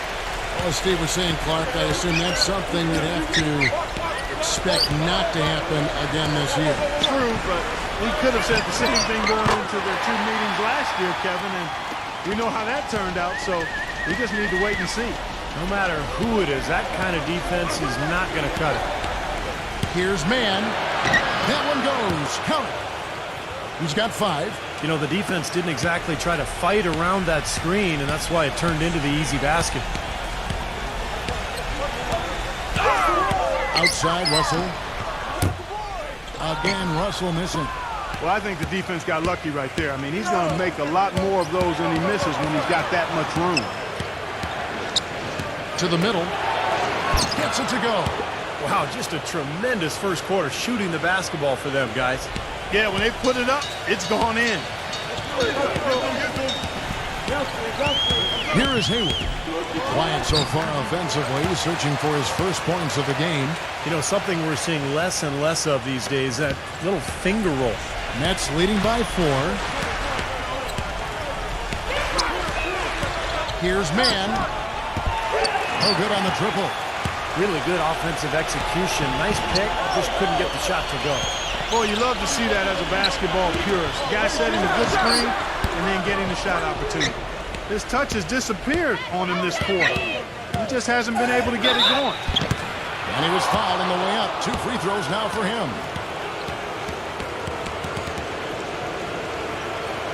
And guys, what do you think about the offensive approach we've seen so far for the Nets? Well, I like the fact they've already been getting a lot of high-quality shots in the paint.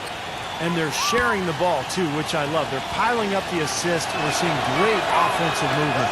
The first one falls, and the Nets making a change here.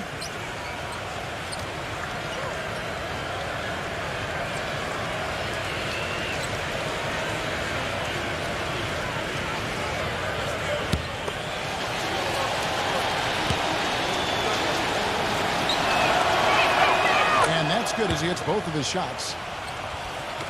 Utah with the ball. They trail by 6. Lillard on top, defended by Mann. No good. Great D that time from Vucevic. Rebounding is going to be the focal point for them in this one, fellas. I can feel it. Yeah, it's a physical game, and so far the numbers show that they've got the edge on the glass. Now the pass to Little. And there's the whistle. Fouled hard on the shot. He'll go to the line.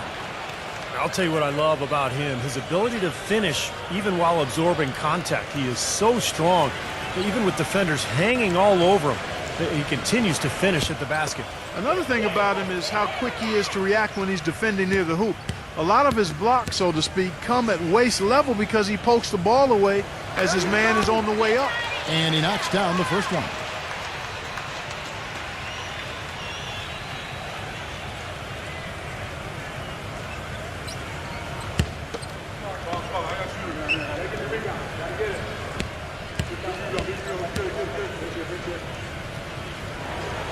Good on both. And the first timeout called of the game for Brooklyn. Well, he's got to get everybody on the same page. I mean, that's the reason for this timeout. And if that happens, I think they can improve and start playing better. You know, it's a coach's job to always try to be 2 or 3 steps ahead of the opponent and to look for that extra edge if you can. And I think he feels like he might have seen one.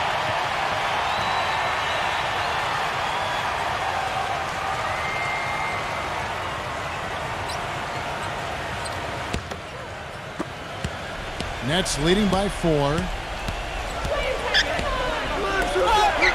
Trent, he's guarded by Russell. Cannot hit. So Utah will take it the other way. Pass to Lillard.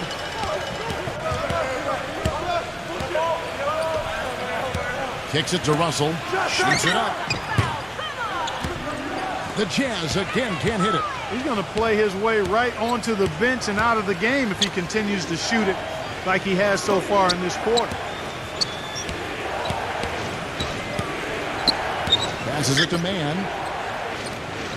Boucher, defended by Reed. 5 on the clock. Here's Mann. Some solid defense there from Damian Lillard.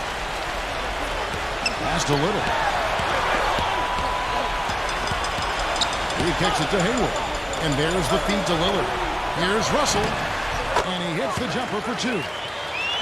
Russell's got 7 points in the game. You know, you look at his stats. He's just 2 for 8. That's not a pretty percentage, folks. That's 25%. Not good. Here's Mann. Offensive rebound. Nets can't cash in from close range. All the defender had to do there was just stay close to him, and he did. And we've got an injury out on the floor. Very unfortunate as always, guys. Don't like to see this. Yeah, Clark, that did not look good. Let's keep our fingers crossed that it's nothing too serious. Boy, you can't help but feel for him. I mean, one moment you're doing what you do best, and the next, the situation's really out of your hands. I really hope he's okay. So Utah ends up going with the new group. Well, as far as the league's big men go, he's one of the very best. at the foul line. And Beverly kicks to Green. Rivers. Back to Green. For the three. Can't get it to go.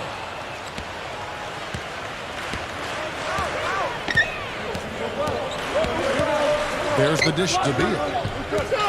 Boucher from 18 feet away. And he hits the jump shot. Here's Rivers, averaging 10 points per contest. Back to Martin. Feeds to Rivers. Dishes it to Claver. And he gets it to go from the corner. Claver's got his first bucket in this one. And Beal kicks to Payton.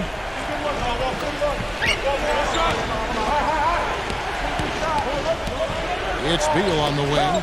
Shoots. No good from the wing. Jazz trailed by 4.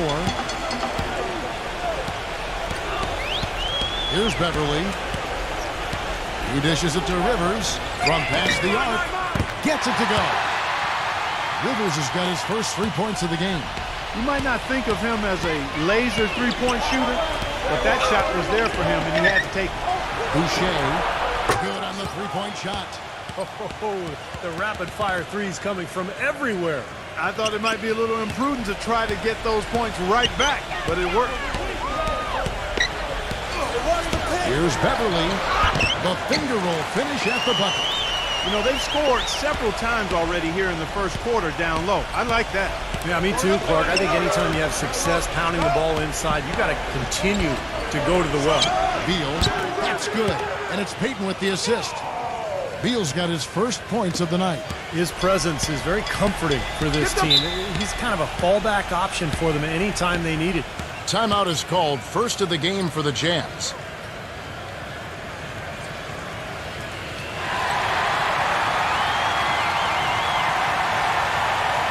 You know, the last few weeks, you see how Brooklyn stacks up here. 5th in blocks, 12th in steals. And as far as team scoring goes, they've struggled a bit. Top 20 in the league. There's room to get better there.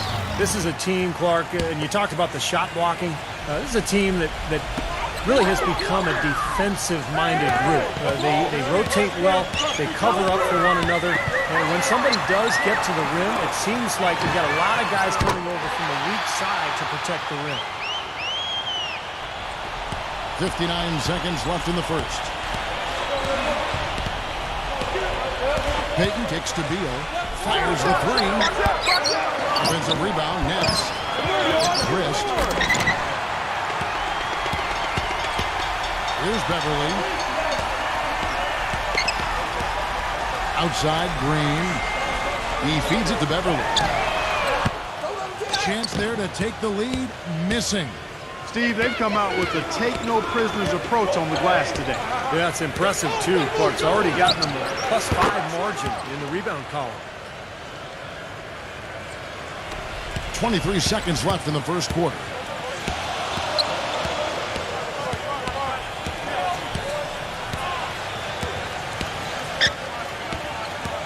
He passes to Green. And again, it's Utah. 8 seconds left in the first quarter of the game.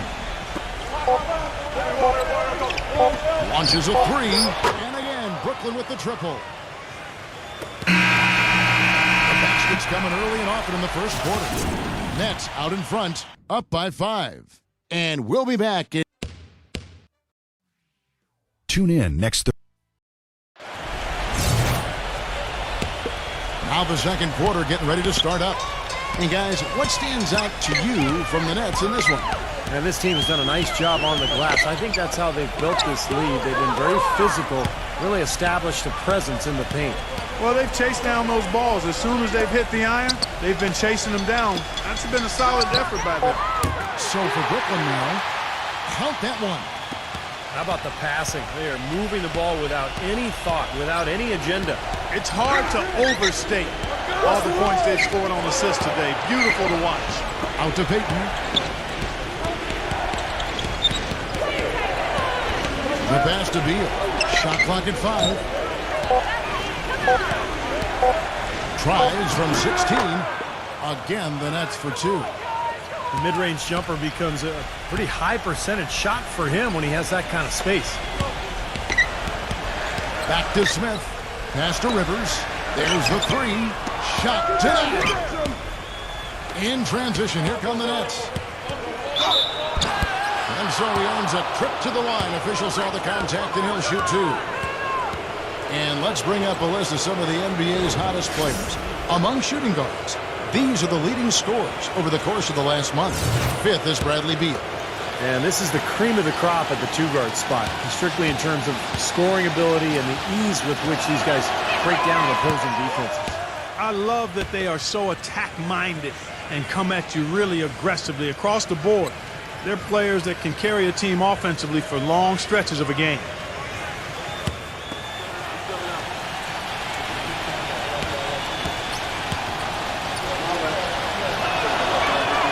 Both good from the line that time.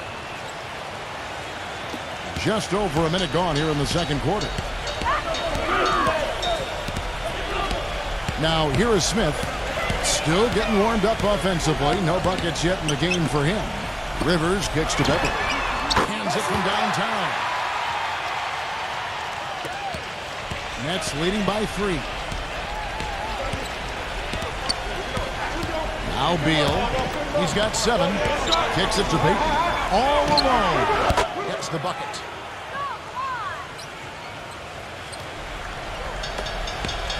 Utah's gone 5 of 9 when they put up the three-point shot tonight. Smith the pass to Rivers. The feather touch on the finger roll. Beautiful. Rivers has got his second bucket of the night. And that's a difficult shot in the face of a defender that towers over. Well, you know, he almost seems to enjoy those mismatches, Steve. It gives him a chance to show what a strong finisher he is. Stolen by Rivers. Here's Beverly. He has 5. Outside, Green. Smith on the wing. Back to Green. Launches it. Brooklyn with the rebound. 4 on 3 as they bring it up. Passes to Payton. No run. Some solid defense from Rivers. Jazz trailed by 3. Pass to Smith.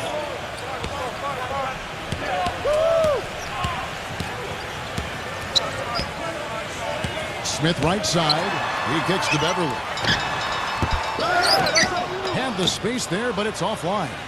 That's not his shot there, guys. And whether you play D on him or not, he's usually going to miss that one. Here's Payton. Let's keep it alive. And so he draws the foul on the shot. A trip to the line to shoot 2. And we've watched a pretty interesting season unfolding in the Western Conference, guys. Let's check out the standings here. Look at the Suns. They've been in peak form as we've watched them play some tremendous basketball with an eye toward the postseason. And, of course, the Jazz, just way behind. Seeing where the Jazz are, they've experienced a sort of worst-case scenario season.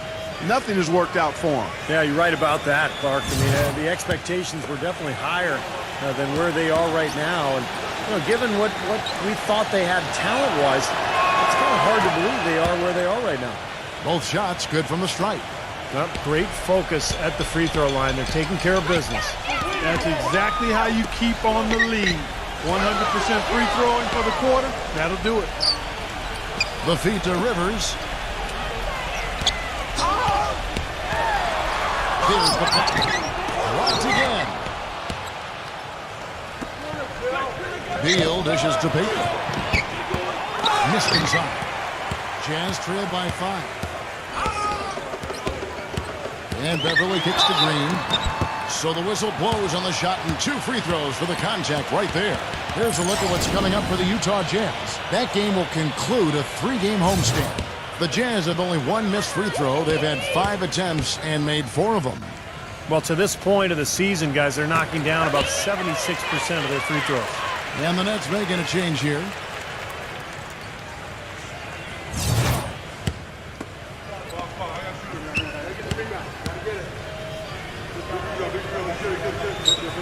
Both free throws good from Green. Boy, that was solid. I'll tell you, he's one of the best there is up there at the foul line. Brown the pass to Mann.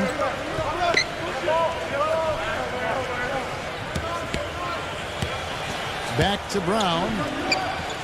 The pass to Mann. And again, no good by Brooklyn. The Jazz have gone 3 of 8 from the field since the beginning of the second quarter. Here's Little.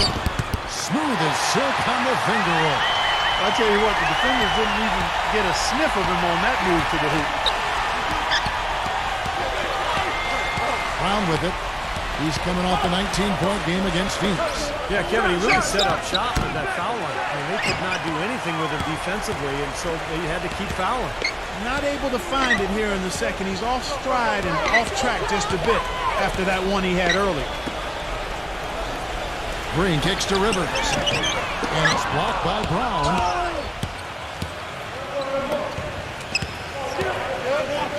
He's guarded by Rivers. Brown, good. And the Nets lead by 3.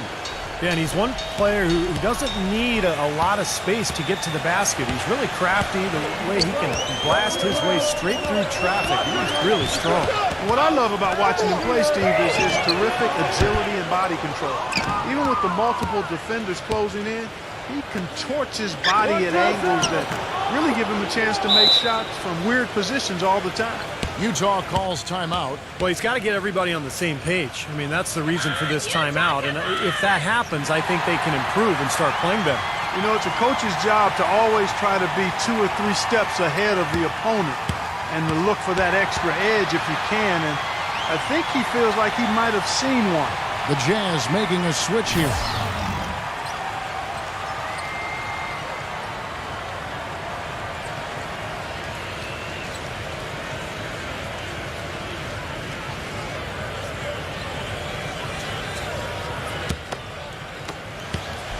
Jazz trail by 5. Now the dish to Rivers. Passes it to Reed. Jazz passing it around. Feeds it to Rivers. He passes to Lillard. Down to 5 on the shot clock. Rivers dishes to Lillard. From the arc. The shot will not go.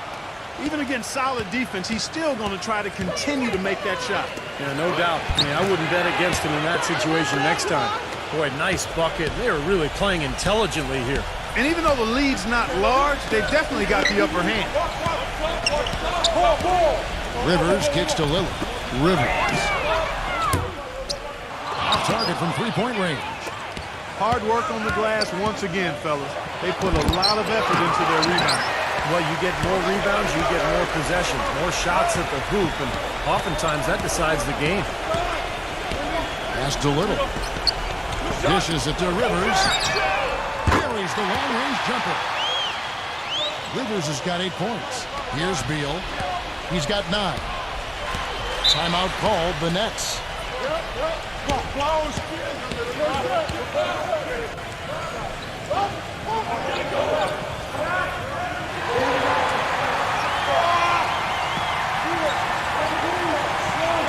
Well, so much great defense has come from the shooting guard position over the years.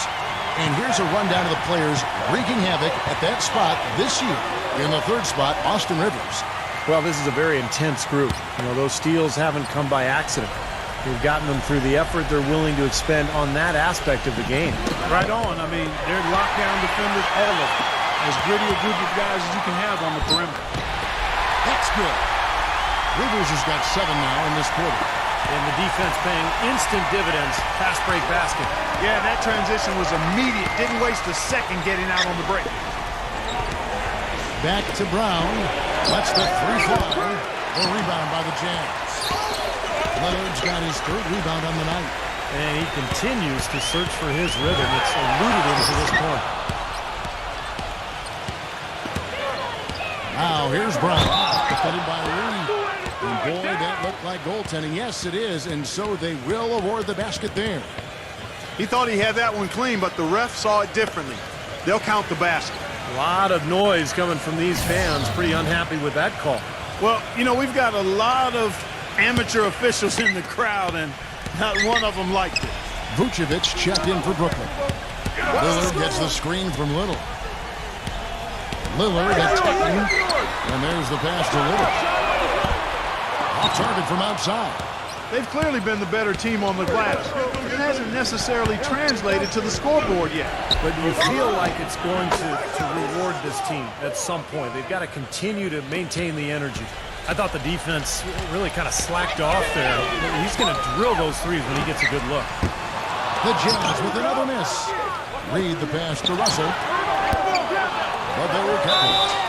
And he hits it and gets hacked on the play. A three-point possibility if he can convert the free throw. If you battle for the offensive rebound and come up with it, you're guaranteed a high-quality shot on a follow just like he got there. The Jazz had put up good numbers at the charity stripe, converting 6 of 7. The free throw drops by Hayward. Nets leading by 4.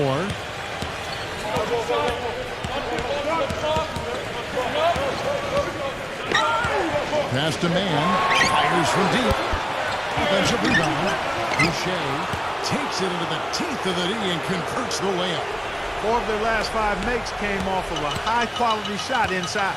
Yeah, that's textbook basketball. Just having their way down low. There's a good screen. Russell kicks to Lillard. Good, and the assist goes to Russell.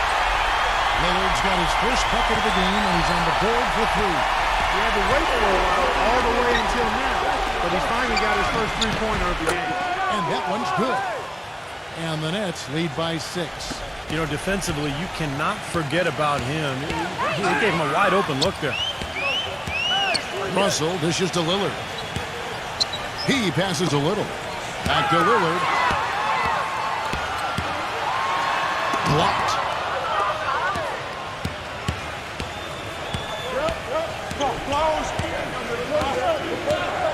59 seconds left in the first half of the game. The offensive rebound. Even with every shot clanging off the rim, he seems determined to keep hoisting up these threes. It might be time to get inside of that arc. He dishes it to Hayward.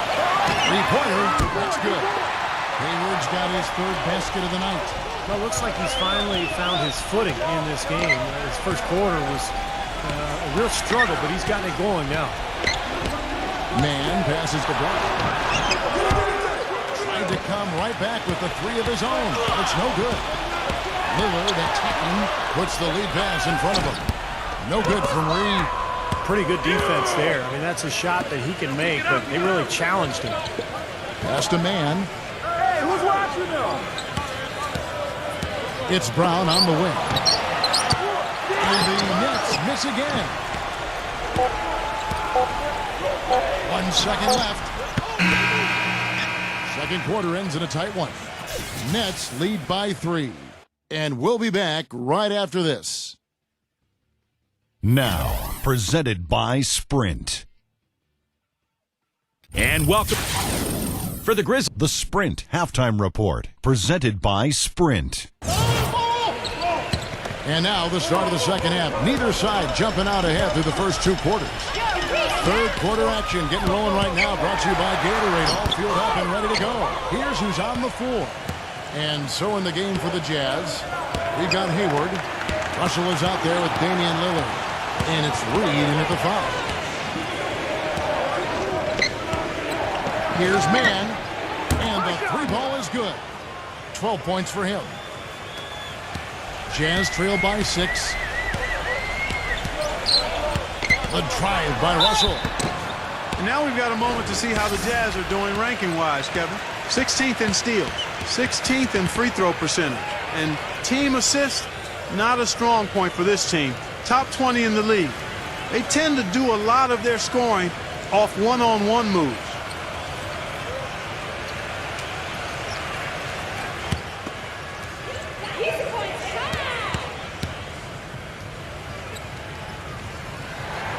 And the first one drops.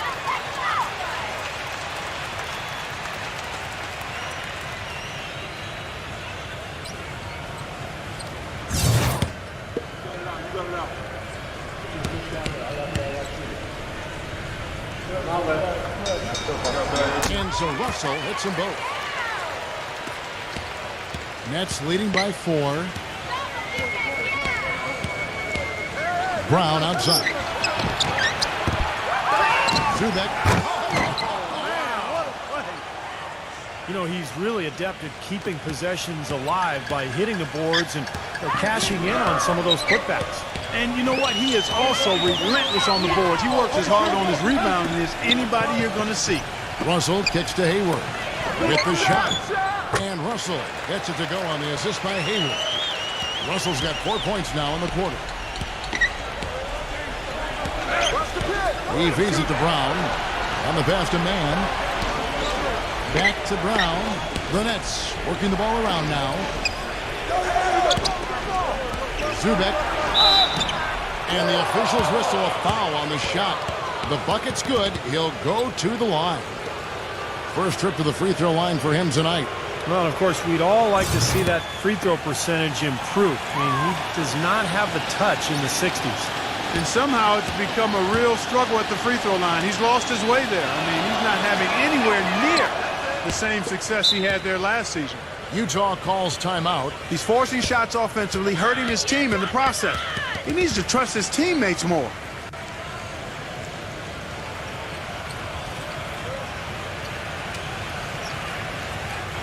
And as always, the mid part of the NBA season, quite a grueling part of the schedule. Right now, let's check out how the standings are shaping up in the East.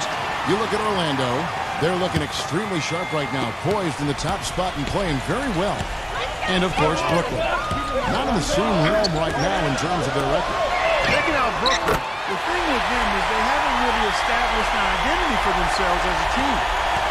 They never have seemed to come up with a plan and stick to it for very long. They've been all over the place in terms of their identity. And I put that on the coaching staff more than anyone else, Clark. A coherent strategy has to be in place, or it's impossible to climb up the standings. Jazz trail by 6. Lillard gets the screen from Lillard. And the basket by Lillard. Lillard's got 5 points so far. Ran his man straight into that screen to open the lane up for the hoop. Man defended by Lillard. Pass to Brown. Looking to end his cold spell. Another shot. Zubek. And 2 free throws coming up as he misses that one.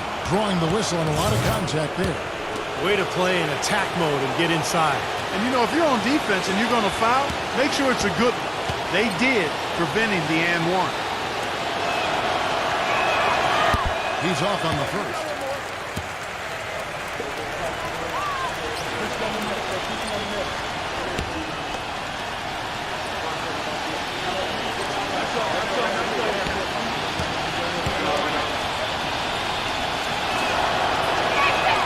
He hits the second from the line. The 2-possession lead is what they were looking for there, so they can deal with that one miss. You're right, Nets! Well, we're into the third quarter, just over 2.5 minutes played. Three-pointer, Lillard. Lillard's got 5 points now in the quarter. That's like a layup for him. He's just wide open out there. Kicks to Vucevic. The feed now to Brown. Lets it fly. Second chance shot, and that's 2 points on the layup. He's got 12. They're forcing the ball inside, and it's working beautifully. Yeah, the defense has been futile here. 5 of the last 6 field goals in the lane. Lillard attacking with the lead pass. Stupendous rush to the rim and a mighty slam on the end of it. But through the teeth of some pretty soft D, I can't help but say that. Well, let's see how that impacts things here, because those kinds of plays sometimes can be game changers on both sides. Timeout called, the Nets. And let's go to a rundown of the best point guards from the free throw line over the course of the last month. Here is your 2K leaderboard. Damian Lillard is second. They are as reliable at the free throw line as you're going to find in this league. And that's something we've come to expect from the point guard position. Yeah, that is typically where we find a lot of the top foul shooters in the league, quite honestly. But that doesn't mean we should take these guys for granted. I mean, they put in an enormous amount of work to get to that level. They didn't get a chance to knock one down in the first. But the defense left him a look, and he nailed it. He'll make them pay when he's open. And it's good. I'll tell you what, the first half may have been a little slow, but both clubs really picking up the intensity here in the second. I'll say that's for sure. I mean, things have really ramped up here. Brown, good. He's starting to feel it. He's in a groove here in the second half. He kicks it to Lillard. It's up a three. Good, and it's Russell picking up the assist. Russell's got 3 assists tonight. Getting a feel out there from long range, guys. That's his second 3 of the half. Man, defended by Lillard. No good from Man. Boy, there was no hand in his face right there. I thought for sure he was going to knock that down. Passes it to Little. Back to Russell. To the tie. Rebounded by Vucevic. Vucevic has got 8 rebounds in this game. Well, he hasn't had much success shooting the ball, but it's not too late for him to get it turned around and start contributing. And finished off by Brown. Now that was pretty. That was just a nice-looking reverse jam right there. Use the rim, Clark, to protect the ball, I think, too, a little bit. Yeah, did a nice job with it. Yeah, no question, Kevin. Great awareness and terrific finish.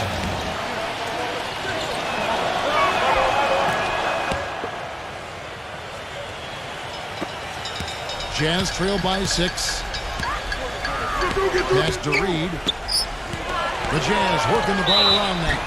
So he gets the whistle. Contact on the way up and 2 shots coming up. And a closer look here at the hustle stance for the Nets. Their defense has been outstanding, Kevin. Closing out on shots, blocking a lot of them as well. They haven't wasted time getting the ball up the court tonight either, and it's resulted in a lot of fast break points.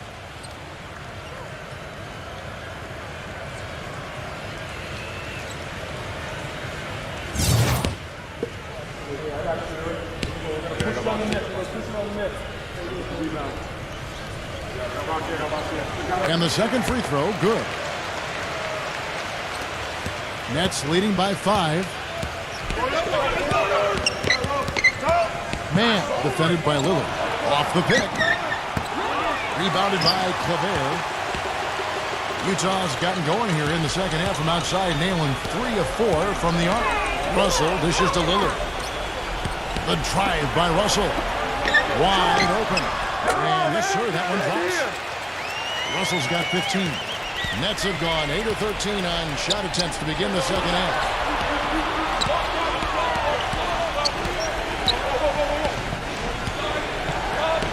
Here's Man. That's really a tough call. One you don't like to see, but it was called, and now he's got to really make sure that he's on top of his game here in regards to not picking up another foul. That was his 5th right there. And he's got his first chance at the line here.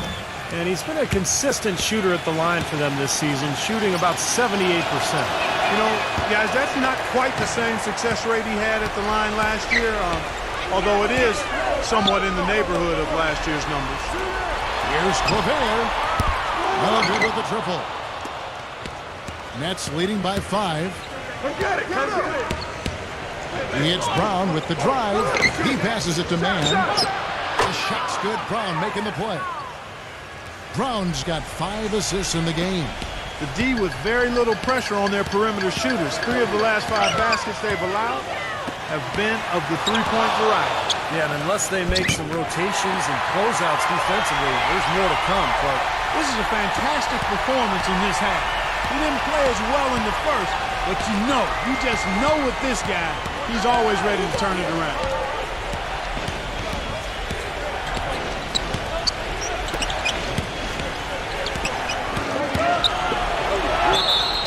Foul call. Looked like the D didn't get there in time, and he'll shoot free throws.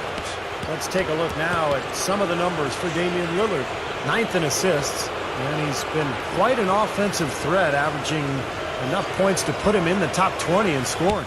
And, looking again, Steve, at his place among the top 10 assist men, he's been providing a lot of room service dimes to his teammates, and I hope they appreciate it. That free throw missing. Payton, he's checked in for the Nets.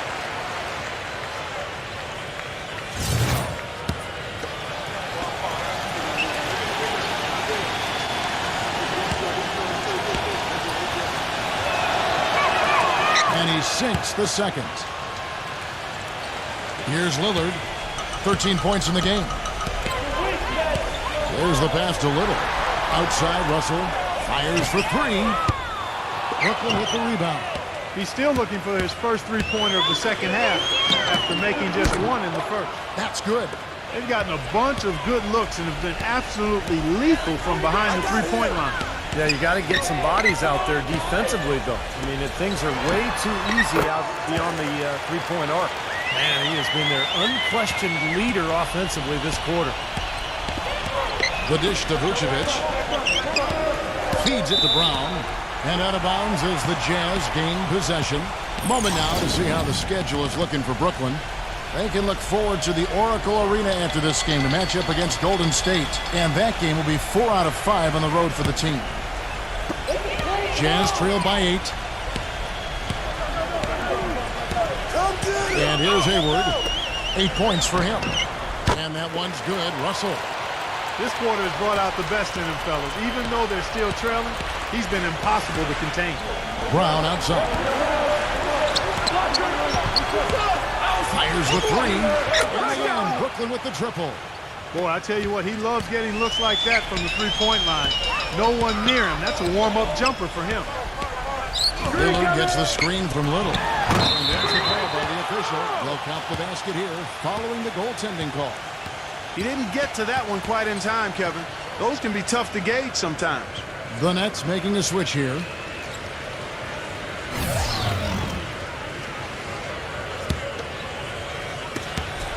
Nets leading by 7. There's 1:54 left to play in the third. Payton passes to Mann. Zubek, and he takes that one up and powers it through. Well, Clark, a clear lane to the basket and the emphatic jam. And that is outstanding attacking basketball. Well, he had no choice but to take that one to the bucket. Little passes to Lillard. And out of bounds as the Nets gain possession. And this, now a list of guys who can shoot it as well as they can pass it. The point guards with the highest shooting percentage in the NBA. 4th, Damian Lillard. Some remarkable shooters in that group, guys. And you know that when you're seeing those types of numbers at the point guard position, you're talking about some very intelligent, patient players. Precisely. I mean, when you watch any of them, nothing's forced. I mean, it's good, smart shot selection, simple basketball. But that being said, don't take anything away from their natural ability to flat out bury that jumper. They can do that too. Their rebounding has been off the charts today, guys. Reason number 1, this game is out of hand. Exactly. I mean, the score is right where you'd expect it to be when the battle on the boards is that lopsided.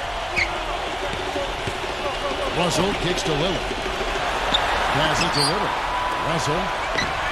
And the whistle blows. It's going to be on Damian Lillard. That's his first foul of the game, and the bonus will go to the free throw line.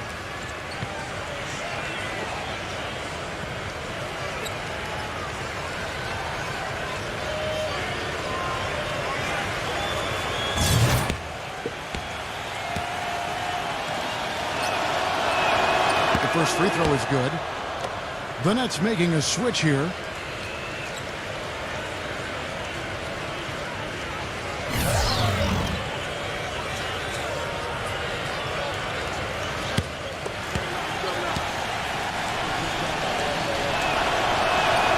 He doesn't get the second one. Jazz trail by 12.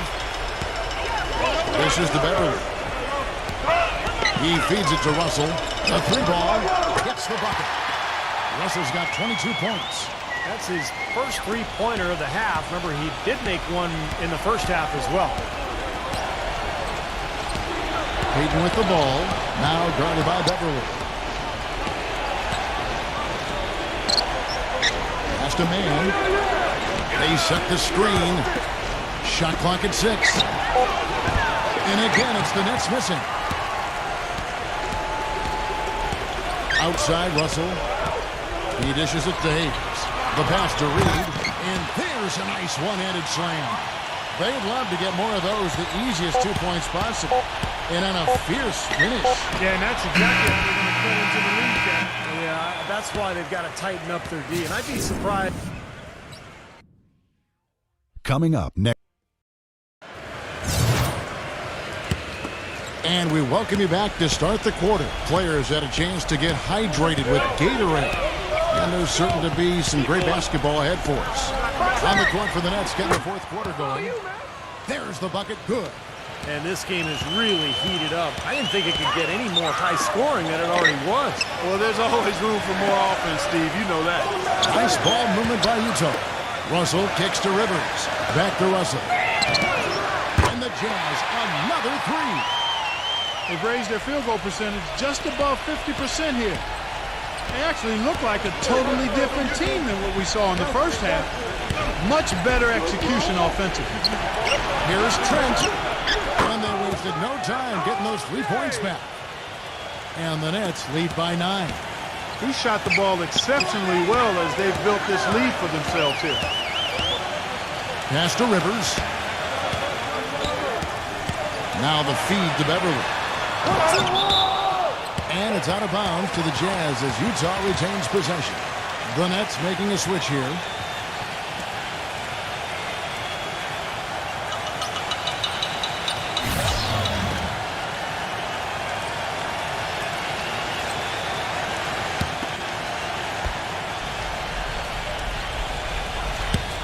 Just over a minute played here in the fourth. Shot's good. He's been much more effective in the second half than he was in the first. Here's the screen. Brown outside. And that one goes in as he is fouled. It'll be 3 points if he converts at the line. There's been a change in his game compared to what we saw in the first half. I mean, he's scoring with a lot of confidence now. The Nets making a switch here.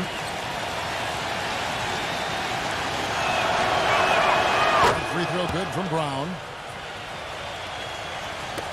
Utah with the ball. It's a 10-point game. Rivers passes to Reed. Kicks it to Rivers. Offline with his three. Physically, there's no doubt they've been the stronger team. That plus 10 rebound advantage tells you all you need to know. Yeah, not to mention what it says on the scoreboard. I mean, they're really pushing them around physically at this point.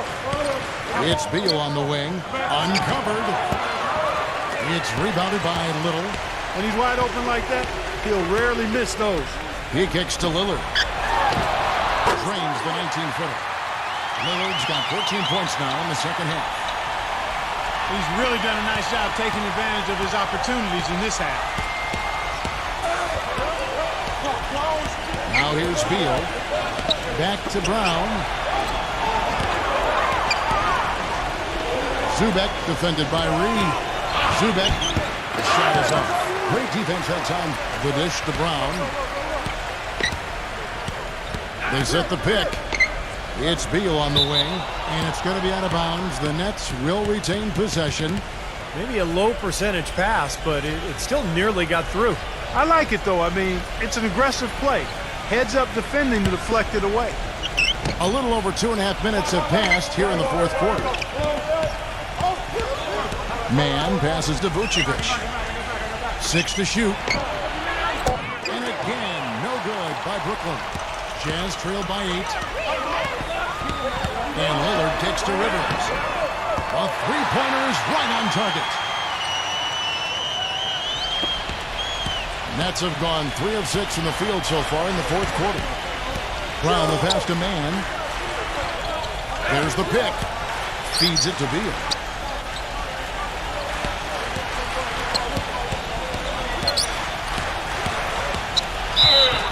The basket drops, and he gets fouled on the shot. One free throw coming his way. He's one of the best in the league at that. Even with just a tiny sliver, he always seems to find a way to get it up and in.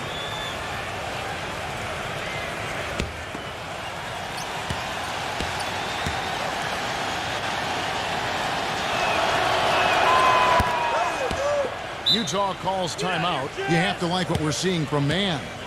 He's in one heck of a groove with the scoring. They're going to talk it over and try to figure out how to slow him down.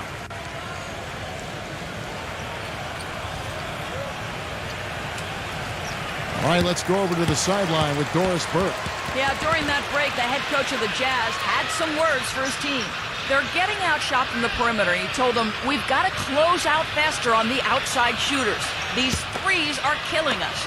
Kevin, can they tighten their D? All right, Doris. Passes it to Little. There's the pick. He feeds it to Hayward. Pass to Little. 6 on the shot clock. Here's Rivers. Played in with a nice touch off the glass. You gotta love the use of the bounce pass there. Perfect feed. Nets leading by 6. Now the pass to Mann. Dishes it to Brown. Let's keep it alive. There's another opportunity, and everything's going right for these guys. Rivers gets to Lillard. Now it appears an injury out on the floor, and that does not look like any fun. No, this is the last thing you ever want to see at a game. You know, at this point, we can just knock on wood, say a prayer, and wish him the best.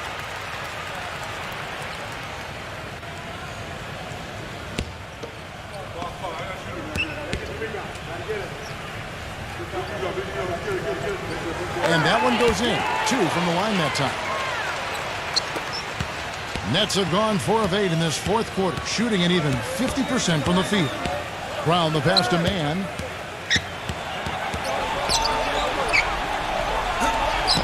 That's good. He's got 22. How about this performance in the face of the injury? Playing through a lot of pain out there. He dishes it to Rivers. Lillard.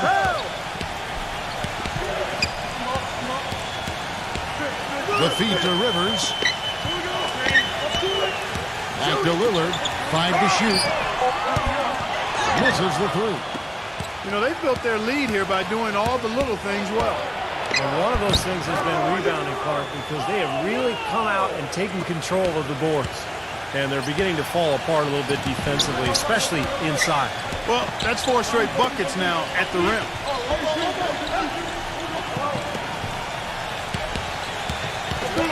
Reed the pass to Hayward.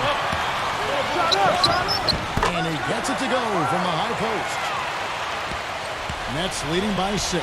Time now for an injury report. Let's find out the news on Bradley Beal. Doris, what's the update? Hey, guys, the head athletic trainer of the Nets was able to update me on the situation. He had some bad news to pass on, as he said the injury looks to be a severely sprained ankle. We're starting to get into the grinding part of the season. Tore it down that time. Wow, and that sort of showmanship is just deflating right now to a team trying hard to get back into this game like this. Yeah, definitely a jam with emphasis. A big apostrophe or exclamation point. How about maybe even a question mark, Mark? Well, you know what the questions are about now? It's their defense, that's for sure. Pass to Brown. Mackubex defended by Little. Gets it to go. Just another outstanding play down low. These teams couldn't be farther apart in their effectiveness in the paint today. Yeah, that's right. It's been all good at one end, and we'll try to be diplomatic here and just say not so good at the other. There's the triple, and that one's good. Nets leading by 7. Timeout called the Nets. He did not look too happy about some of the things he saw on the court. So I would expect some changes here. I think it's the right move, quite honestly. I mean, they just didn't look sharp or at their best out there. So take the timeout and give yourself a chance to regroup. Russell, he's checked in for Austin Rivers.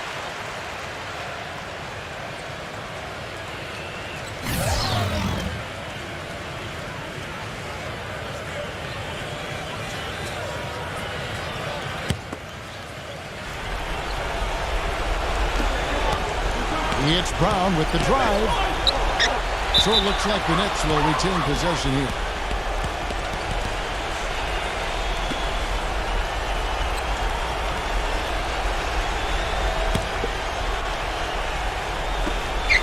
Come get it, come get it. From outside the arc. Mackubex, and the rebound paying off as they pick up 2 on the second chance bucket right there. They're getting on a roll inside. Their last 3 field goals have come from inside the paint area. The defense has to make an adjustment. They've got to string together some stops, or at the very least, try to force this team into some bad shots. Man, he's guarded by Russell. Here's Man. A finger roll finish at the bucket. And it's an 11-point Nets lead. I think they need to get much more disruptive defensively. They can't just keep allowing these easy baskets. I agree. They need more energy in the post, maybe some double teaming. They've got to get their defense in gear. No good from Little. Brooklyn's gotten just 1 of 4 3-pointers to go down for them here in the fourth. Trent, he's guarded by Russell. Kicks to Brown.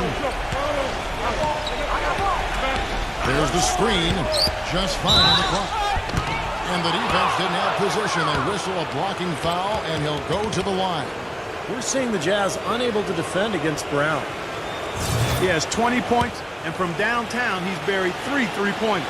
Yeah, when he's been able to get squared up and get a good look at the basket, it seems like everything's been going in. And free throw good from Brown. He's made an effort to get into the defense a lot more by aggressively attacking the basket, and he's not shying away from the contact, which is giving him some free throw opportunities. And Brown drops them both. And so it's Utah here with the ball. Trailing by 13. Now Russell. Lillard outside. Good, and the assist goes to Russell. Russell's got 4 assists now tonight. He's having quite the quarter here, guys. I mean, shooting the ball extremely well. Nets leading by 11. There's 1:54 left to play in the final quarter. Passes it to Man. Mackubex. Count! And he'll have a chance for a 3-point play. Reed. And so he's picked up his final foul. And he will sit for the rest of this game. The Jazz making a switch here. Claver is checked in.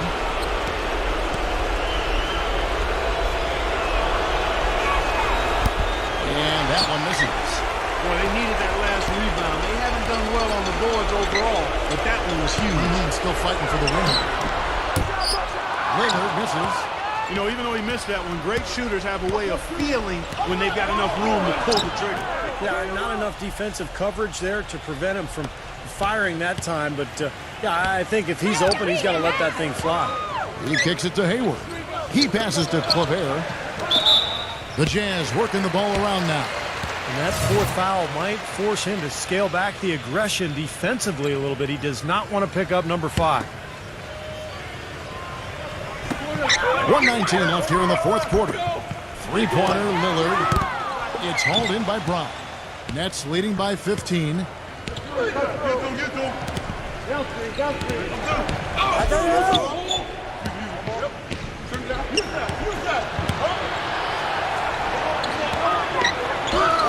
And the basket good. Well, this is going to seal the deal. They've really exploded here to the finish line. You know, once they sniffed out that blood in the water, the killer instinct came right out. There's 45 seconds left in the fourth quarter. The open shot, Lillard. The Jazz with another miss. And here are the Nets. They're on a 20-7 run.